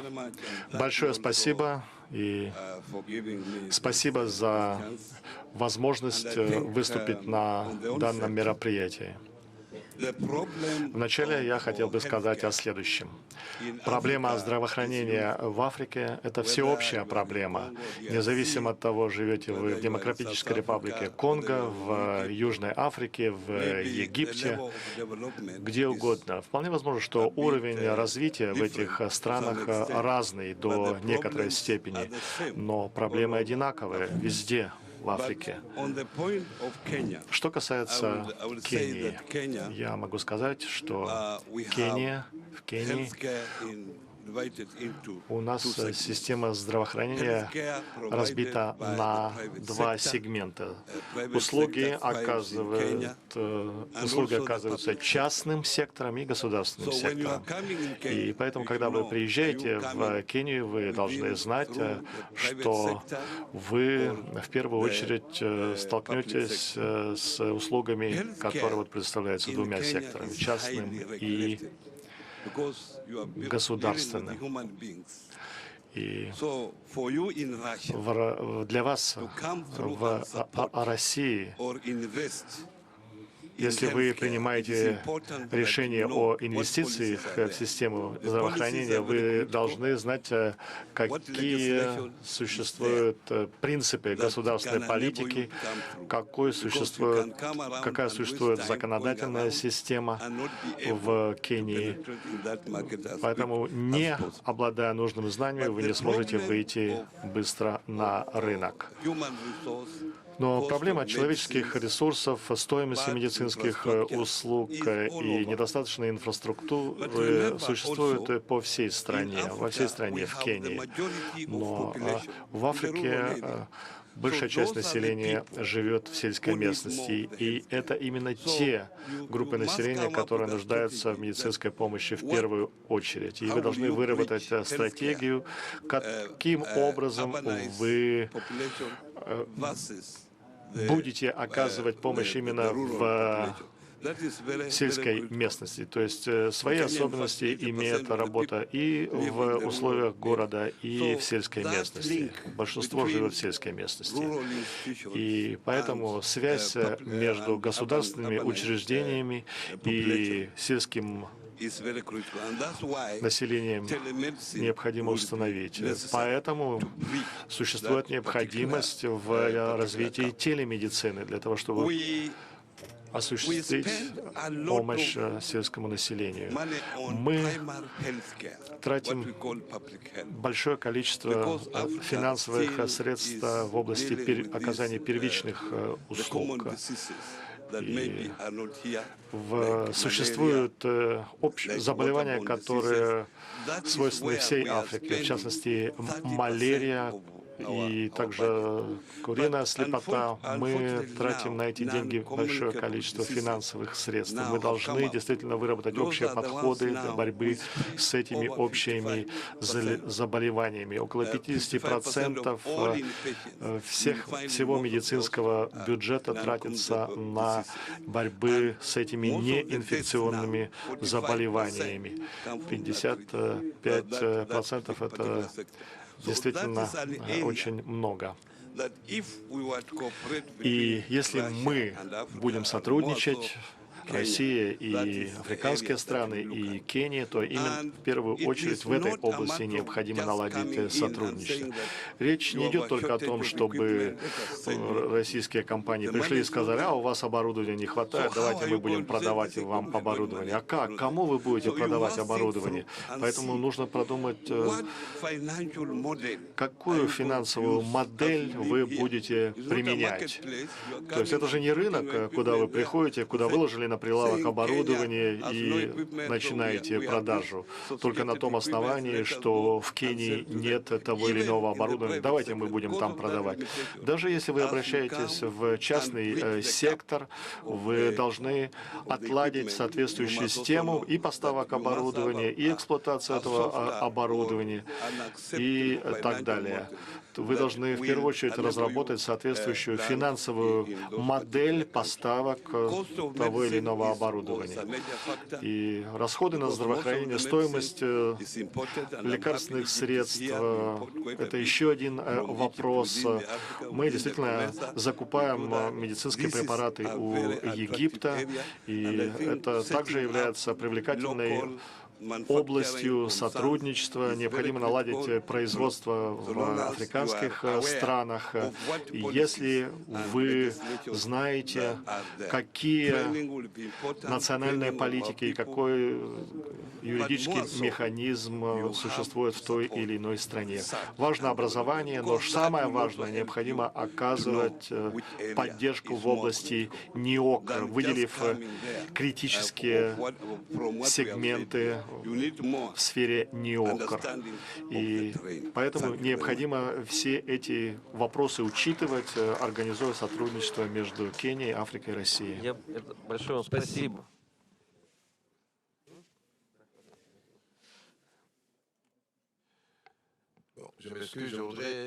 Извините, я хотел бы еще добавить что-то к выступлению моего брата из Кении. Мы знаем очень общие проблемы в Африке. Речь шла о неинфекционных заболеваниях. Я считаю, что сейчас эта проблема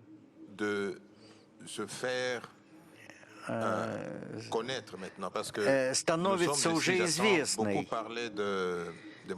Мы много говорили о таких мы много до сих пор говорили об инфекционных заболеваниях, но сейчас начинается целая волна неинфекционных заболеваний.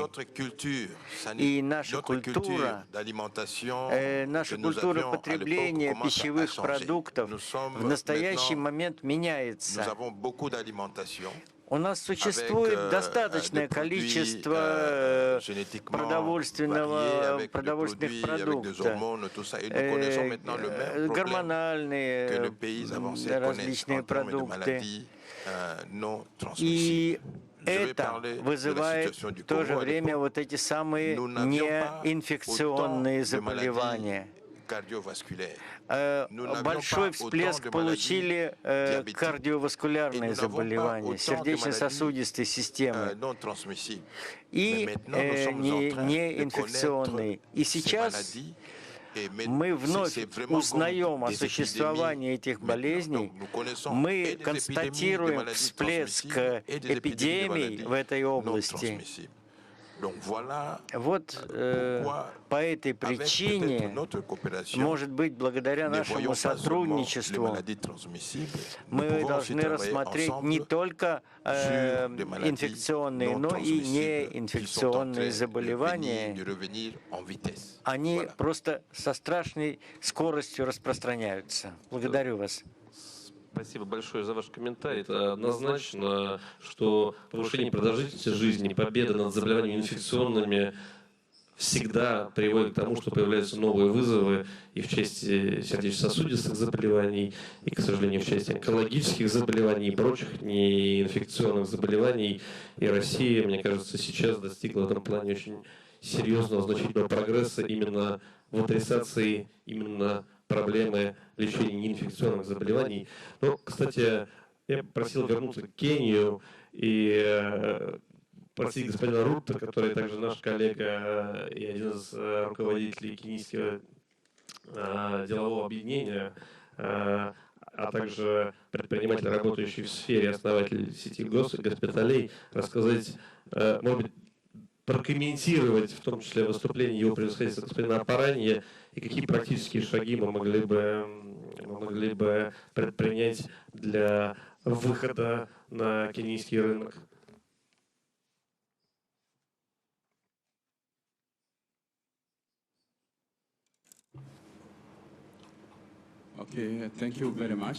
Большое спасибо. Вначале я хотел бы поблагодарить российское правительство, российский народ за организацию этого саммита. И действительно существуют долгие исторические отношения между странами Африки и Россией. И здравоохранение в Кении действительно оказывается как частными компаниями, так и государственными компаниями. Я принадлежу к частному сектору промышленности и являюсь вице-президентом торгово-промышленной палаты, возглавляю комитет здравоохранения. 50% услуг здравоохранения оказываются 50%, 65% финансирование также обеспечивается частным сектором. Но я хотел бы вкратце рассказать о ситуации в целом в Африке, что касается факторов, которые влияют на систему здравоохранения. И население быстро растет, темпы роста самые высокие в мире. И далее, в течение ближайших 4 лет, население в Африке будет самым крупным в мире, и поэтому необходимо инвестировать в первую очередь в сектора, которые обеспечивают услуги здравоохранения населению. В Африке также большие возможности для инвестиций.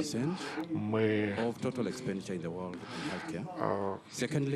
вкладываем лишь 4% всех инвестиций в здравоохранение в мире. И это очень незначительное количество. Я согласен с моими коллегами из Африки, что происходит смещение акцента от инфекционных болезней на низ. Это сердечно-сосудистые и астма. И поэтому, если вы рассматриваете инвестиции в систему здравоохранения, то нужно в первую очередь подумать о низ. И, к сожалению, для российского правительства в 80-х, в 90-х, в начале нулевых, раньше большая часть докторов прошла подготовку в России.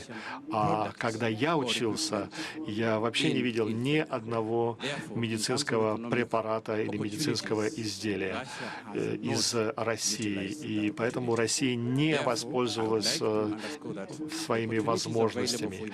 Но имеются возможности и сейчас, на данном этапе. Поэтому нужно не упустить свой шанс. Существует сообщество стран Восточной Африки, в которое входит 6 стран с огромным количеством населения. В настоящий момент мы импортируем 75% лекарств извне этого региона. Но в настоящий момент существует программа по снижению импорта фармацевтической продукции с 75 до менее 25%. И, во-вторых, в моей стране, в Кении, президент и руководство, здесь присутствуют губернаторы, руководители системы здравоохранения, существует 5-летний план для охвата населения услугами здравоохранения. Поэтому иностранные инвесторы могут принять участие в реализации этого программы. Но необходима инвестиционная программа на основе инвестиционных технологий, сокращения себестоимости и также предоставление оборудования в лизинг, а не за счет капитальных затрат. Я призываю также российские университеты к сотрудничеству с кенийскими университетами в подготовке медицинского персонала. И, наконец, что касается диагностических центров и профилактики заболеваний. Один из аспектов системы здравоохранения в России — это развитие ядерной медицины. Рак, онкологические заболевания становятся проблемой в Кении. Это еще одна область возможного сотрудничества между Кенией и Россией. И необходимо использовать ядерную медицину для ранней диагностики онкологических заболеваний, для того, чтобы предоставить доступно лечение всех форм рака. Спасибо за внимание. Да, большое вам спасибо. Россия прошла вот тот самый путь буквально в последнее время, и наше руководство Министерства здравоохранения, министр ставил перед индустрией задачу и активного импортозамещения, и независимости в части критических технологий здравоохранения от импорта. Это, на мой взгляд, тот процесс, где мы добились очень серьезных успехов, в том числе пользуясь как раз инструментами трансфер-технологий, кооперации, партнерств, в том числе инвестиционных, которые помогли на сегодняшний момент Российской Федерации из эшелона отстающих перейти в совершенно другие, куда более достойные позиции в части обеспеченности компетенциями и необходимой экспертизой. И я думаю, что мы, представители фармацевтической и медицинской промышленности России, с радостью сможем выстроить сотрудничество в направлении, о котором вы говорили.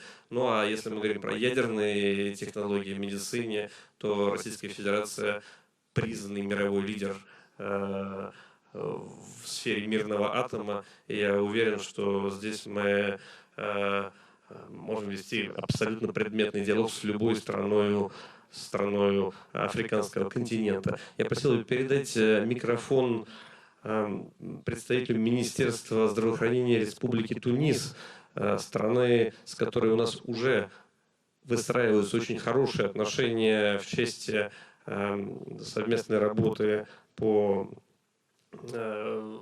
регистрации и выходу на рынок как раз российских продуктов. И Северная Африка, была чуть впереди вот этого диалога, может быть, за счет того, что у нас двусторонняя политическая повестка была более сфокусирована последние несколько лет.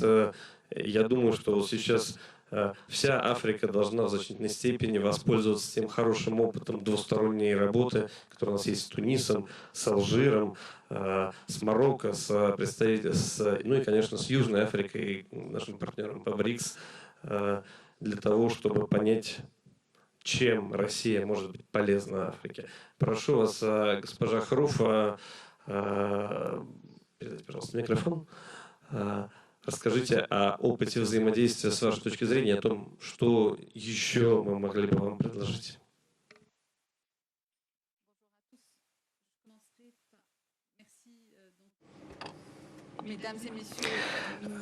Дамы и господа, госпожа министр, уважаемые гости, я хочу начать со слов благодарности за предоставленную возможность принять участие в этом форуме.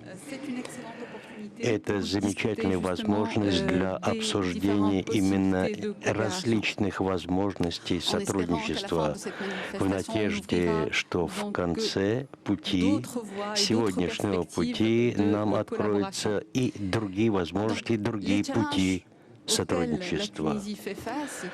Проблемы, с которыми сталкивается Тунис, вы знаете, что страна вступила на путь всеобщего обеспечения населения услугами здравоохранения, всеобщего охвата, и это сводится к необходимости обеспечить всеобщий доступ к качественным медицинским услугам. Но сталкиваясь с астрономической стоимостью некоторых лекарств, сталкиваясь с определенными экономическими сложностями, понятно, что речь идет о проблеме, которую решить сложно. Тунис занимается поиском таких решений, как идентификация технополисов, которые могли бы специализироваться в изготовлении биосимилярных медикаментов. Цель сэкономить, цель обеспечить пациентов необходимыми инновационными медикаментами. Следует особо подчеркнуть, что существует целый ряд механизмов для вовлечения во все эти процессы, как в юридическом, так и в финансовом плане, для того, чтобы мы могли располагать необходимым финансированием. Благодаря опыту России, накопленному в области биотехнологий, это могло бы стать замечательной стартовой позицией для сотрудничества в области биотехнологий.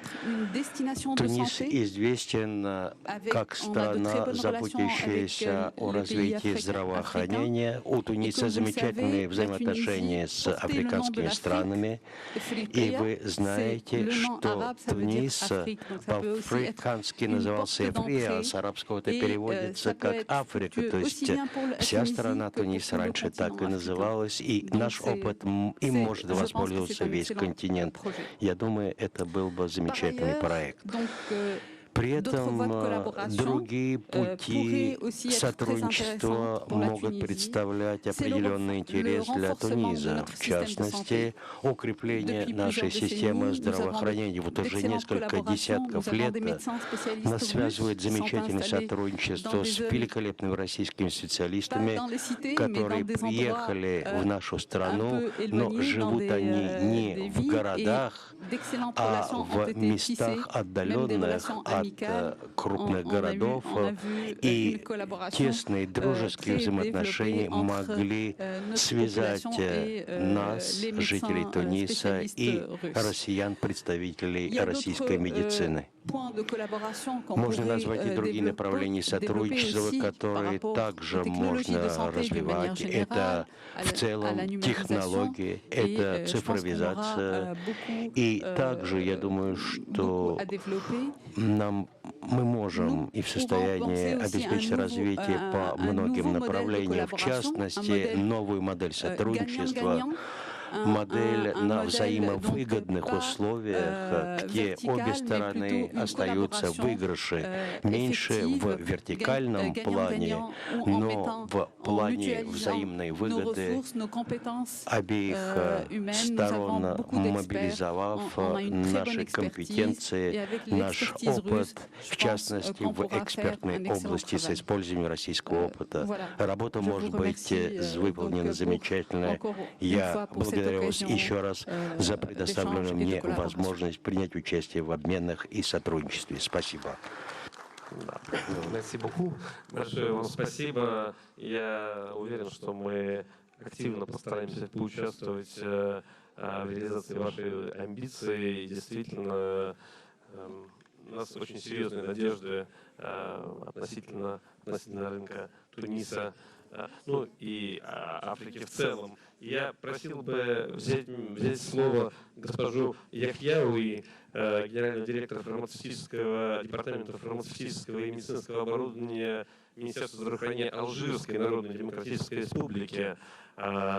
У нас также крайне большие надежды связаны с рынком Алжира. Алжир — одна из наиболее активных, один из наиболее активных наших партнеров. Прошу, Хьюи.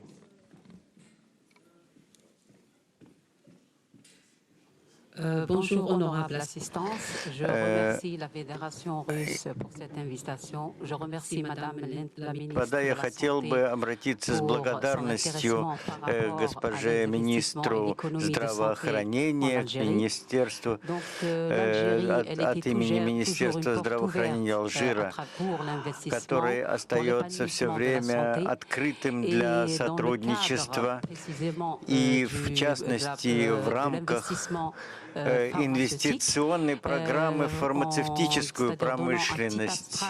Небольшое краткое описание работы в привлекательных инвестиционных условиях нашей фармацевтической промышленности. Все инвесторы, работающие в области этой области, освобождаются от ряда налогов и сборов, работая в области производства фармацевтической продукции. Кроме того, любой инвестор, который отвечает требованиям рынка в области производства, гарантирован в полном распространении своей продукции на территории страны. Это распространение касается именно вопросов стимулирования производителей фармацевтической промышленности. В области регламентации мы предоставляем приоритетные условия в случаях регистрации предприятия, производителей на территории Алжира. И кроме того, речь идет еще и об общеафриканском рынке, поскольку Алжир существует работает во многих проектах в данной области. В агентстве производства медикаментозных средств на африканском рынке. Кроме того, нельзя забывать о той помощи и о локализации Алжира, который всегда называли воротами Африки. Инвестиции, которые производятся здесь, касаются как экспорта, так и импорта, то есть работы на других странах в африканском континенте. И что могло бы дополнить данный вид сотрудничества, особенно в области подписанных наших соглашений в 2010 году, а также договоров 2018 года о сотрудничестве в области фармацевтической промышленности. Мы работаем в области разработок директив практического производства GMP, производства готовых продукций. И мы также заинтересованы в сотрудничестве в области биотехнологий. Алжир всегда открыт к этой области сотрудничества. Наши производители тоже готовы к этому сотрудничеству по отношению к передаче технологий, необходимых для производства фармацевтической продукции. Мы также заинтересованы в том, что называется биотехнологических линий. И в области данного вида сотрудничества мы, конечно, заинтересованы в подготовке высококвалифицированных специалистов-фармацевтов, особенно в области медикаментов. Подход в этом плане в сотрудничестве с Россией получил бы дальнейшее развитие. Это сотрудничество в Алжире уже существует, но мы хотели бы масштабировать это сотрудничество. Благодарю вас за внимание. Большое вам спасибо, Вероника Игоревна.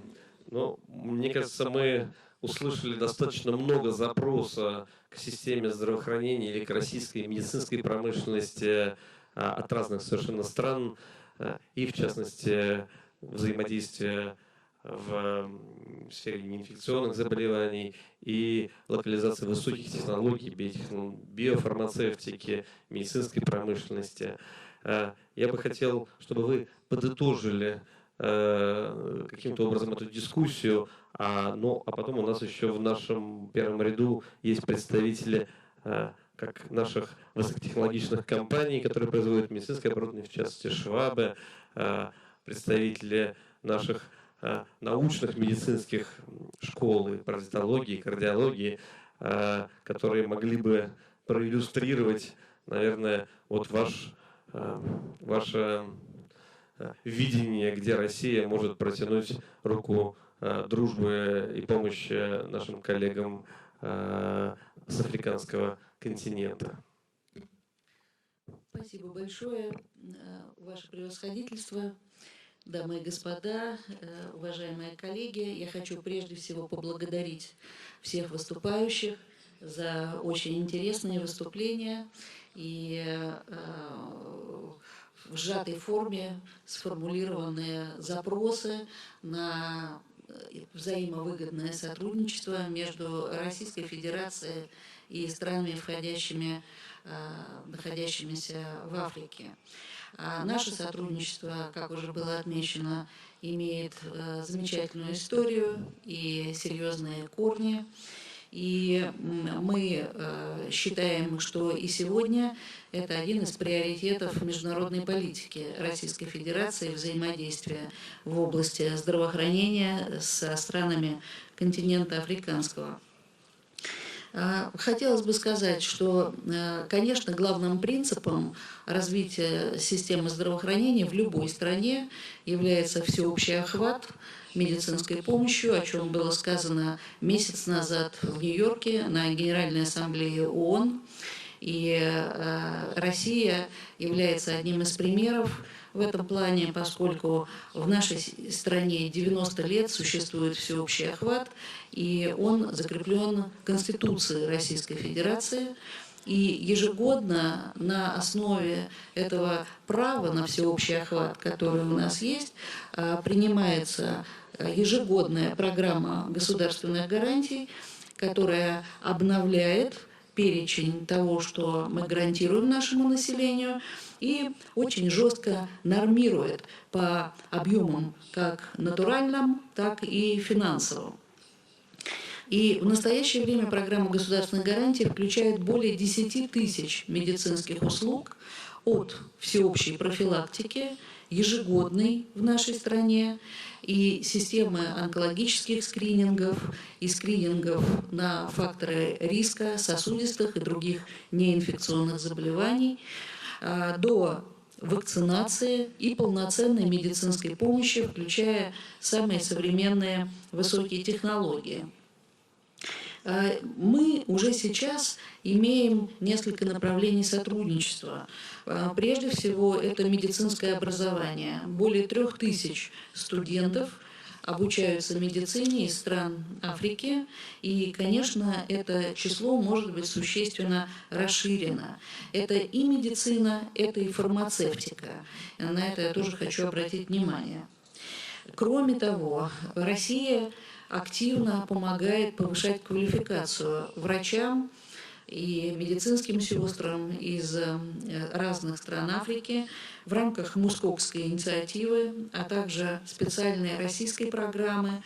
В течение 6 лет, с 2013 по 2018 год, ведущие медицинские научные центры обучили более 250 специалистов, неонатологов, педиатров, детских реаниматологов, анестезиологов, детских специалистов по инфекционным болезням. И это была серьезная, действительно, очень подготовка.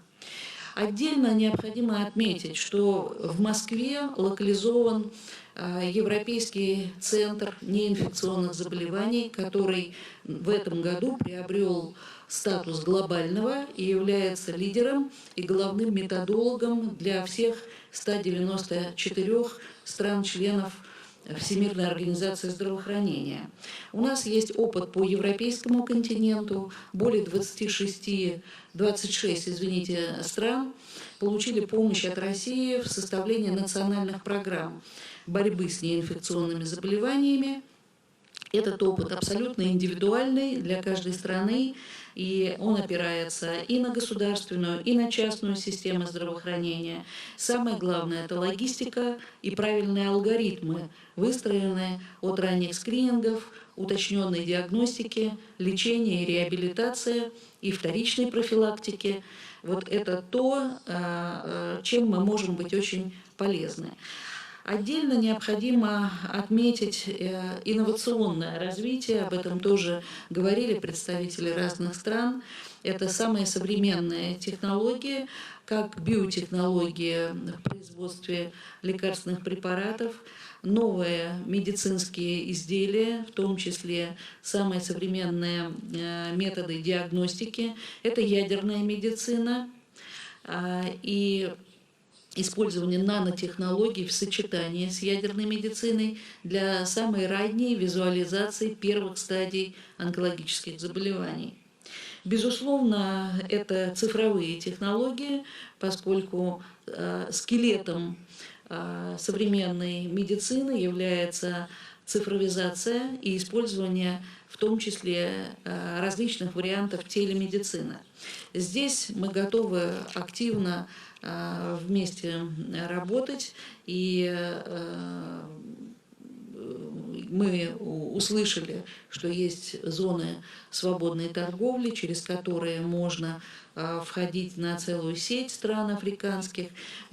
Вот модель взаимодействия и модель финансовая, они могут быть обсуждены, о чем нас представитель Кении, соответственно, тоже просил. Отдельная тема – это, безусловно, эндемичные для Африки инфекционные заболевания. И в этом направлении России очень много сделано. Создана эффективная система надзора или российский CDC, который возглавляет госпожа Попова, о которой говорил министр здравоохранения Конго. В то же время Министерство здравоохранения имеет мощный кластер инновационный по разработке тест-систем, вакцин, профилактических, лекарственных препаратов, которые необходимы для ведения инфекционных заболеваний. 60% вакцины от желтой лихорадки, которые поставляются в Африку, это российские вакцины. Сейчас мы разработали уникальные вакцины против полиомиелита, не имеющие аналогов в мире по эффективности и безопасности, и они могут быть поставлены в Африку для полной эрадикации полиомиелита в Африке. Отдельно хотелось бы упомянуть особо опасные инфекции. Это прежде всего лихорадка Эбола и ряд других заболеваний.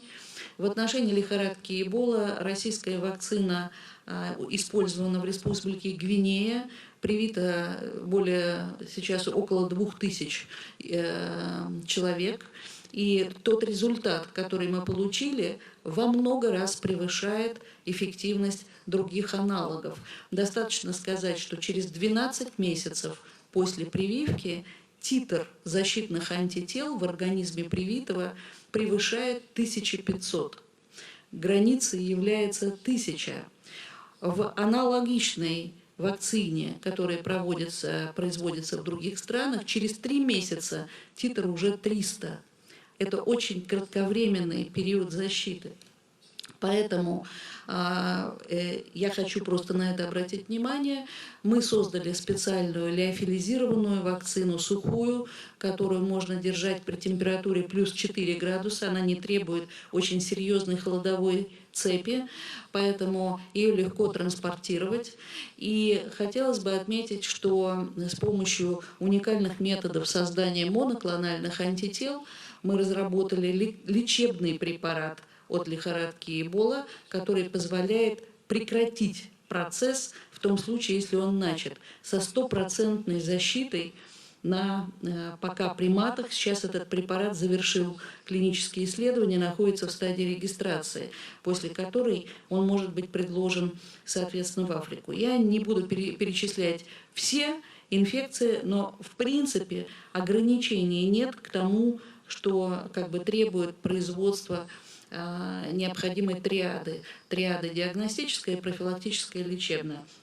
Мы открыты для контакта, в том числе для локализации производства, о чем говорили коллеги из Египта, трансферта технологий на территории одной или нескольких африканских стран. Ну и закончить я хочу тем, что поблагодарить еще раз всех, кто приехал на замечательный форум «Россия-Африка». И, конечно, с учетом того, что всеобщий охват услугами здравоохранения можно организовать только межсегментарно, недостаточно воли Министерства здравоохранения стран, должна быть самая высокая политическая воля, которая и нас с вами собрала на этот форум. Спасибо большое. Спасибо большое, Вероника Игоревна. И для того, чтобы проиллюстрировать, мне кажется, те возможности, которые вы обозначили, я просил бы коллег кратко, буквально по 1-2 минуте, сначала компанию Швабе, нашего ведущего производителя медицинского оборудования, потом Институт паразитологии, потом наш главный университет, Московский государственный университет, но чуть-чуть рассказать, где мы можем быть полезны вот прямо сейчас. И закончим уже на этом. Девочки, микрофон. Ну, коллеги из Южной Африки мы не можем потом пропустить, конечно. Добрый день, уважаемые участники. Добрый день, уважаемая Вероника Игоревна. Да, наша компания «Шваба», которая на сегодняшний день является полностью государственной, мы входим в госкорпорацию «Ростех».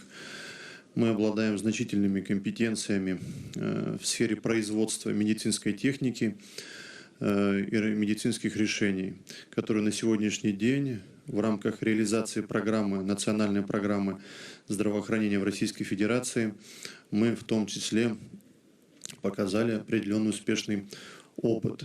Поэтому этими компетенциями мы готовы делиться с вашими странами.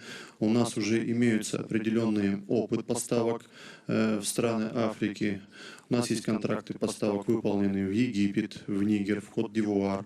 В этом году мы 15 изделий поставили в Тунис, несколько городов в Тунисе, там и наркозно-дыхательная аппаратура, инкубаторы для выхаживания, аппараты искусственной вентиляции легких, надеемся на расширение. Мы готовы предложить решение для первичного звена, что мы в Российской Федерации предлагаем. Госкорпорация у нас обеспечивает поставку и фельдшерских медицинских пунктов, и передвижных медицинских комплексов, которые, я понимаю, что весьма востребованы в ваших странах. И все медицинское оборудование сегодня, конечно же, невозможно без взаимодействия в рамках цифровизации, с учетом развития цифрового здравоохранения. У нас имеются все компетенции в части медицинских информационных систем региональных, в том числе с поднятием до федерального уровня, и также то, что называется телемедицина. Это очень актуально. И вчера мы на круглом столе, посвященном телемедицине, это тоже очень активно, подробно обсуждали. Вчера уже успели встретиться с двумя президентами, это Сьерра-Леоне и Ганы. Сегодня у нас еще Камерун, Кения. Поэтому мы открыты для сотрудничества и с удовольствием, значит, готовы делиться нашими компетенциями. Спасибо. Спасибо большое. Давайте начнем с Института паразитологии и потом университетская клиника. Подведем как бы. Да, вы знаете, вот мы занимаемся возникающими заболеваниями, вирусными в первую очередь. И для нас Африка – это ключевой партнер, потому что понятно, что это то место, где возникает большая часть новых заболеваний. И то, что мы видим, то, что мы наблюдаем в странах с умеренным климатом, это всего лишь пар над тем вот котлом, где идет постоянный обмен генетической информацией между патогенами, возникают новые патогены. Поэтому такое сотрудничество со странами Африки имеет ключевое значение для России и для биологической безопасности нашей страны. Что же мы можем предложить? Это, конечно, развитие телемедицины будет одним из основных драйверов развития здравоохранения в ближайшие годы. Понятно, что она не может полностью заменить традиционную медицину, но может очень сильно снизить затраты, особенно в первичном звене. Мы работали с системами анализа изображений, с использованием нейронных сетей для анализа микрофотографий. И такие работы, наверное, могут иметь спрос именно в странах Африки, потому что у нас в нашей стране все-таки система здравоохранения развитая, она эффективная, и у нас есть достаточное количество врачей. В условиях недостатка врачей такие вот системы анализа изображений, системы принятия решений на основе нейронных сетей, на основе искусственного интеллекта – это, наверное, одно из основных направлений развития взаимодействия между Россией и странами Африки. Спасибо большое. Теперь Симон Маскиплишвили, замдиректора по научной работе университетской клиники МГУ, Российского общества кардиологов. Большое спасибо, Алексей Евгеньевич. Уважаемые коллеги, я хочу сказать, что я очень люблю Африку.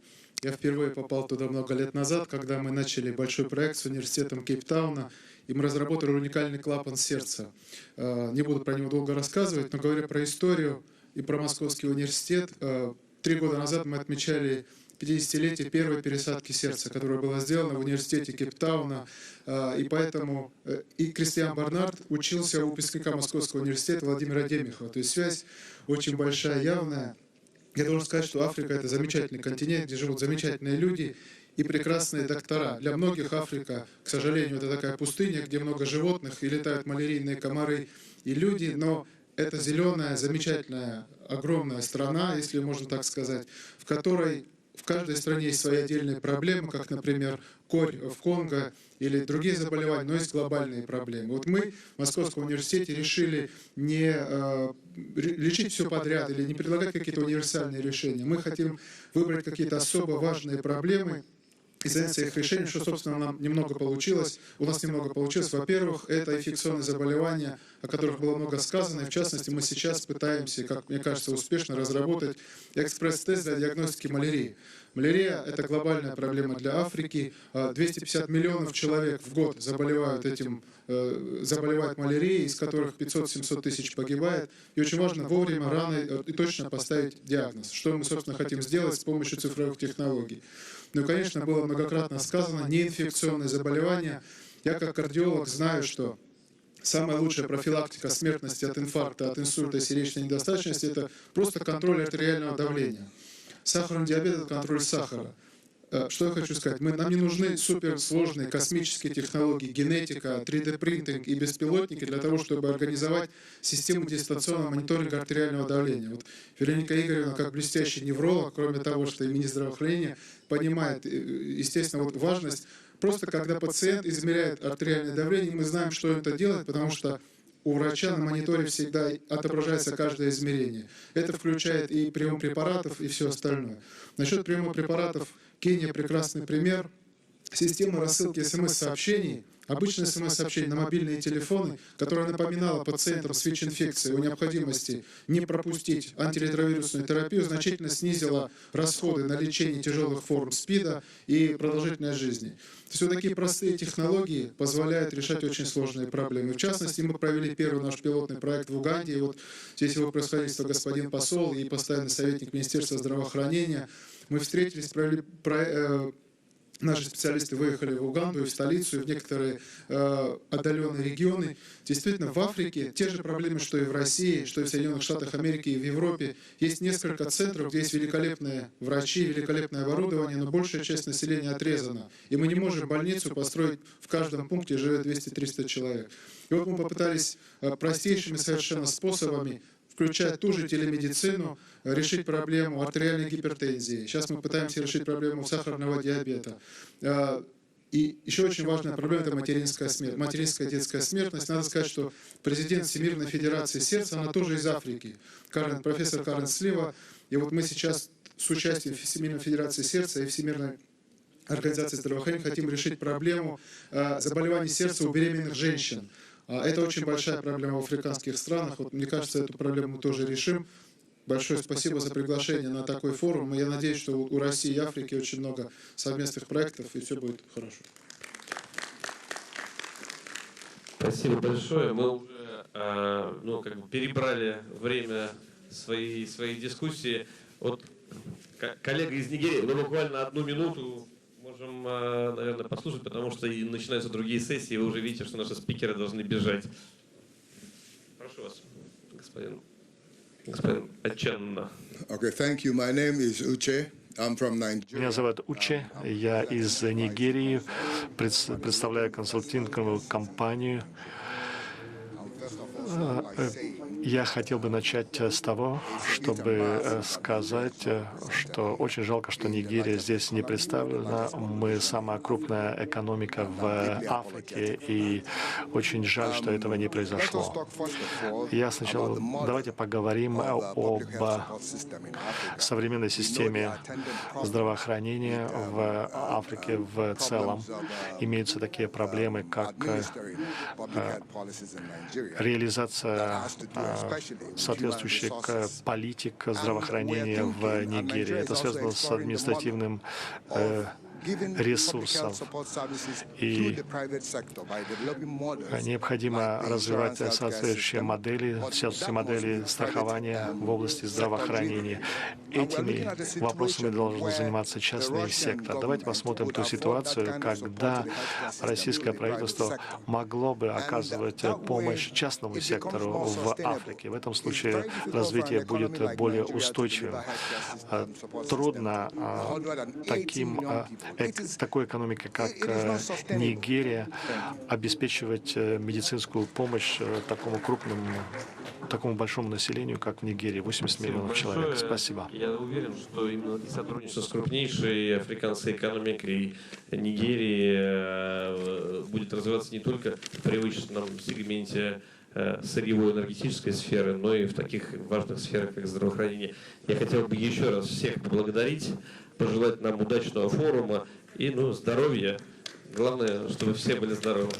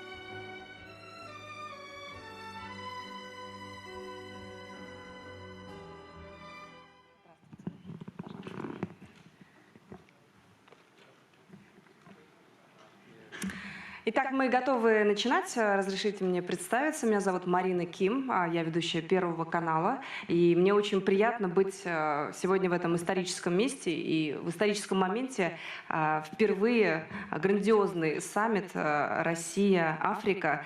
И здесь действительно есть ощущение, что творится история. Для нас, для России, Африка — это не чужой континент.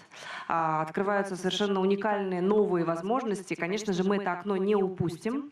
И, ну, что говорить, через 10 лет африканский континент, наверное, по производству, по потреблению, по масштабам будет сопоставим, будет, может быть, вторым Китаем. И сейчас то, что происходит в геополитическом плане, Россия, безусловно, возвращается на этот континент и делает определенные значимые шаги. Вот об этих шагах мы сегодня поговорим. Название нашей сессии «Россия, Африка. Новые форматы сотрудничества. Возможности особых экономических зон» на примере просто знакового флагманского проекта, который называется «Российская промышленная зона в Египте». Наши участники, уважаемые, сегодня мы хотели бы еще раз поблагодарить за то, что они здесь и помогает нам в проведении этого саммита, египетскую сторону, президента Египта. И сегодня мы рады приветствовать министра промышленности Арабской Республики Египет господина Насара, Амр Насар. Можно поаплодировать и поприветствовать. Большое спасибо. Собственно, председатель той самой, как мы называем в России, особой экономической зоны Суэцкого канала, господин Ехия Заки. Большое спасибо. С российской стороны, что называется, воплощением этого проекта занимается генеральный директор компании «Российский экспортный центр». И мы также привлекли, в общем-то, тех людей, кто может в будущем стоять за этим проектом и помогать ему развиваться. Безусловно, такой гигантский масштабный проект требует гигантских инвестиций, поэтому сегодня представитель Афрексимбанка, управляющий директор инициативы по внутриафриканской торговле, и все это очаровательная госпожа Канайо Авани. Приветствуем вас. Алексей Филимонов сегодня с нами, заместитель генерального директора компании, которая потенциально станет резидентом этого проекта. Вот он с нами сегодня и поделится своим опытом и своим взглядом, какую перспективу он видит в этом проекте. И также с нами сегодня, правда, пока в зале, но обязательно дадим слово Михаилу Орлову, председателю Российско-Египетского делового совета.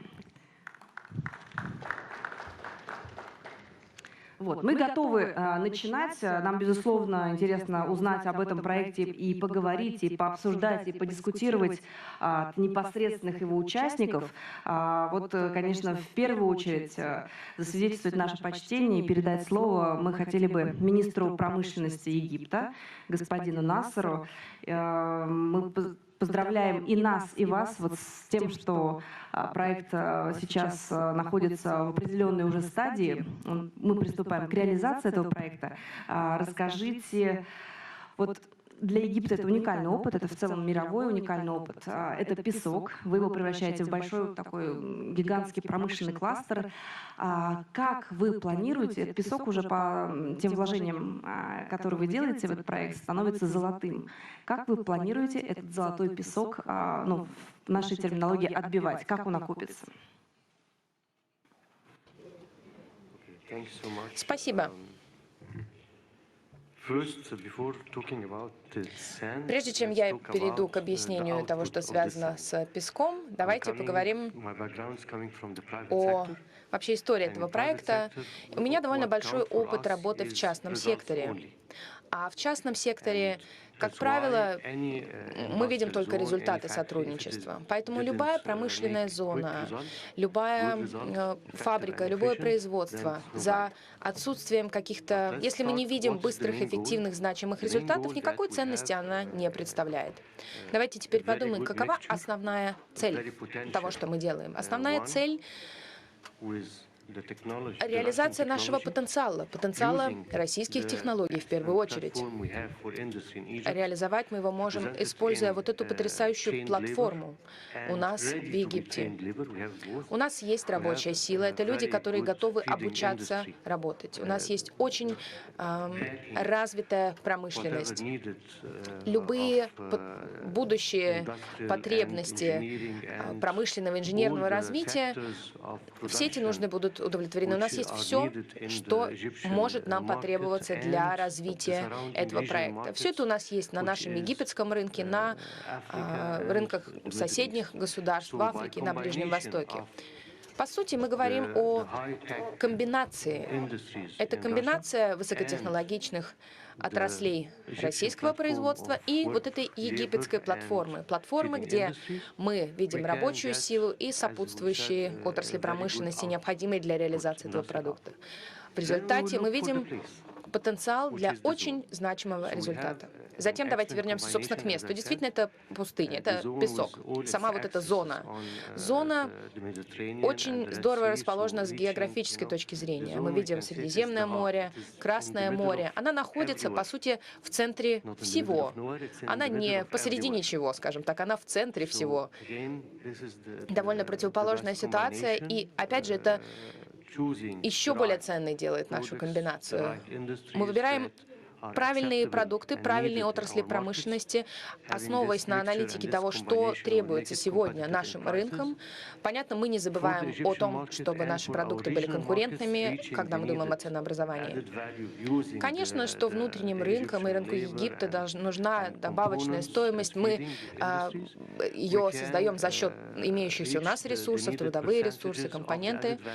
Мы сейчас как раз пытаемся выстроить вот эту систему, которая даст нам необходимые проценты добавочной стоимости, которая сделает этот проект ценным для египетского рынка, для соседних рынков. Ну и, кроме того, все мы знаем, что 2 месяца назад буквально было заключено соглашение о свободной торговле, и моя миссия моих коллег в Российском экспортном центре, уважаемого министра Минпромторга, работать быстрее и быстрее получать эффективные результаты. Я промышленник, и как любой промышленник, мы всегда стремимся начинать работать и быстро получать результаты.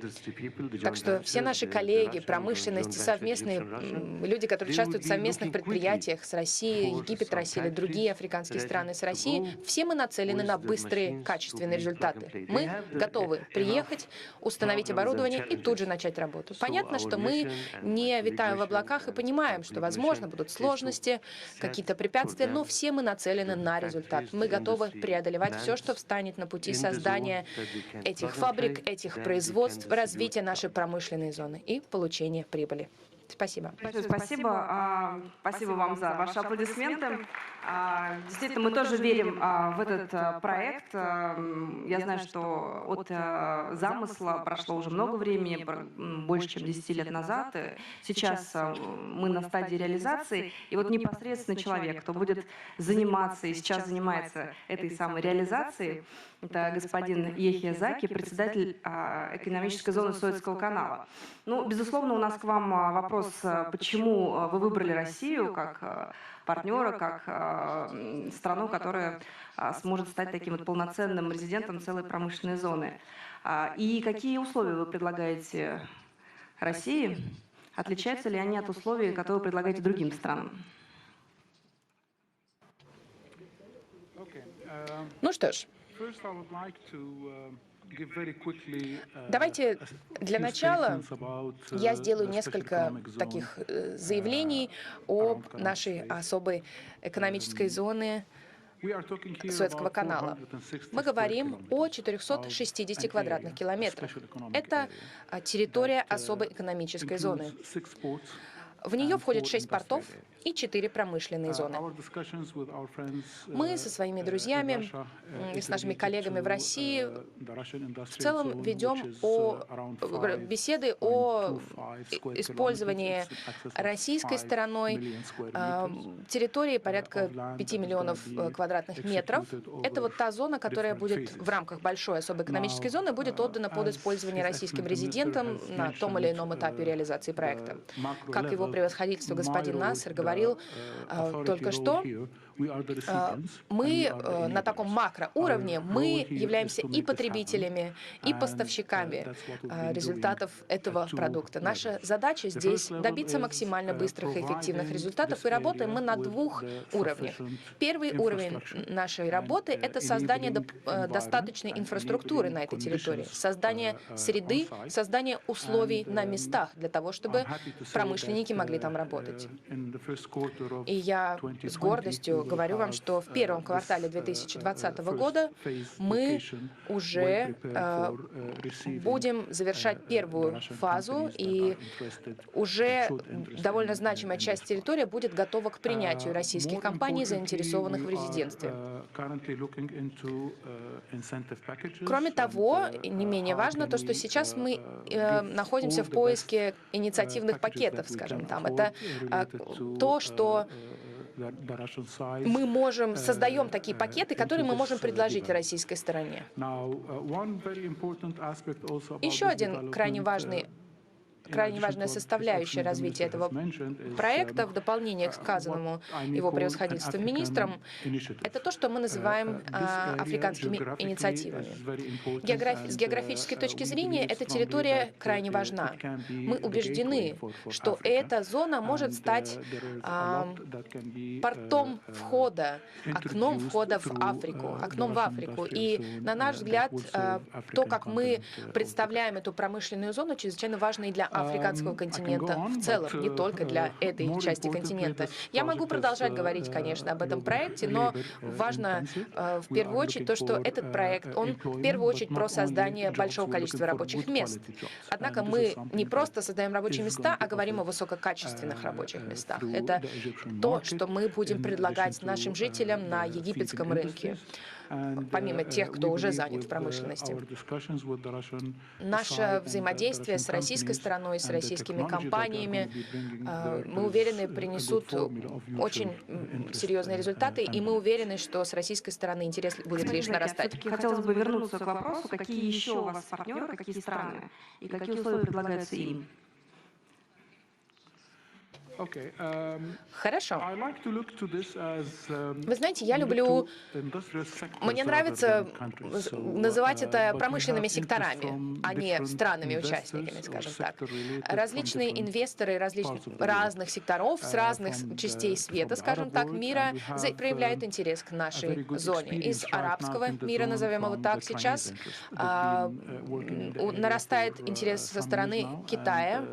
Уже несколько лет мы ведем с ними переговоры, работаем, и были на самом деле выдающиеся примеры истории успеха, назовем их так, о которых мы можем смело сегодня говорить во взаимодействии с Китаем. Так что вот Китай активно присутствует в нашей зоне, они заняли свою первую зону, сейчас мы ведем переговоры о запуске второй зоны. Это такое, знаете, доказательство того, что работа на местах, по сути, ведутся, и есть перспективы развития этой зоны.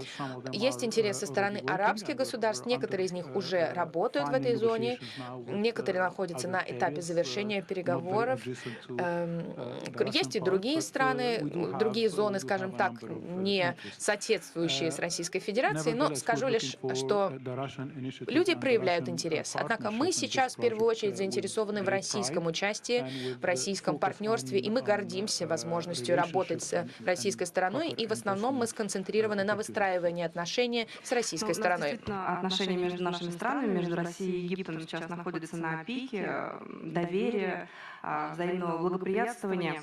Но, как говорится, знаете, такая есть русская поговорка: по знакомству в 2 раза дороже. Вот есть ли какое-то действительно интересное условие для нашей страны? Допустим, я слышала, что существуют льготы для прохождения по Суэцкому каналу. Возможно ли такое, что предложить России? И ведутся ли об этом переговоры?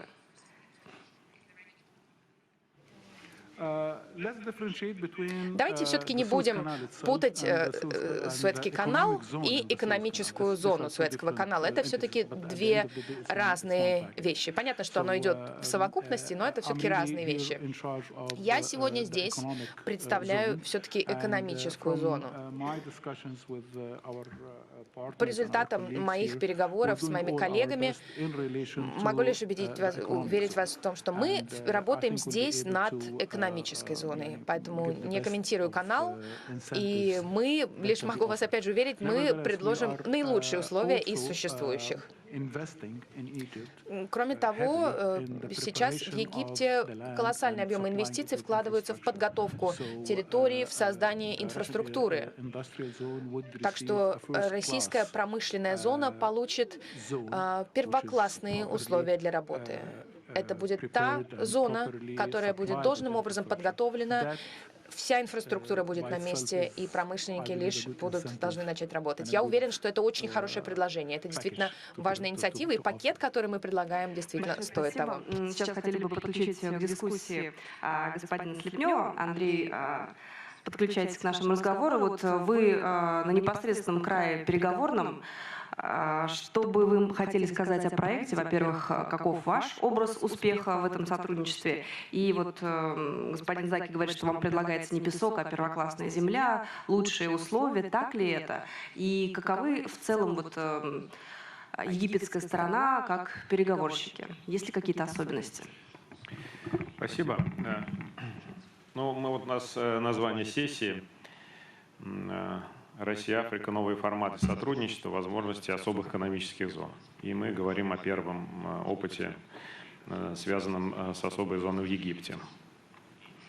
Я бы сначала такой чуть более широкий контекст хотел затронуть, связанный вообще с тем, стимулировать ли национальные предприятия, создавать площадки за рубежом. Еще некоторое время назад это был такой тренд большой, вообще даже не вызывал никаких вопросов. Сегодня мы видим разные вообще отношения в мире к этой теме.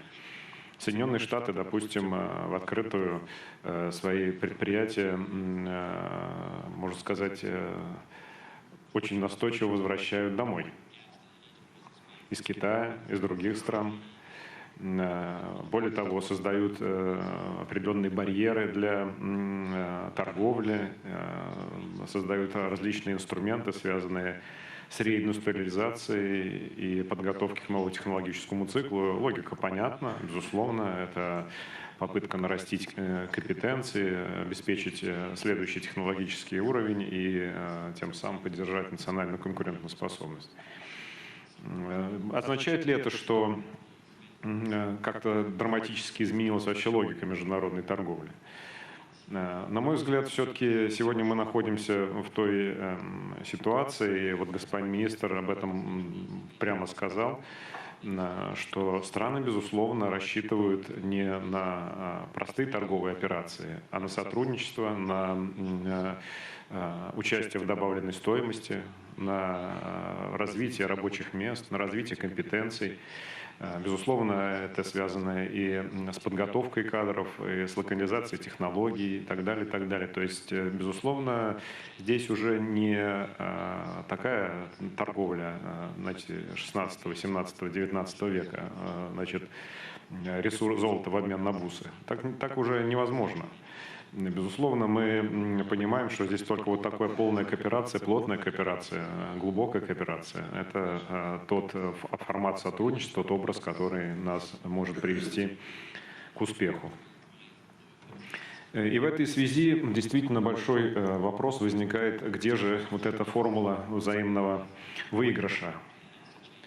Безусловно, можно достаточно легко понять заинтересованность египетской стороны. Очень приятно, что они воспринимают Россию как партнера. Действительно, мы можем привнести определенные технологии, мы можем привнести определенный капитал, содействовать развитию. И все это базируется на очень прочном фундаменте многолетнего сотрудничества и высочайшего уровня политических отношений между нашими странами. Что же касается российской стороны, где эти возможности? Но вот мы в Российском экспортном центре занимаемся всей сферой поддержки нашего бизнеса за рубежом. Это касается и бизнес-контактов, промоушена, и выставок, и финансовых инструментов. И мы видим, конечно, что, наверное, одна из основных проблем, которые наши компании, наверное, сейчас испытывают, это нехватка информации, нехватка опыта, нехватка уверенности для того, чтобы выходить на новые рынки, и в частности на рынок Африки и Ближнего Востока. Безусловно, единственный способ научиться плавать – это, наконец, нырнуть в бассейн, желательно с хорошим тренером. Желательно с водой, с хорошим тренером. Вот я думаю, наверное, в данном случае мы именно и претендуем на роль того, чтобы российские экспортные центры, опытные российские компании могли быть такими наставниками на этом пути. И очень важно, чтобы была действительно комьюнити. И наши египетские партнеры также готовы подсказывать и нам помогать в этом деле. Но российские компании должны сделать этот шаг, должны войти в регион. Наша задача — создать удобную площадку для этого, чтобы минимизировать риски, чтобы предоставить государственную поддержку, чтобы предоставить весь необходимый контур и технический, и политический для их работы. Второй момент – войти зачем? Для того, чтобы использовать перспективы. Видим ли мы перспективы для российских компаний в Африке? Наверное, на этот вопрос нам тоже дать ответ. Сейчас все говорят о турбулентности, о том, что мировая торговля растет медленнее и медленнее. Вот опять вот ТО недавно пересмотрела цифры этого года и прогноз на следующий год.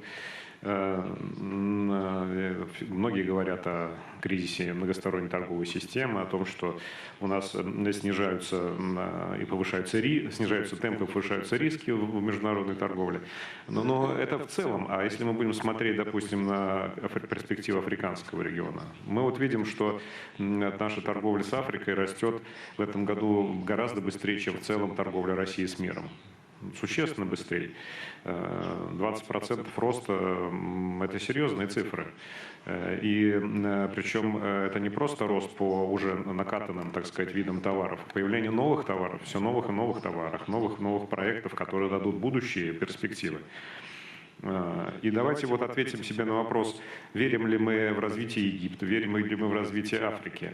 Но я могу сказать, такая уверенность, она, значит, верю ли я в развитие той или иной страны там, или вот бизнеса. Ну, прежде всего, сама страна-то, что она делает для этого? Верит ли она в свое собственное развитие? Вот мы были в этой зоне, о которой мы сегодня говорим, не так давно наша делегация. Огромные инвестиции. Просто это колоссальные такие, знаете, колоссальные работы, сопоставимые, я не знаю, мне почему-то они напоминают создание пирамид много тысяч лет назад. Это формирование огромной инфраструктуры, это огромные вложения, это подготовка огромных территорий, это тоннели, это, ну, вообще-то просто обустройство огромных масштабов. И, безусловно, это вложения, и вложения, между прочим, это лучшее доказательство для бизнеса серьезности намерений. Можно говорить сколько угодно, но когда вкладываются деньги, в том числе в тот участок, который предлагается России, это серьезный аргумент, серьезный аргумент.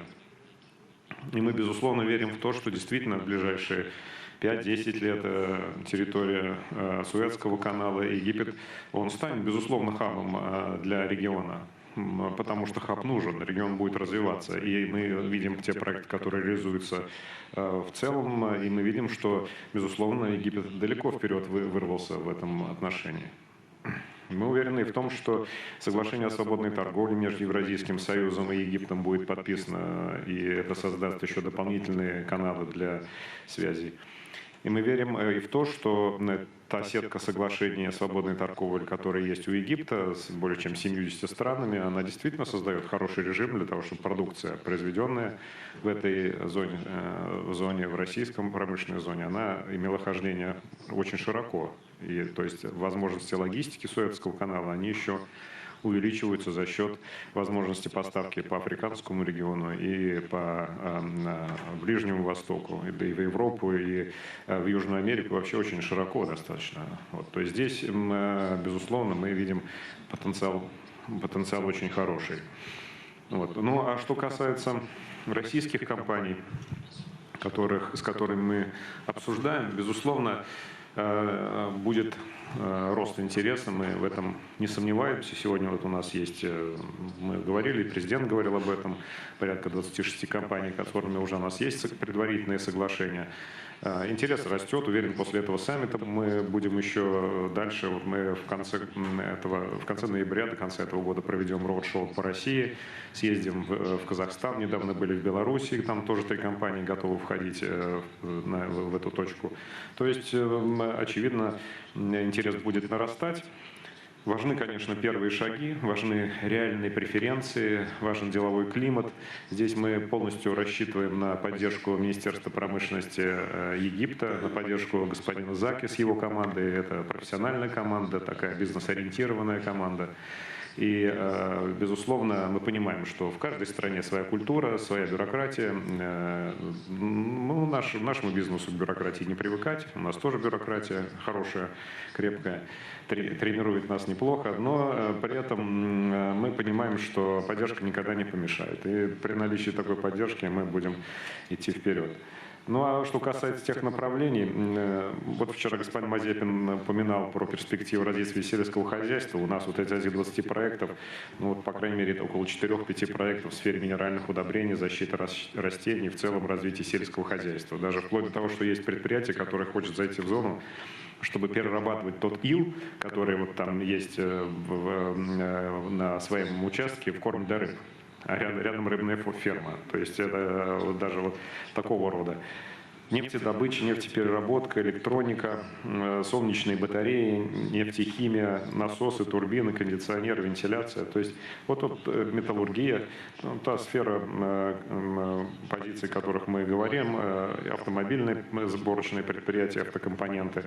Мы верим в развитие региона, мы верим в развитие Египта и считаем, что наша вера, она, так сказать, обоснована. Поэтому те, кто разделяет эту уверенность, я думаю, они придут и поддержат развитие этого проекта. Большое спасибо, очень убедительно прозвучало. Сейчас мы обязательно еще вернемся к вопросу о 25 компаниях, которые могут быть потенциальными резидентами промышленной зоны. Одна из компаний здесь присутствует. Алексею Филиппову дадим слово, но пока давайте уважим наших гостей из Африки. Мне приятно представить госпожу Канаю Авани, управляющую директора Афрексимбанк, возглавляет эта прекрасная женщина. Мы вот говорим, все больше и больше узнаем об этом проекте, и кроме масштабов, которые, безусловно, требуют также и масштабных вложений, мы видим, что очень серьезные партнеры в этом проекте. Упоминался Китай, есть Россия. То есть так со стороны есть ощущение, что риски снижены, проект уже идет, и отреагирует ли Афрексимбанк дешевыми ставками на то, что проект большой, масштабный и риски минимальные? Большое спасибо. Во-первых, хочу поблагодарить организаторов за приглашение выступить на этом заседании.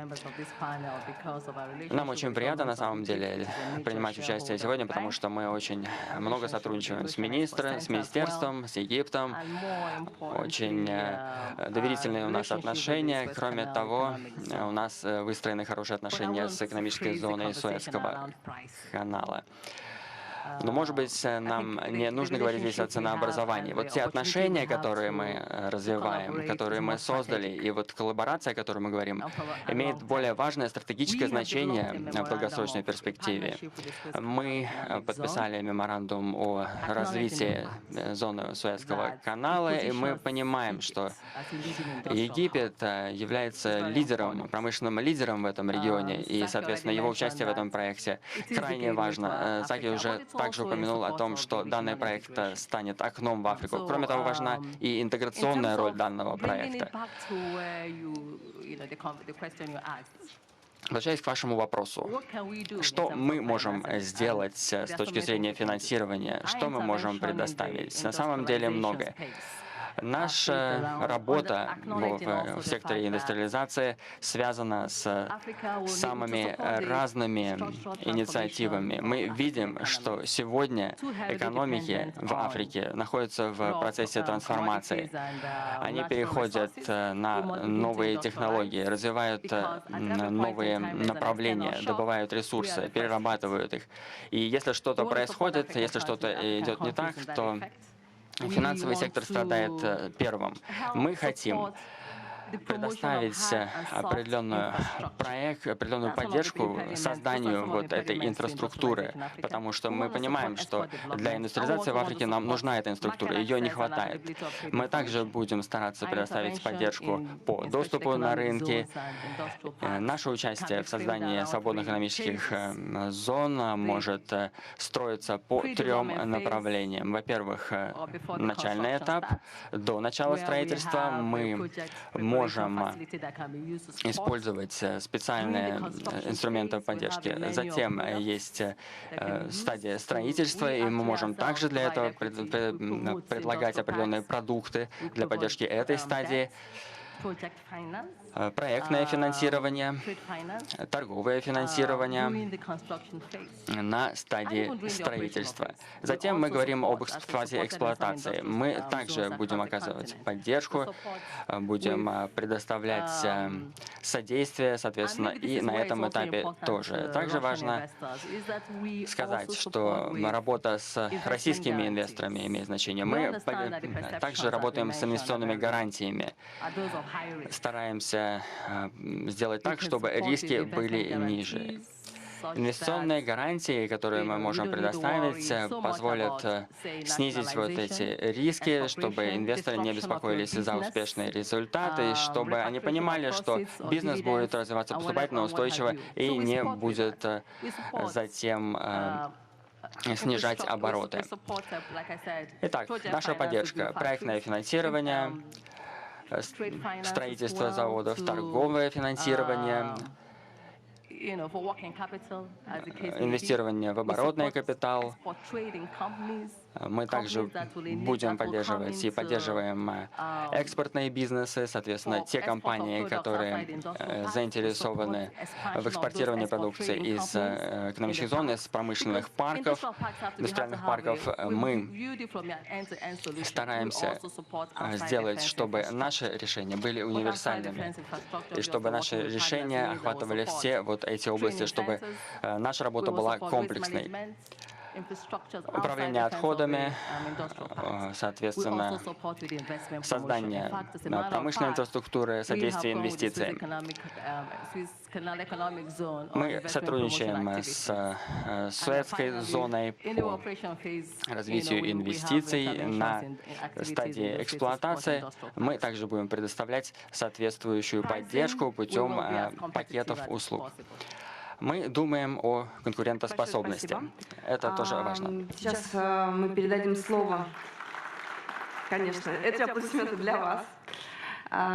Хотелось бы все-таки поговорить с теми, кто отважится быть резидентом этой промышленной зоны, вести бизнес с египетской стороной, поучаствовать в этом масштабном проекте. Приятно мне представить Алексея Филимонова. Это компания Zeta.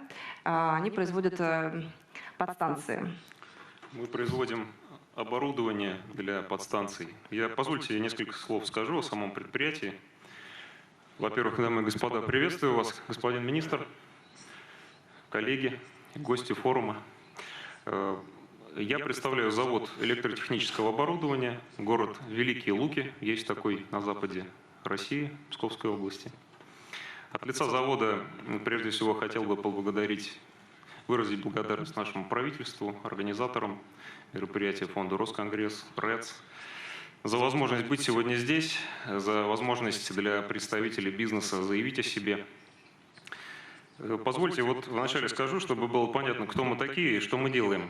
Несколько слов о заводе. Завод был основан в 1959 году и специализируется на производстве высоковольтного оборудования для объектов генерации и распределения электроэнергии. Ну, прежде всего, это подстанции и линии электропередач.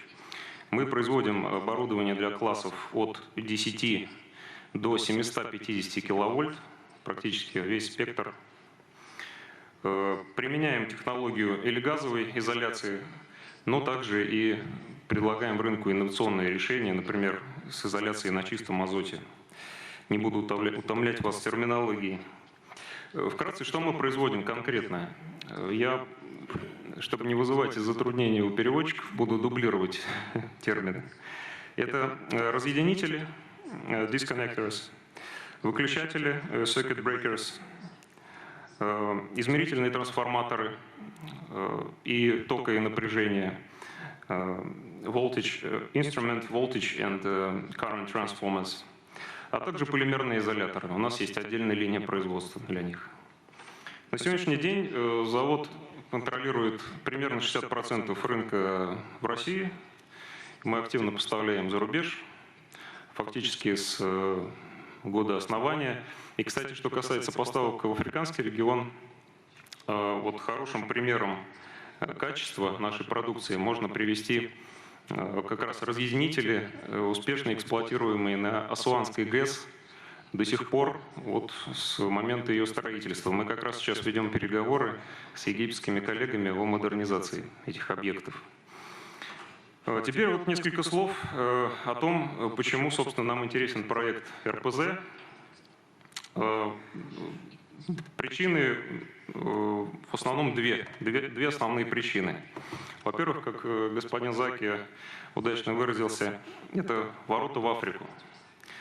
Африка, безусловно, является на сегодняшний день уникальным по потенциалу развития регионом. И мы понимаем, что развитие производства, инфраструктуры, безусловно, требует развития системы энергообеспечения. Причем как генерации, так и распределения. А где распределение, там мы. Кроме того, наше оборудование практически не требует адаптации для рынка африканского региона. Я имею в виду то, что почти на всей территории Африки применяется так называемый европейский стандарт энергосистемы. Это номинальная частота 50 Гц. И очень схожие с российскими классы напряжения на сети, то есть на распределении сети. В некоторых странах они фактически идентичны российским, то есть нам адаптация не требуется в этом смысле.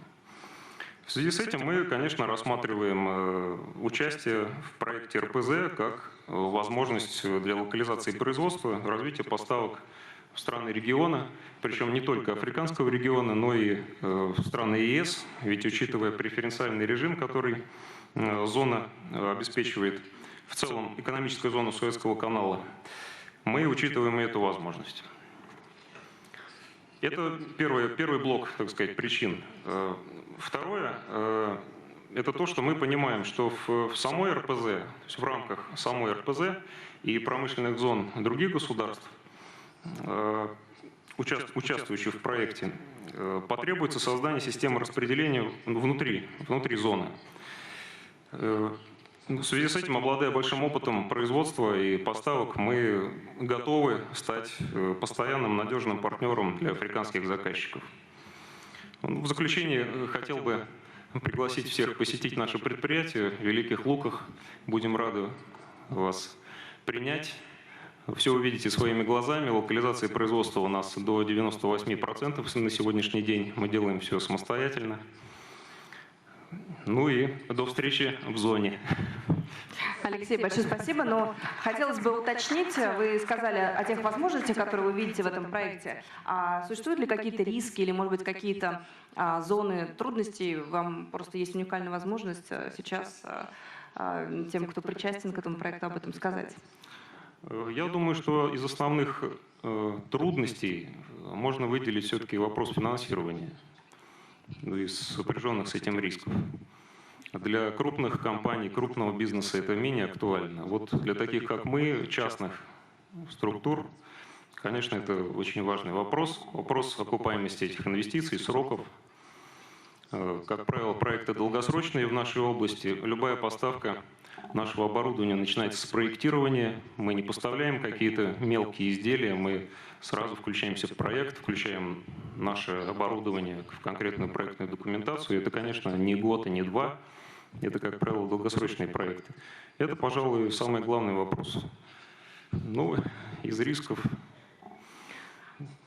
трудно выделить какие-то специфические риски. Мы как раз можем финансовый вопрос переадресовать господину Слепневу и Афрексимбанку. Может, чем можно помочь таким вот потенциальным резидентам, которые бы и хотели бы участвовать, но действительно это серьезный момент. Андрей, спасибо за вопрос. Очень хорошо, что он прозвучал. Могу сказать, что у нас, поскольку в группу Российского экспортного центра входит ЭКСАР, экспортное страховое агентство, и Росэксимбанк, у нас уже существуют продукты по финансированию проектов российских компаний за рубежом. Это касается и страхования кредитов, выданных банками, это касается и самостоятельного кредитования по линии Росэксимбанка.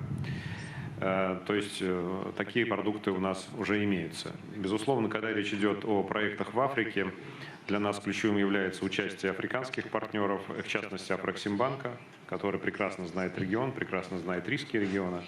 И, безусловно, вот такая коллаборация, она у нас уже сегодня выразилась в конкретных сделках, конкретных проектах, которые мы совместно реализуем.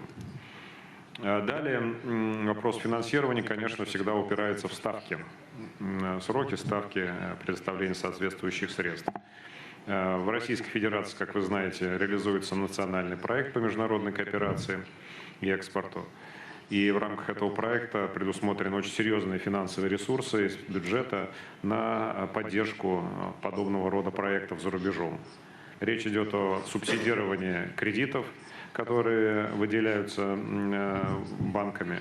Таким образом, ставка кредитования, которую мы можем в итоге предложить нашим экспортерам, нашим предприятиям, она абсолютно конкурентоспособная. Если в валюте это фактически либор плюс 1,5, если в рублях это тоже очень доступные ставки. То есть здесь мы понимаем, что предложение весьма конкурентоспособное.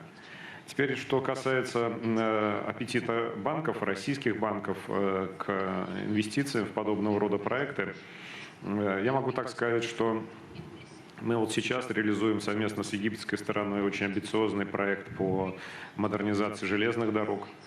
И российские банки охотно идут.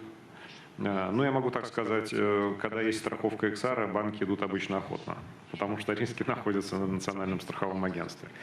Так что инструменты для этого существуют, и, конечно, мы со своей стороны в первую очередь будем поддерживать проекты, которые реализуются в зоне. Мы их прекрасно понимаем, знаем. Более того, наша управляющая компания будет непосредственно ежедневно общаться с предприятиями, то есть здесь, как говорится, мы будем полностью информированы. Так что, я думаю, все возможности, финансовые возможности российского экспортного центра, они будут, конечно, привлечены для содействия подобного рода проектам. Алексей, 1,5 берем ставку или еще Афрексимбанка попросим? Ну, это более чем оптимистично. Берем, конечно. Ну, все-таки хотелось бы, чтобы Афрексимбанк тоже что-то предложил. Да, конечно.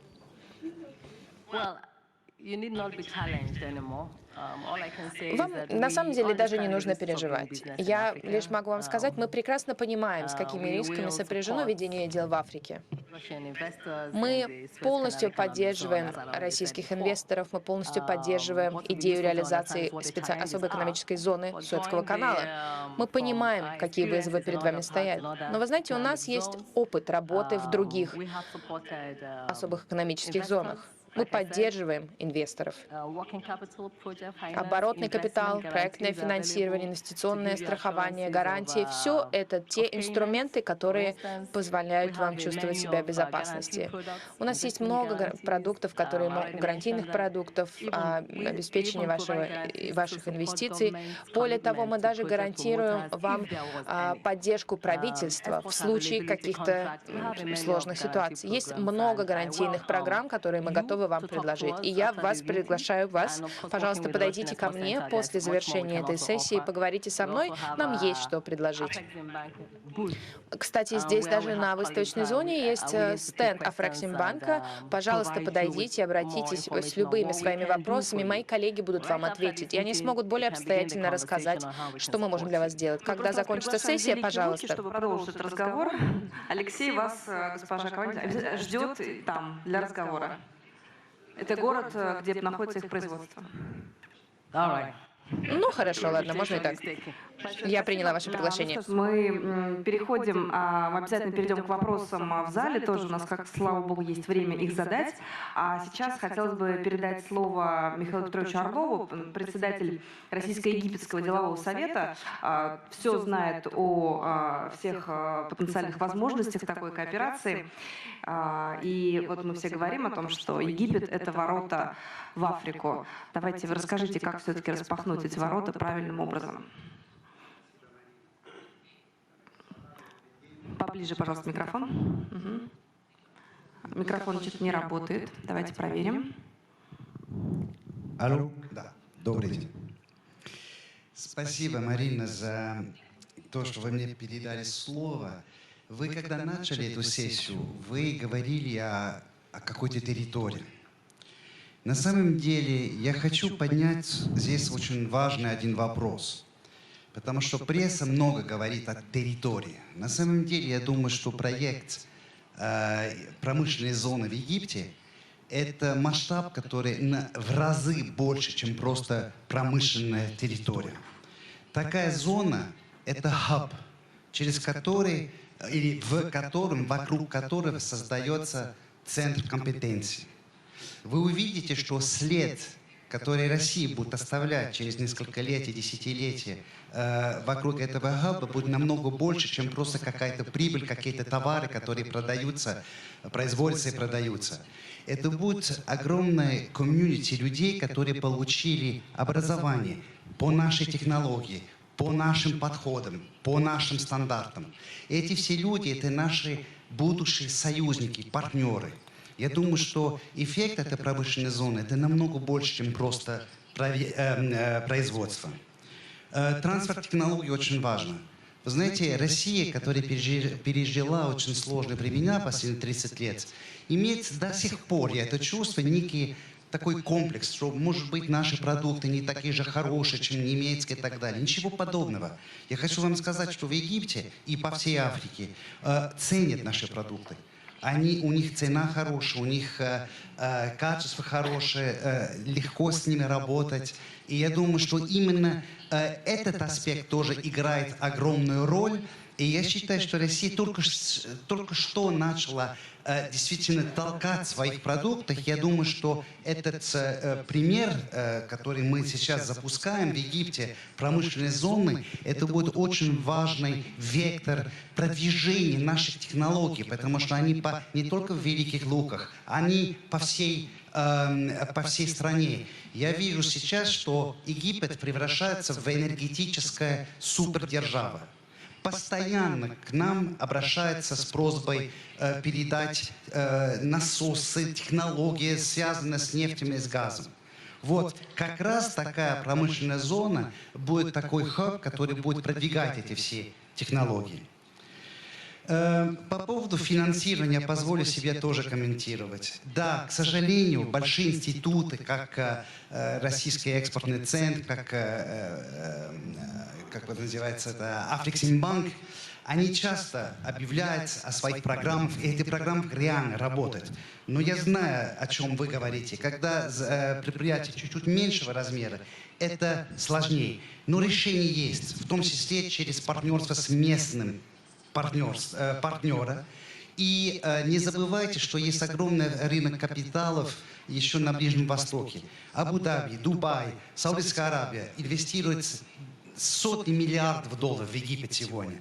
Поэтому если у вас хорошие, проверенные технологии и так далее, есть возможность там софинансироваться. Вы знаете, здесь две темы. Да, это промышленная зона, а это Африка. Я сам, кроме того, что являюсь председателем делового совета Россия-Египет, Я много в Африке работаю. У меня предприятие в Замбии, я сделал большой проект в Эфиопии, ездил по всему Саб-Сахарной Африке. Там колоссальный потенциал, и я думаю, что этот прецедент, который вы сейчас создаете в Египте, можно и надо будет тиражировать по всему континенту. Вы знаете, вы правильно говорили, что одна из самых главных проблем и в Египте, и по всей Африке – это отсутствие информации. Ее просто нет. Это очень тяжело вытащить эту информацию системно. И поэтому я думаю, что и в Египте, в этой зоне, и во всех зонах, которые вы будете потом тиражировать по всему африканскому континенту, я думаю, что именно такой информационный хаб будет очень важный элемент успеха того, что делается, потому что, естественно, потенциал большой. И последнее. Почему особенно важно, чтобы мы начали этот новый тренд, эти промышленных зон в Египте? Потому что, как господин Степнев сказал, Египет — это страна достаточно уникальная в мире, которая имеет очень много торговых договоренностей с целыми зонами, с огромным количеством стран. Но Египет — это это страна, извините, которая приняла стратегическое решение стать лидером или одним из лидеров развития африканского континента. Есть такая организация в Египте, Эксполинк. Это на самом деле ваш визави, это Ассоциация экспортеров Египта. Это огромная организация, которая делает очень хорошую работу сейчас по созданию платформ по всему континенту. И я думаю, что для нас, для российского бизнеса, просто сотрудничество, я с ними работаю постоянно, сотрудничество с ними, это нам тоже открывает горизонты, контакты и так далее. Есть в Египте один из самых крупных банков, банк Миср, представитель, который здесь сидит на третьем ряду. Они открывают полноценные банки в разных африканских странах. Пока у нас нет своих банков, мы можем с ними работать. То есть я думаю, что партнерство с Египтом, и именно это первая промышленная зона в Египте, это налаживание отношений не только с рынком, а с партнером, с которым мы можем очень много делать по всему африканскому континенту. Спасибо за внимание. Спасибо большое за ваш развернутый комментарий, очень интересно. Мы как раз, наверное, оттолкнемся от вашего тезиса о том, что эти зоны хорошо будет в дальнейшем тиражировать по африканскому континенту. И у нас есть представитель Демократической Республики Конго, министр промышленности господин Жюльен Палуку. Давайте, пожалуйста, передадим ему микрофон, и он возьмет слово.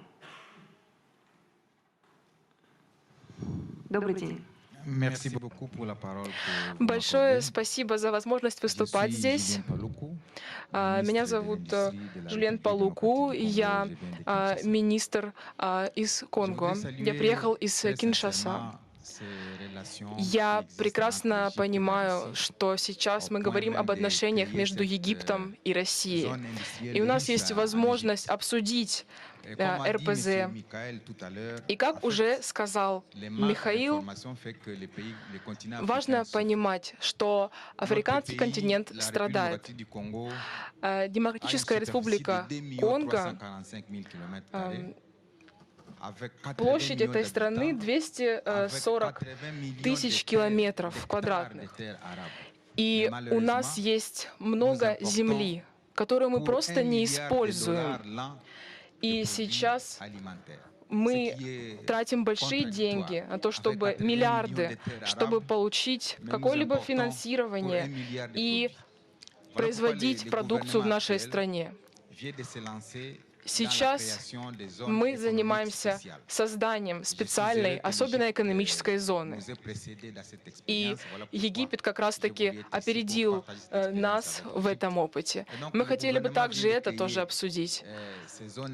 Эта особая экономическая зона может помочь нам.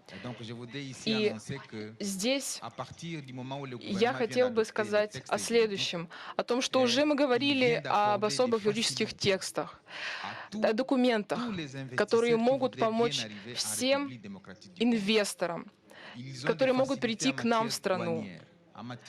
То есть речь идет о налогах. также и о других аспектах. Мы таким образом сможем стать тоже особой экономической зоной. И речь идет о 20 годах, то есть в ближайшие 20 лет. Если мы все будем делать в таком направлении, то сейчас у нас есть освобождение от налогов, которое будет на 10 лет. И сейчас наша Демократическая Республика Конго предлагает различные возможности. И вот первый раз мы сейчас наблюдаем, как наш президент жив, поскольку каждый президент был до этого убит. И сейчас мы живем в мире. Все происходит вполне хорошо, все спокойно. И наша власть помогает нам. Поэтому мы хотим, чтобы к нам приходили инвесторы, потому что мы хотим помочь тоже. У нас нет ни войны, нет конфликтов. Мы готовы к сотрудничеству, и это огромная возможность. И я воспользуюсь этой возможностью и скажу о том, что мы создаем новую экономическую зону в Киншаса. И мы ждем вас всех, кто присутствует здесь сегодня. Приезжайте к нам, и вы не будете платить никаких налогов в нашей стране. Добро пожаловать в Демократическую Республику Конго. Нашим коллегам из Демократической Республики Конго мы желаем здравствовать вашему руководству и желаем процветания экономического для того, чтобы вы могли реализовывать проекты с нашей страной, с Россией. Будем вам очень благодарны за сотрудничество. И, наверное, мы можем перейти к небольшому подведению итогов. Мы передали бы слово египетской стороне для того, чтобы это сделать. Пожалуйста, господин Наср. Большое спасибо. Я бы хотел обратить внимание на такой аспект по российско-египетскому сотрудничеству и промышленных зон. Давайте посмотрим. Если мы хотим сформировать, создать крупную промышленную компанию, предприятие, что нужно сделать сначала? Во-первых, вы стараетесь найти партнера, вы стараетесь определить продукт, который будете производить.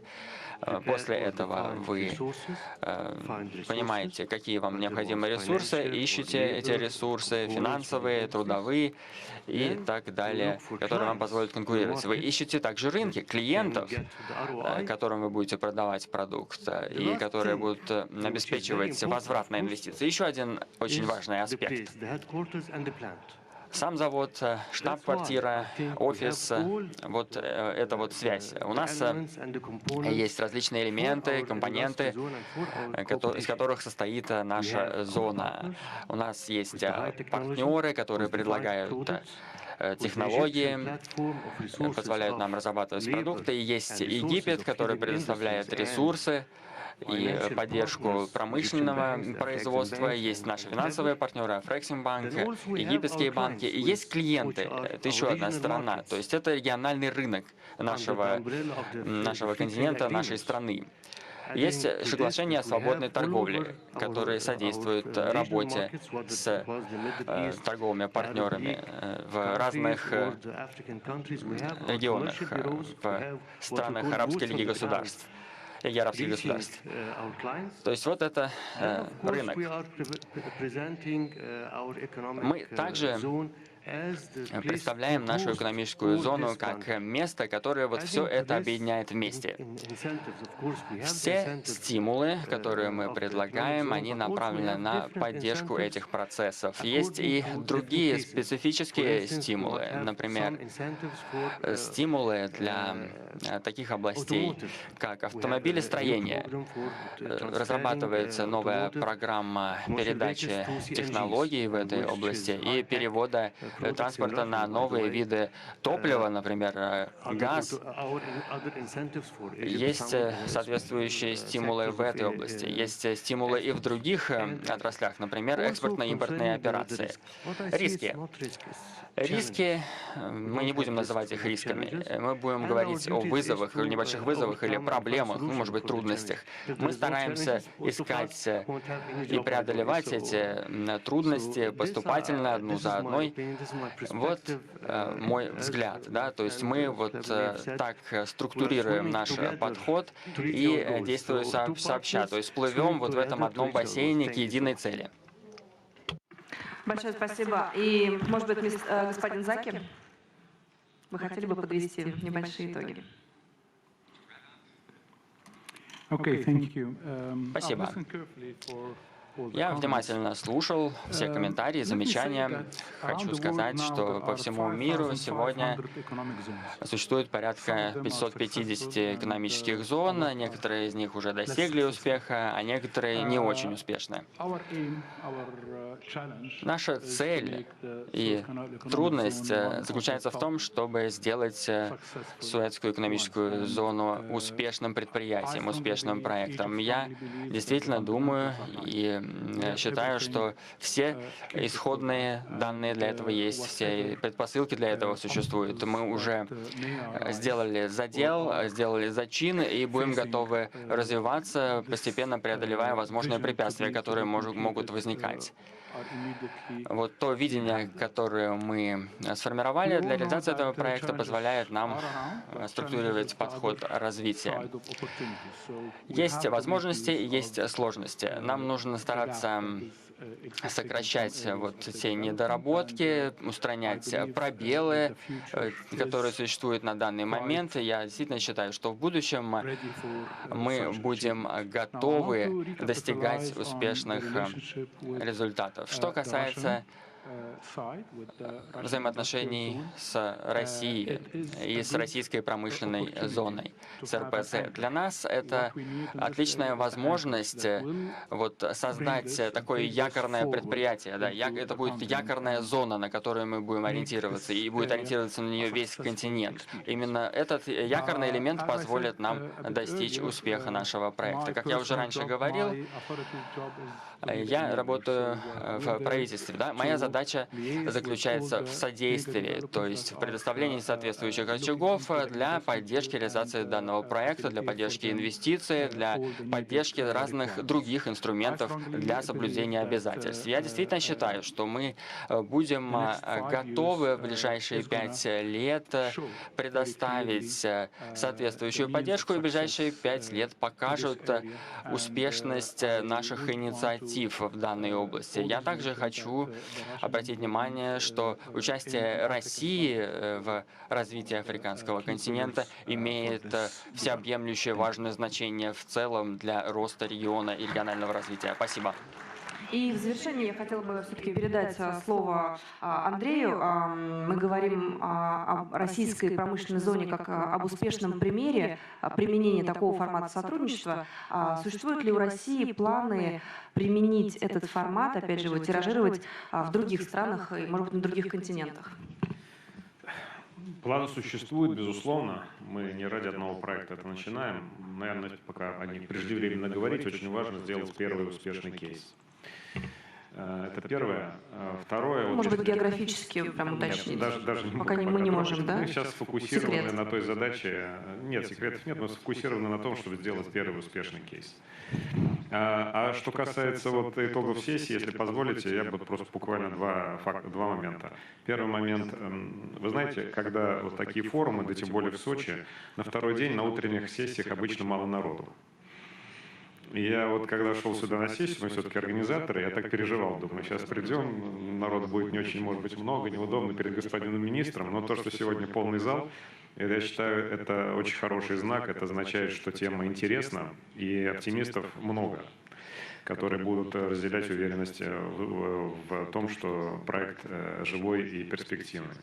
И второе, что я хотел бы сказать, это от имени нашего центра, от имени министра Мантурова, мы вчера с ним об эту тему говорили, от имени российского правительства поблагодарить господина Насара, господина Заки, в целом египетскую сторону за поддержку, за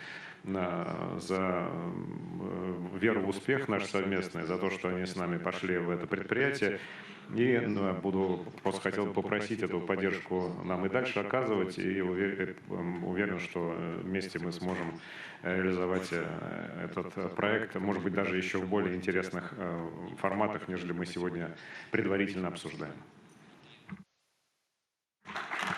Большое спасибо. Если нет вопросов в зале, и мы подвели итог... у нас есть буквально один вопрос, у нас чуть-чуть есть времени. Если можно, мы тогда позволим задать этот вопрос. Есть ли у нас микрофон?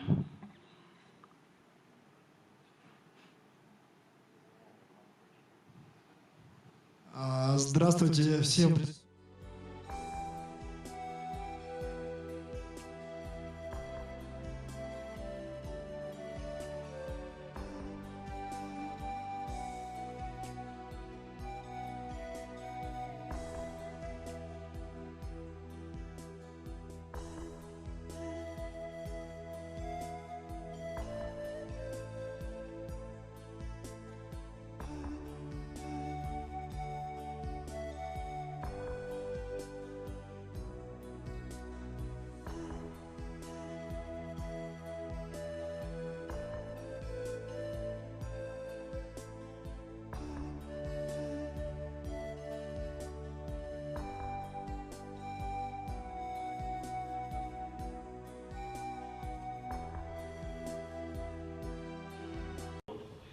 Прежде будут обеспечивать высокое качество услуг. Учитывая тот факт, что в Европе действуют отрицательные ставки, единственный надежный рынок, на котором могут заработать европейские банки, это финансовый рынок США.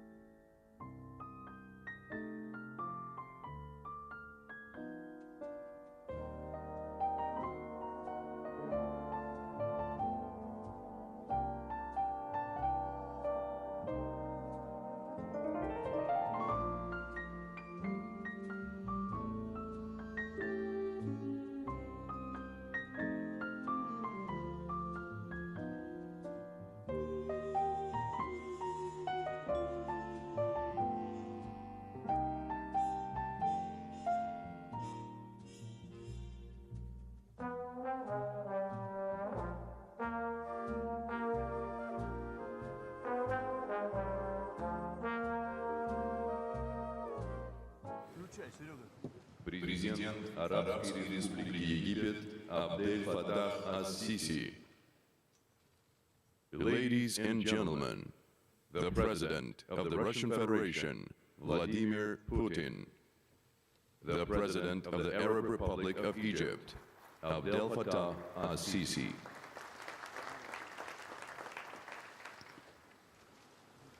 Уважаемые дамы и господа, начинается церемония подписания документов. Министр иностранных дел Российской Федерации Сергей Викторович Лавров и председатель Комиссии Африканского Союза Муса Факи Мохаммад подписывают меморандум о взаимопонимании между правительством Российской Федерации и Африканским Союзом об основах взаимоотношений и сотрудничестве. The signing ceremony begins. Minister of Foreign Affairs of the Russian Federation, Sergei Lavrov, and Chair of the African Union Commission, Moussa Faki Mahamat, are signing Memorandum of Understanding between the government of the Russian Federation and the African Union on the basic principles of mutual relations and cooperation. Mesdames et Messieurs, la cérémonie de la signature des documents commence. Le ministre des Affaires étrangères de la Fédération de Russie, Sergei Lavrov, et le président de la Commission de l'Union africaine, Moussa Faki Mahamat, signent le mémorandum d'accord entre le gouvernement de la Fédération de Russie et l'Union africaine sur le principe fondamental de relations mutuelles et de coopération.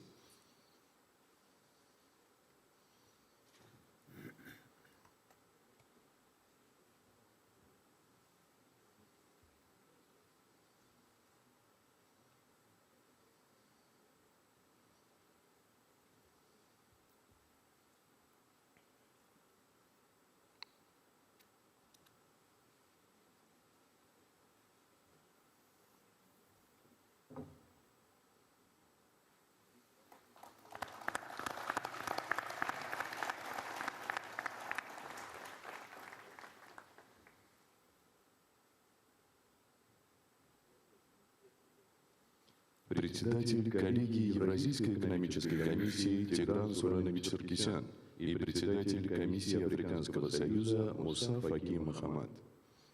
President of the Board of the Eurasian Economic Commission Tigran Sargsyan and Chair of the African Union Commission Moussa Faki Mahamat are signing Memorandum of Understanding between the Eurasian Economic Commission and the African Union on economic cooperation. Le président du cabinet de la Commission économique eurasiatique Tigran Sarkisyan et le président de la Commission de l'Union africaine Moussa Faki Mahamat signé le mémorandum d'accord entre la Commission économique eurasiatique et l'Union africaine sur la coopération économique.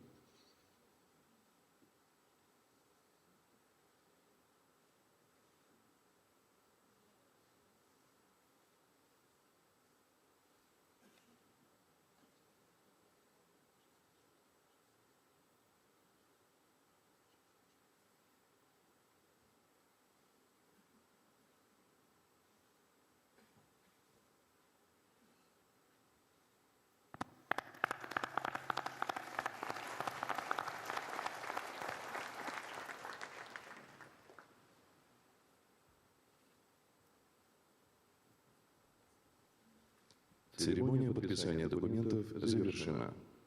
The signing ceremony is over. La cérémonie de la signature est terminée. Уважаемый господин президент Сиси, дамы и господа, завершился первый саммит Россия-Африка. Подводя итоги 2 дней его работы, можно сразу сказать, что это событие действительно открыло новую страницу в отношениях России с государствами африканского континента. Встреча была деловой, но что в то же время очень дружеской, если не сказать душевной, что создало особую атмосферу наших дискуссий. В Сочи приехали делегации всех, без исключения, стран Африки. Более 40 государств представлены на уровне первых лиц. Саммит предварял представительный экономический форум. Проведено множество многосторонних и двухсторонних контактов на высшем, да, и на многих других уровнях, на деловом уровне самое главное. Результаты совместной работы отражены в итоговой декларации. В этом документе поставлены цели и задачи по дальнейшему развитию российско-африканского сотрудничества во всех его измерениях. В политике и безопасности, в экономике и в научно-технической, культурно-гуманитарной сферах. Чтобы придать регулярный, системный характер взаимодействию между нашими государствами, по предложению наших африканских друзей, на саммите принято решение о создании нового диалогового механизма, форума партнерства Россия-Африка. В его рамках раз в 3 года будут проходить встречи на высшем уровне попеременно в нашей стране и в одном из государств Африки. Имеется в виду предусмотреть и ежегодные консультации глав внешнеполитических ведомств России и тройки африканских государств действующего, предыдущего и будущего председателей Африканского союза. В основе отношений России и африканских государств многолетние традиции дружбы и солидарности. Их истоки в поддержке борьбы народов Африки против колониализма, расизма и апартеида, в защите их независимости и суверенитета, становления государственности, формирования основ национальной экономики, создания боеспособных национальных вооруженных сил. Нашими специалистами построены важные объекты инфраструктуры, гидроэлектростанции, дороги, промышленные предприятия. Тысячи африканцев получили качественное профессиональное образование в нашей стране. Сегодня развитие и упрочение взаимовыгодных связей с государствами Африки в числе приоритетов российской внешней политики. Мы конструктивно взаимодействуем в ООН и ее региональных отраслевых структурах.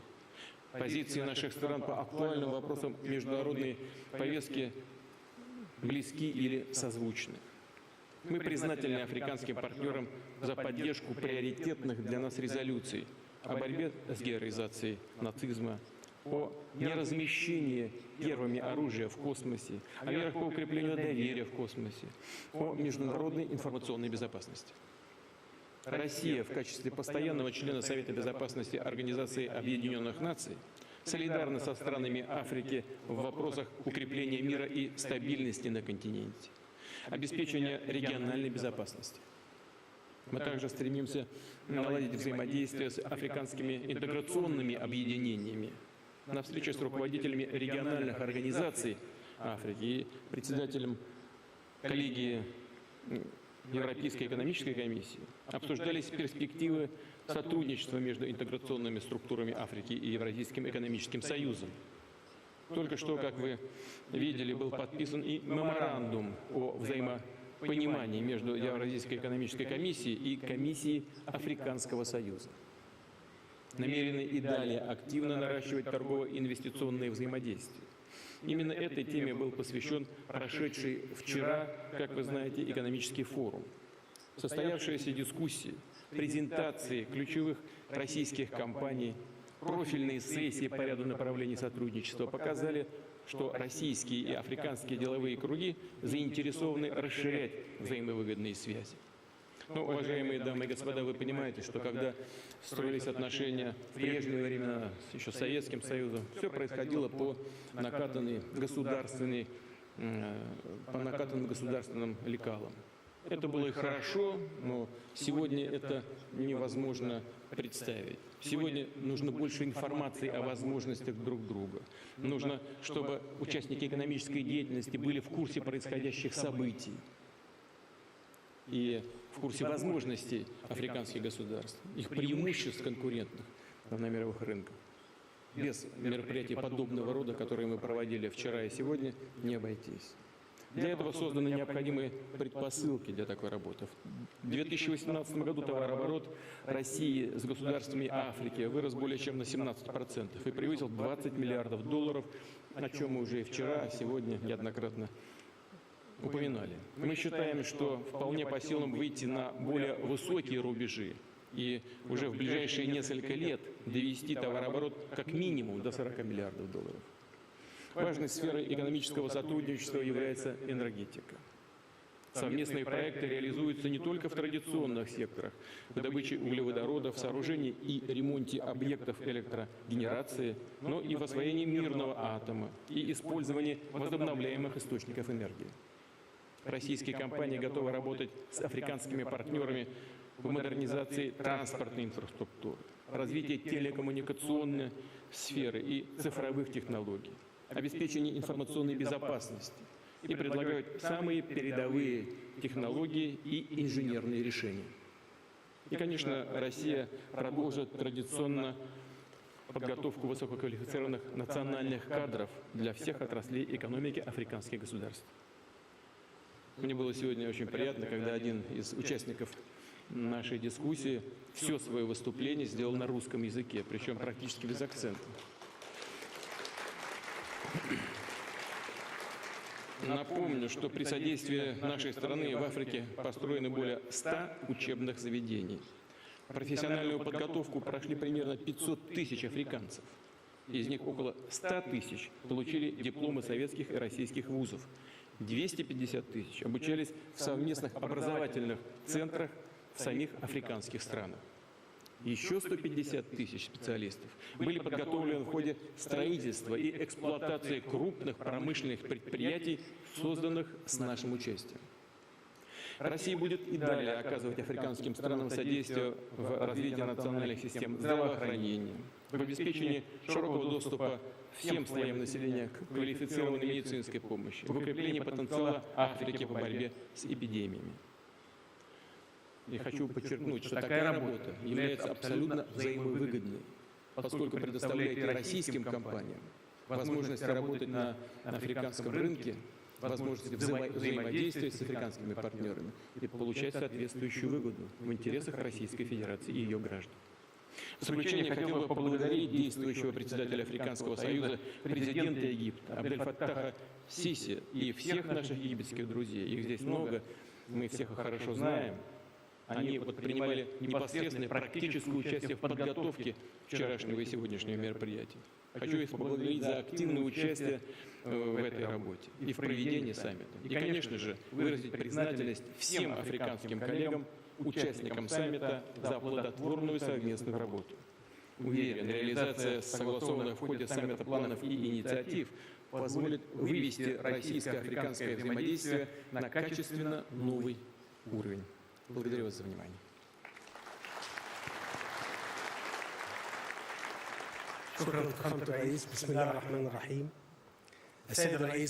Спасибо, господин президент.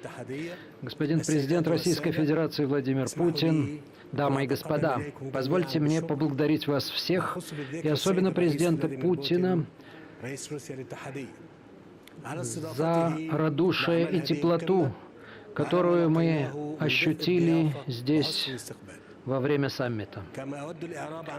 Я высоко ценю те усилия, которые были приложены для обеспечения его успеха, тот дух сотрудничества, который проявили руководители африканских стран и главы делегации Африканского союза, участвовавших в этом саммите, что помогло нам выработать такое заключительное коммюнике, которое отражает наши общие, российские и африканские, приоритеты и закрепляет подход обеих сторон ко многим международным вопросам и прежде всего вопросам мира и безопасности, устойчивого развития в соответствии с концепцией Африканского союза 2063 и целями устойчивого развития 2030. Российско-африканский саммит был призван зафиксировать все более высокий уровень отношений сотрудничества между сторонами, политическую волю участников и их желание укреплять отношения во всех сферах, что способствует достижению наших целей – мира, стабильности и устойчивого развития. Российско-африканский экономический форум, состоявшийся вчера, стал успехом всех его участников, поскольку способствовал росту взаимодействия между различными экономическими партнерами. В нем участвовали представители элиты российского и африканского бизнеса. Он был сосредоточен на приоритетных для африканского континента вопросах. прежде всего инфраструктуре, промышленности, сельском хозяйстве, здравоохранении, энергетике, реализации современных технологий. Это было достигнуто в ходе обсуждения 3 ключевых тем форума: путей развития экономических отношений, поощрения совместных проектов и сотрудничества в гуманитарной и социальной сферах. Форум предоставил трибуну для прямого диалога между представителями государственного и частного секторов разных стран, что придало новое измерение российско-африканским отношениям, поскольку способствовало привлечению российского бизнеса в основные сектора экономики африканских стран.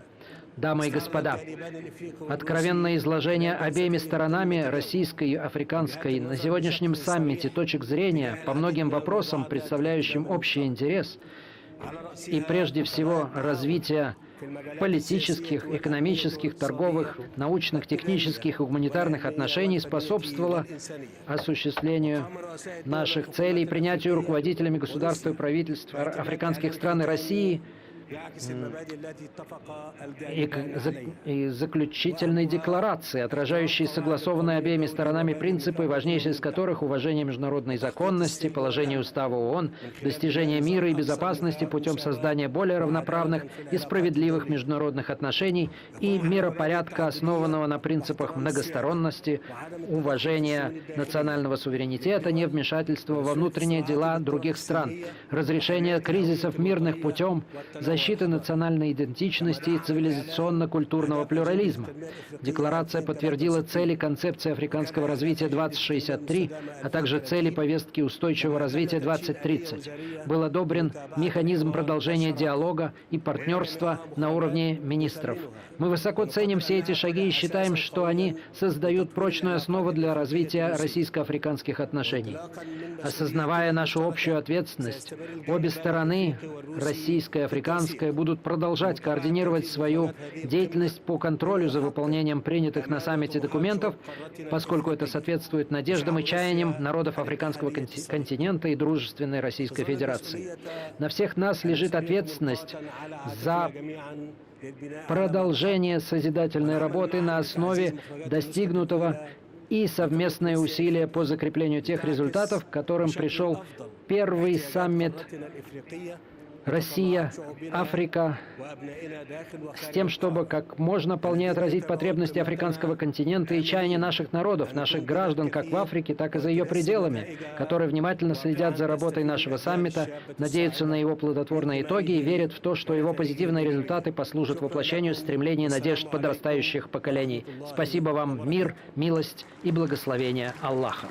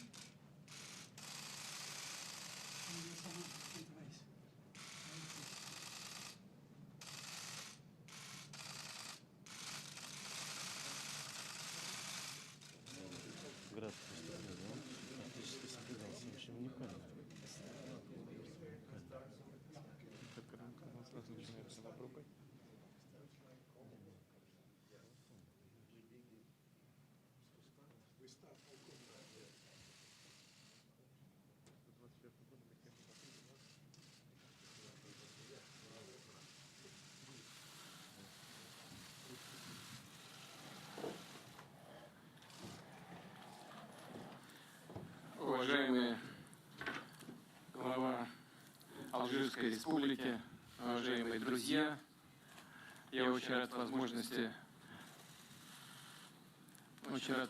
на полях сегодняшнего мероприятия встретиться с вами и с делегацией. Мы придаем очень большое значение развитию межгосударственного стратегического партнерства с Алжирской Народно-Демократической Республикой, которая основана на прочных традициях давней, я хочу это подчеркнуть, именно давней дружбы и взаимного уважения. Политический диалог не прерывается никогда, мы с вами постоянно в контакте, координируем свои усилия и в двустороннем плане, и на международных площадках. Алжир – один из ведущих торгово-экономических партнеров России и в Африке, и в арабском мире. В 2018 году товарооборот вырос на 4% и достиг почти 5 миллиардов долларов. Работает смешанная межправительственная комиссия по торгово-экономическому и научно-техническому сотрудничеству. Сейчас в Алжире, мы это все хорошо знаем, проходят важнейшие внутриполитические события. Мы искренне желаем успехов алжирскому народу на пути преодоления сложностей переходного периода, в котором находится сейчас ваша страна. Уверены, что все встанет в конечном итоге на позиции, от которых алжирский народ выиграет, будет укреплять свою государственность, свой суверенитет. И все, что мы можем сделать со своей стороны, мы готовы это сделать на основе нашей традиционной дружбы и доверия, что чрезвычайно, мне кажется, важно в межгосударственных отношениях. Еще раз вас от души приветствую в России и хочу поблагодарить, что вы приняли наше приглашение и приехали на первый в истории саммит Россия-Африка в Сочи.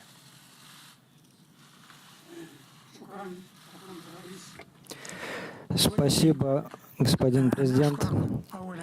Я бы хотел также вас поблагодарить за приглашение и поздравить вас за эту инициативу организовать такое мероприятие. А также поздравить вас за очень хорошую организацию для того, чтобы собрать всех африканских стран, весь континент, все представители нашего континента с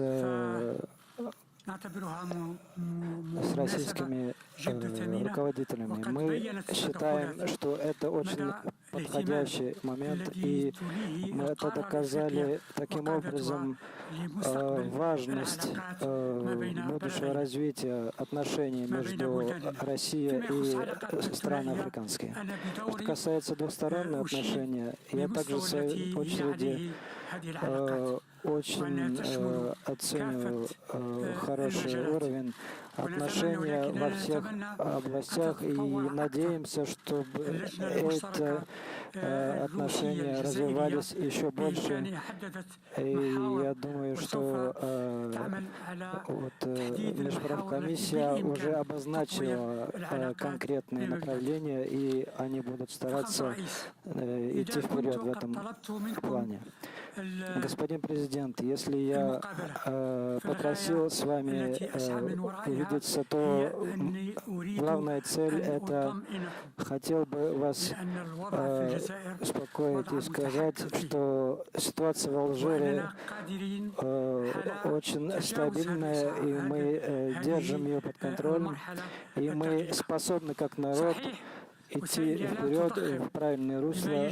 Конечно, пресса, она иногда как все преувеличивает по поводу событий, которые происходят в Алжире, и иногда нацеленно преувеличивает и искажает ситуацию. Но мы можем вас уверять, что мы уже нарисовали общую ориентацию, общий план, и мы уже подходим к концу реализации вот этого плана, и мы со всеми представителями общественности Алжира мы организовали свободный комитет, который по отношению к государство, администрация президента и военные учреждения, они никак не могут на нее влиять, и она будет иметь как главный план организация выборов, которые будут состояться 12 декабря следующего. Правда, есть какие-то элементы, которые выходят каждую неделю и с разными лозунгами, но то, что нас успокаивает в этом процессе.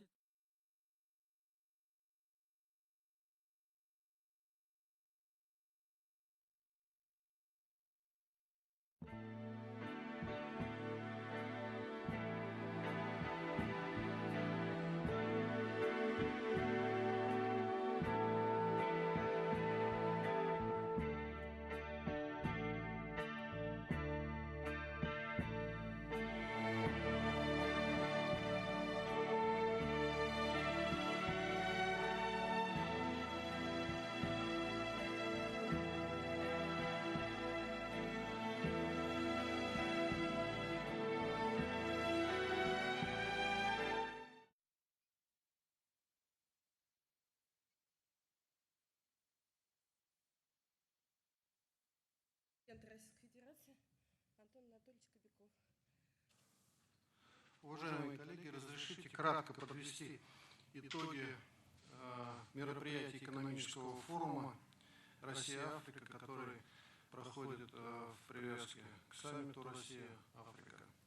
Это рубежное событие в истории наших отношений с африканским континентом, с участием президента Российской Федерации, более 40 глав африканских государств. Центральным мероприятием нашего экономического форума стала пленарная сессия под девизом «Россия-Африка», реализуя потенциал сотрудничества. Вы все участвовали, надеюсь, в этой сессии. Форум вызвал широкий интерес со стороны наших африканских партнеров. Все, кто заинтересованы в дальнейшем расширении и углублении практического сотрудничества между Россией и Африкой, приняли участие в наших мероприятиях. Хочу сказать, что в целом на наших мероприятиях приняло участие не как обычно в кулуарах форума принято говорить представители 54 стран африканского континента. Мы подвели итоги. Более 104 иностранных государств и территорий направили на наш экономический форум своих представителей. На форуме были представительные делегации Соединенных Штатов, Великобритании, Франции, Австралии, Канады. В общей сложности свыше 6 тысяч участников собрал экономический форум «Россия-Африка». Более 1900 представителей иностранных официальных делегаций, 1400 российского официального бизнеса. Значит, это все участники нашего форума. Очень много знаковых лиц участвовали в мероприятиях, в том числе на уровне и вице-президентов, помимо глав государств, о которых я уже сказал, было более 40. Больше 120 министров иностранных государств также приняли участие в мероприятиях. Хочу сказать, что этот форум был значимым практически для всего правительства Российской Федерации. Многие министры, заместители министров и вице-премьеры участвовали в мероприятиях форума и взаимодействовали с делегациями нашими в качестве офицеров связи. Они были закреплены за делегациями, встречали, надеюсь, и провожать будут.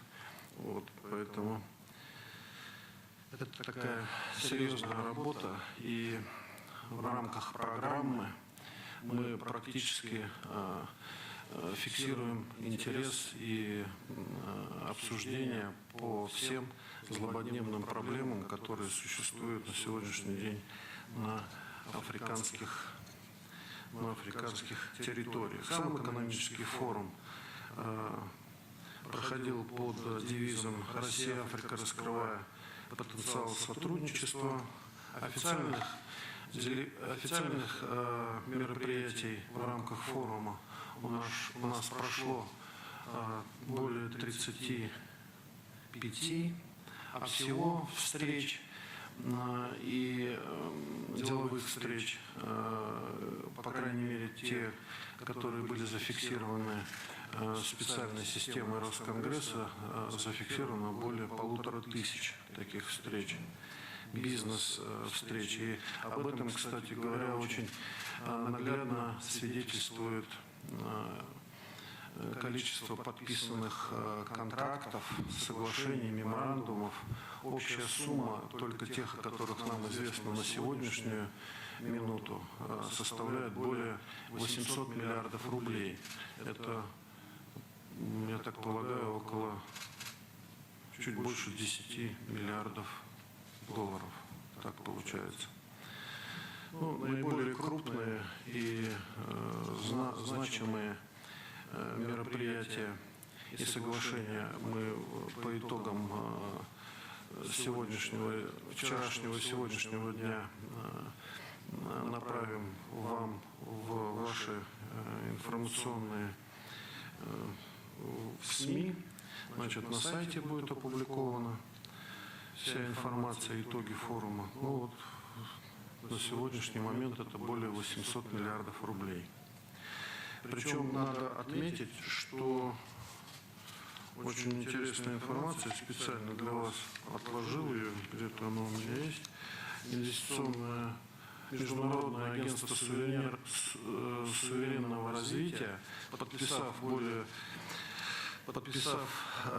соглашение со странами на сумму более 2,5 миллиардов долларов, по итогам форума стала консультантом правительств Республики Нигер, Гвинеи, Демократической Республики Конго. Финансовым консультантом выступит наше российское международное агентство. Мы подготовили, когда готовились к форуму, совместно с Министерством экономического развития, карту компетенций России для Африки. Это такое информационно-аналитическое программное обеспечение, в подготовке которого участвовало более 170 российских компаний и организаций. Мы туда обобщили около 300 предложений по направлениям медицины, недропользования, цифрового государства, образования, транспортной инфраструктуры, энергетики, сельского хозяйства. Вот такая карта компетенций у нас будет функционировать все время до следующих африканских мероприятий. А следующие африканские мероприятия по замыслу состоятся в интервале 2,5–3 лет. При этом хочу отметить, что каждый год в рамках Петербургского форума мы проводим специальные сессии «Россия-Африка», которые послужили прообразом и основой проведения наших сегодняшних мероприятий. Это серьезный вклад, который обеспечит, надеюсь, поступательное развитие с африканским континентом. Еще раз скажу, что через 2,5–3 года мы ожидаем возвращения к мероприятиям в том же формате, в каком мы их проводили сейчас. Но каждый год в рамках Петербургского форума мы будем проводить мероприятия «Россия-Африка». Что еще важно? Помимо глав государств в Сочи приехали практически все, без исключения, руководители информационных агентств африканских. С ними встретился президент, со всеми переговорил. И мы фактически впервые в истории фиксируем форум информационных агентств «Россия-Африка». Тоже такое историческое хорошее событие. Мы благодарим в этой части ТАСС, который выступил инициатором такого мероприятия, и лично Сергея Владимировича Михайлова. Хочу отметить, что все мероприятия нашей деловой программы проходили на 4 языках: английский, французский, арабский, португальский. И мы планируем, что в системе информационно-аналитической работы Росконгресса работа на африканском треке займет свое постоянное место. И мы, договорившись с 13 внешнеэкономическими службами стран Африки, подписали соглашение Росконгресса вот с этими организациями, значит, и будем сопровождать всю африканскую историю вот через систему Росконгресса. Что еще важного? Ну, по поводу Росконгресса хочу еще отметить. Таким образом, по итогам мероприятий наших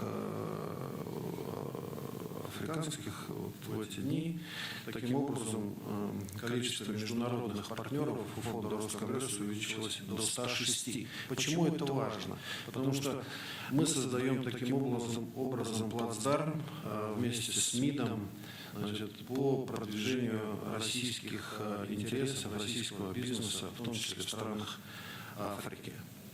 И эти соглашения Росконгресса с соответствующими службами стран являются первой ласточкой, которая будет способствовать всей работе в этом плане. Значит, хочу что еще отметить. Была очень серьезная выставка у нас, и она, собственно, продолжается. Значит, экспозиция у нас превысила более 6 тысяч квадратных метров, представлено достаточно много продукции. Вот. Но, тем не менее, я так полагаю, что не все, кто имеет интересы в Африке, они их еще подозревают, потому что это такой скрытый потенциал, 20 миллиардов объем сотрудничества с Россией, конечно, недостаточно, и мы будем наращивать это. Но 6 тысяч квадратных метров – это немало. Выставка собрала более 30 экспонентов. Вот. Достаточно интересно она, на самом деле. На площадке форума работало 781 представителей средств массовой информации, как российских, так и зарубежных, из 43 зарубежных стран. Значит, по итогам каждого мероприятия Росконгресс готовил информационно-аналитическую систему в рамках сервиса Summary, итоги каждого мероприятия. Также будет по итогам подготовлен специальный аналитический отчет по африканской теме. У нас приняло участие около 650 волонтеров, даже не около, а более волонтеров из многих стран, из многих регионов, вплоть до Урала. Более 30 гостиниц у нас приняли гостей наших, около 1000 средств, автотранспортных средств обеспечивало мероприятие. Питание, надеюсь, было качественным. Надеюсь, и вам понравилось. Ну, собственно, вот так и все. Вот что касается экономического форума. Если есть какие-то вопросы, готов кратко, быстро ответить, имея в виду, что вам надо подготовиться на встречу с президентом. Есть ли понимание, следующий саммит в России или в одной из африканских стран? Это будет нам известно по итогам политической части договоренностей, которые Владимир Владимирович, надеюсь, нас проинформирует в ближайшее время по итогам общения со своими коллегами. Мы так полагаем, что Предварительно могу сказать, мы ожидаем очередность проведения мероприятий один раз в России, один раз в Африке. В Африку тоже интересно съездить, поэтому посмотрим. Да, пожалуйста.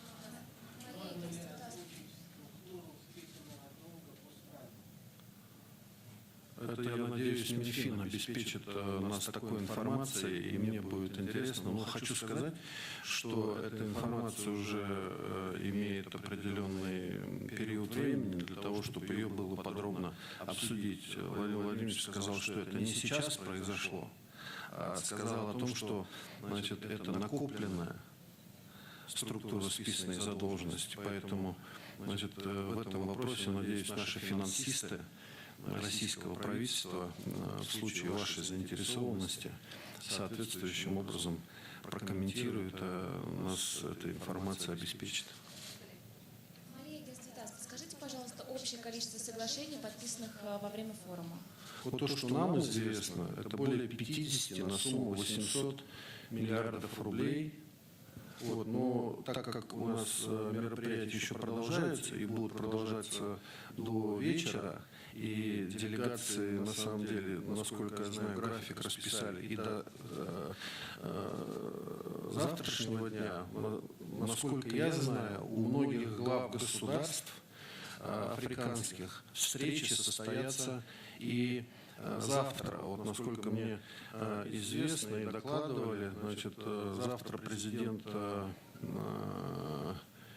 Чисекеди проведет встречу с российской компанией Техцветмет по организации урегулирования, значит, вот, проблем с добычей кобальта в стране. Это важная тема, особенно для Африки. Мы все с вами были свидетелями кадров, когда нам по телевизору, значит, показывали, значит, условия рабского труда детей, даже по добыче этого кобальта. Много проблем. Вот, наши российские компании в том числе планируют участвовать в этом. Вот, ну. Поэтому график глав государств еще до завтрашнего дня. По крайней мере, мы с точки зрения работы оргкомитета будем обеспечивать работу и обеспечивать интерес наших гостей из Африки до последнего гостя. Пожалуйста, еще. Анна, волонтерское телевидение АЛЛАТРА ТВ. Сегодня у нас такое объединяющее мероприятие. А скажите, пожалуйста, что объединяет всех людей вне зависимости от религии, национальности, социального статуса, вот внутренне, что у нас общее? Любовь. Любовь. Общечеловеческие ценности у нас, конечно, значит, у всех одни. Мы любим свои семьи, мы любим свои страны, мы хотим жить лучше. Мы надеемся на в будущем, значит, и для наших детей только хорошее. Надеюсь, каждый из родителей готов приложить к этому усилия. Конечно, мы не забываем своих родителей. Ну, мне кажется, так. Коллеги, предлагаю на этом закончить и постепенно передвигаться к начальнику. Спасибо большое.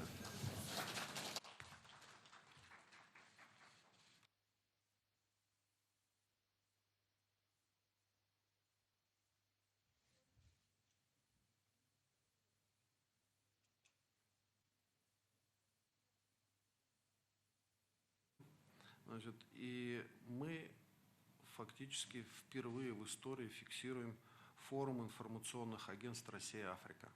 Тоже интересы в Африке, о них еще подозревают, потому что это такой скрытый. На наших мероприятиях приняло участие, то этот форум был значимым практически для всего правительства Российской Федерации. Многие...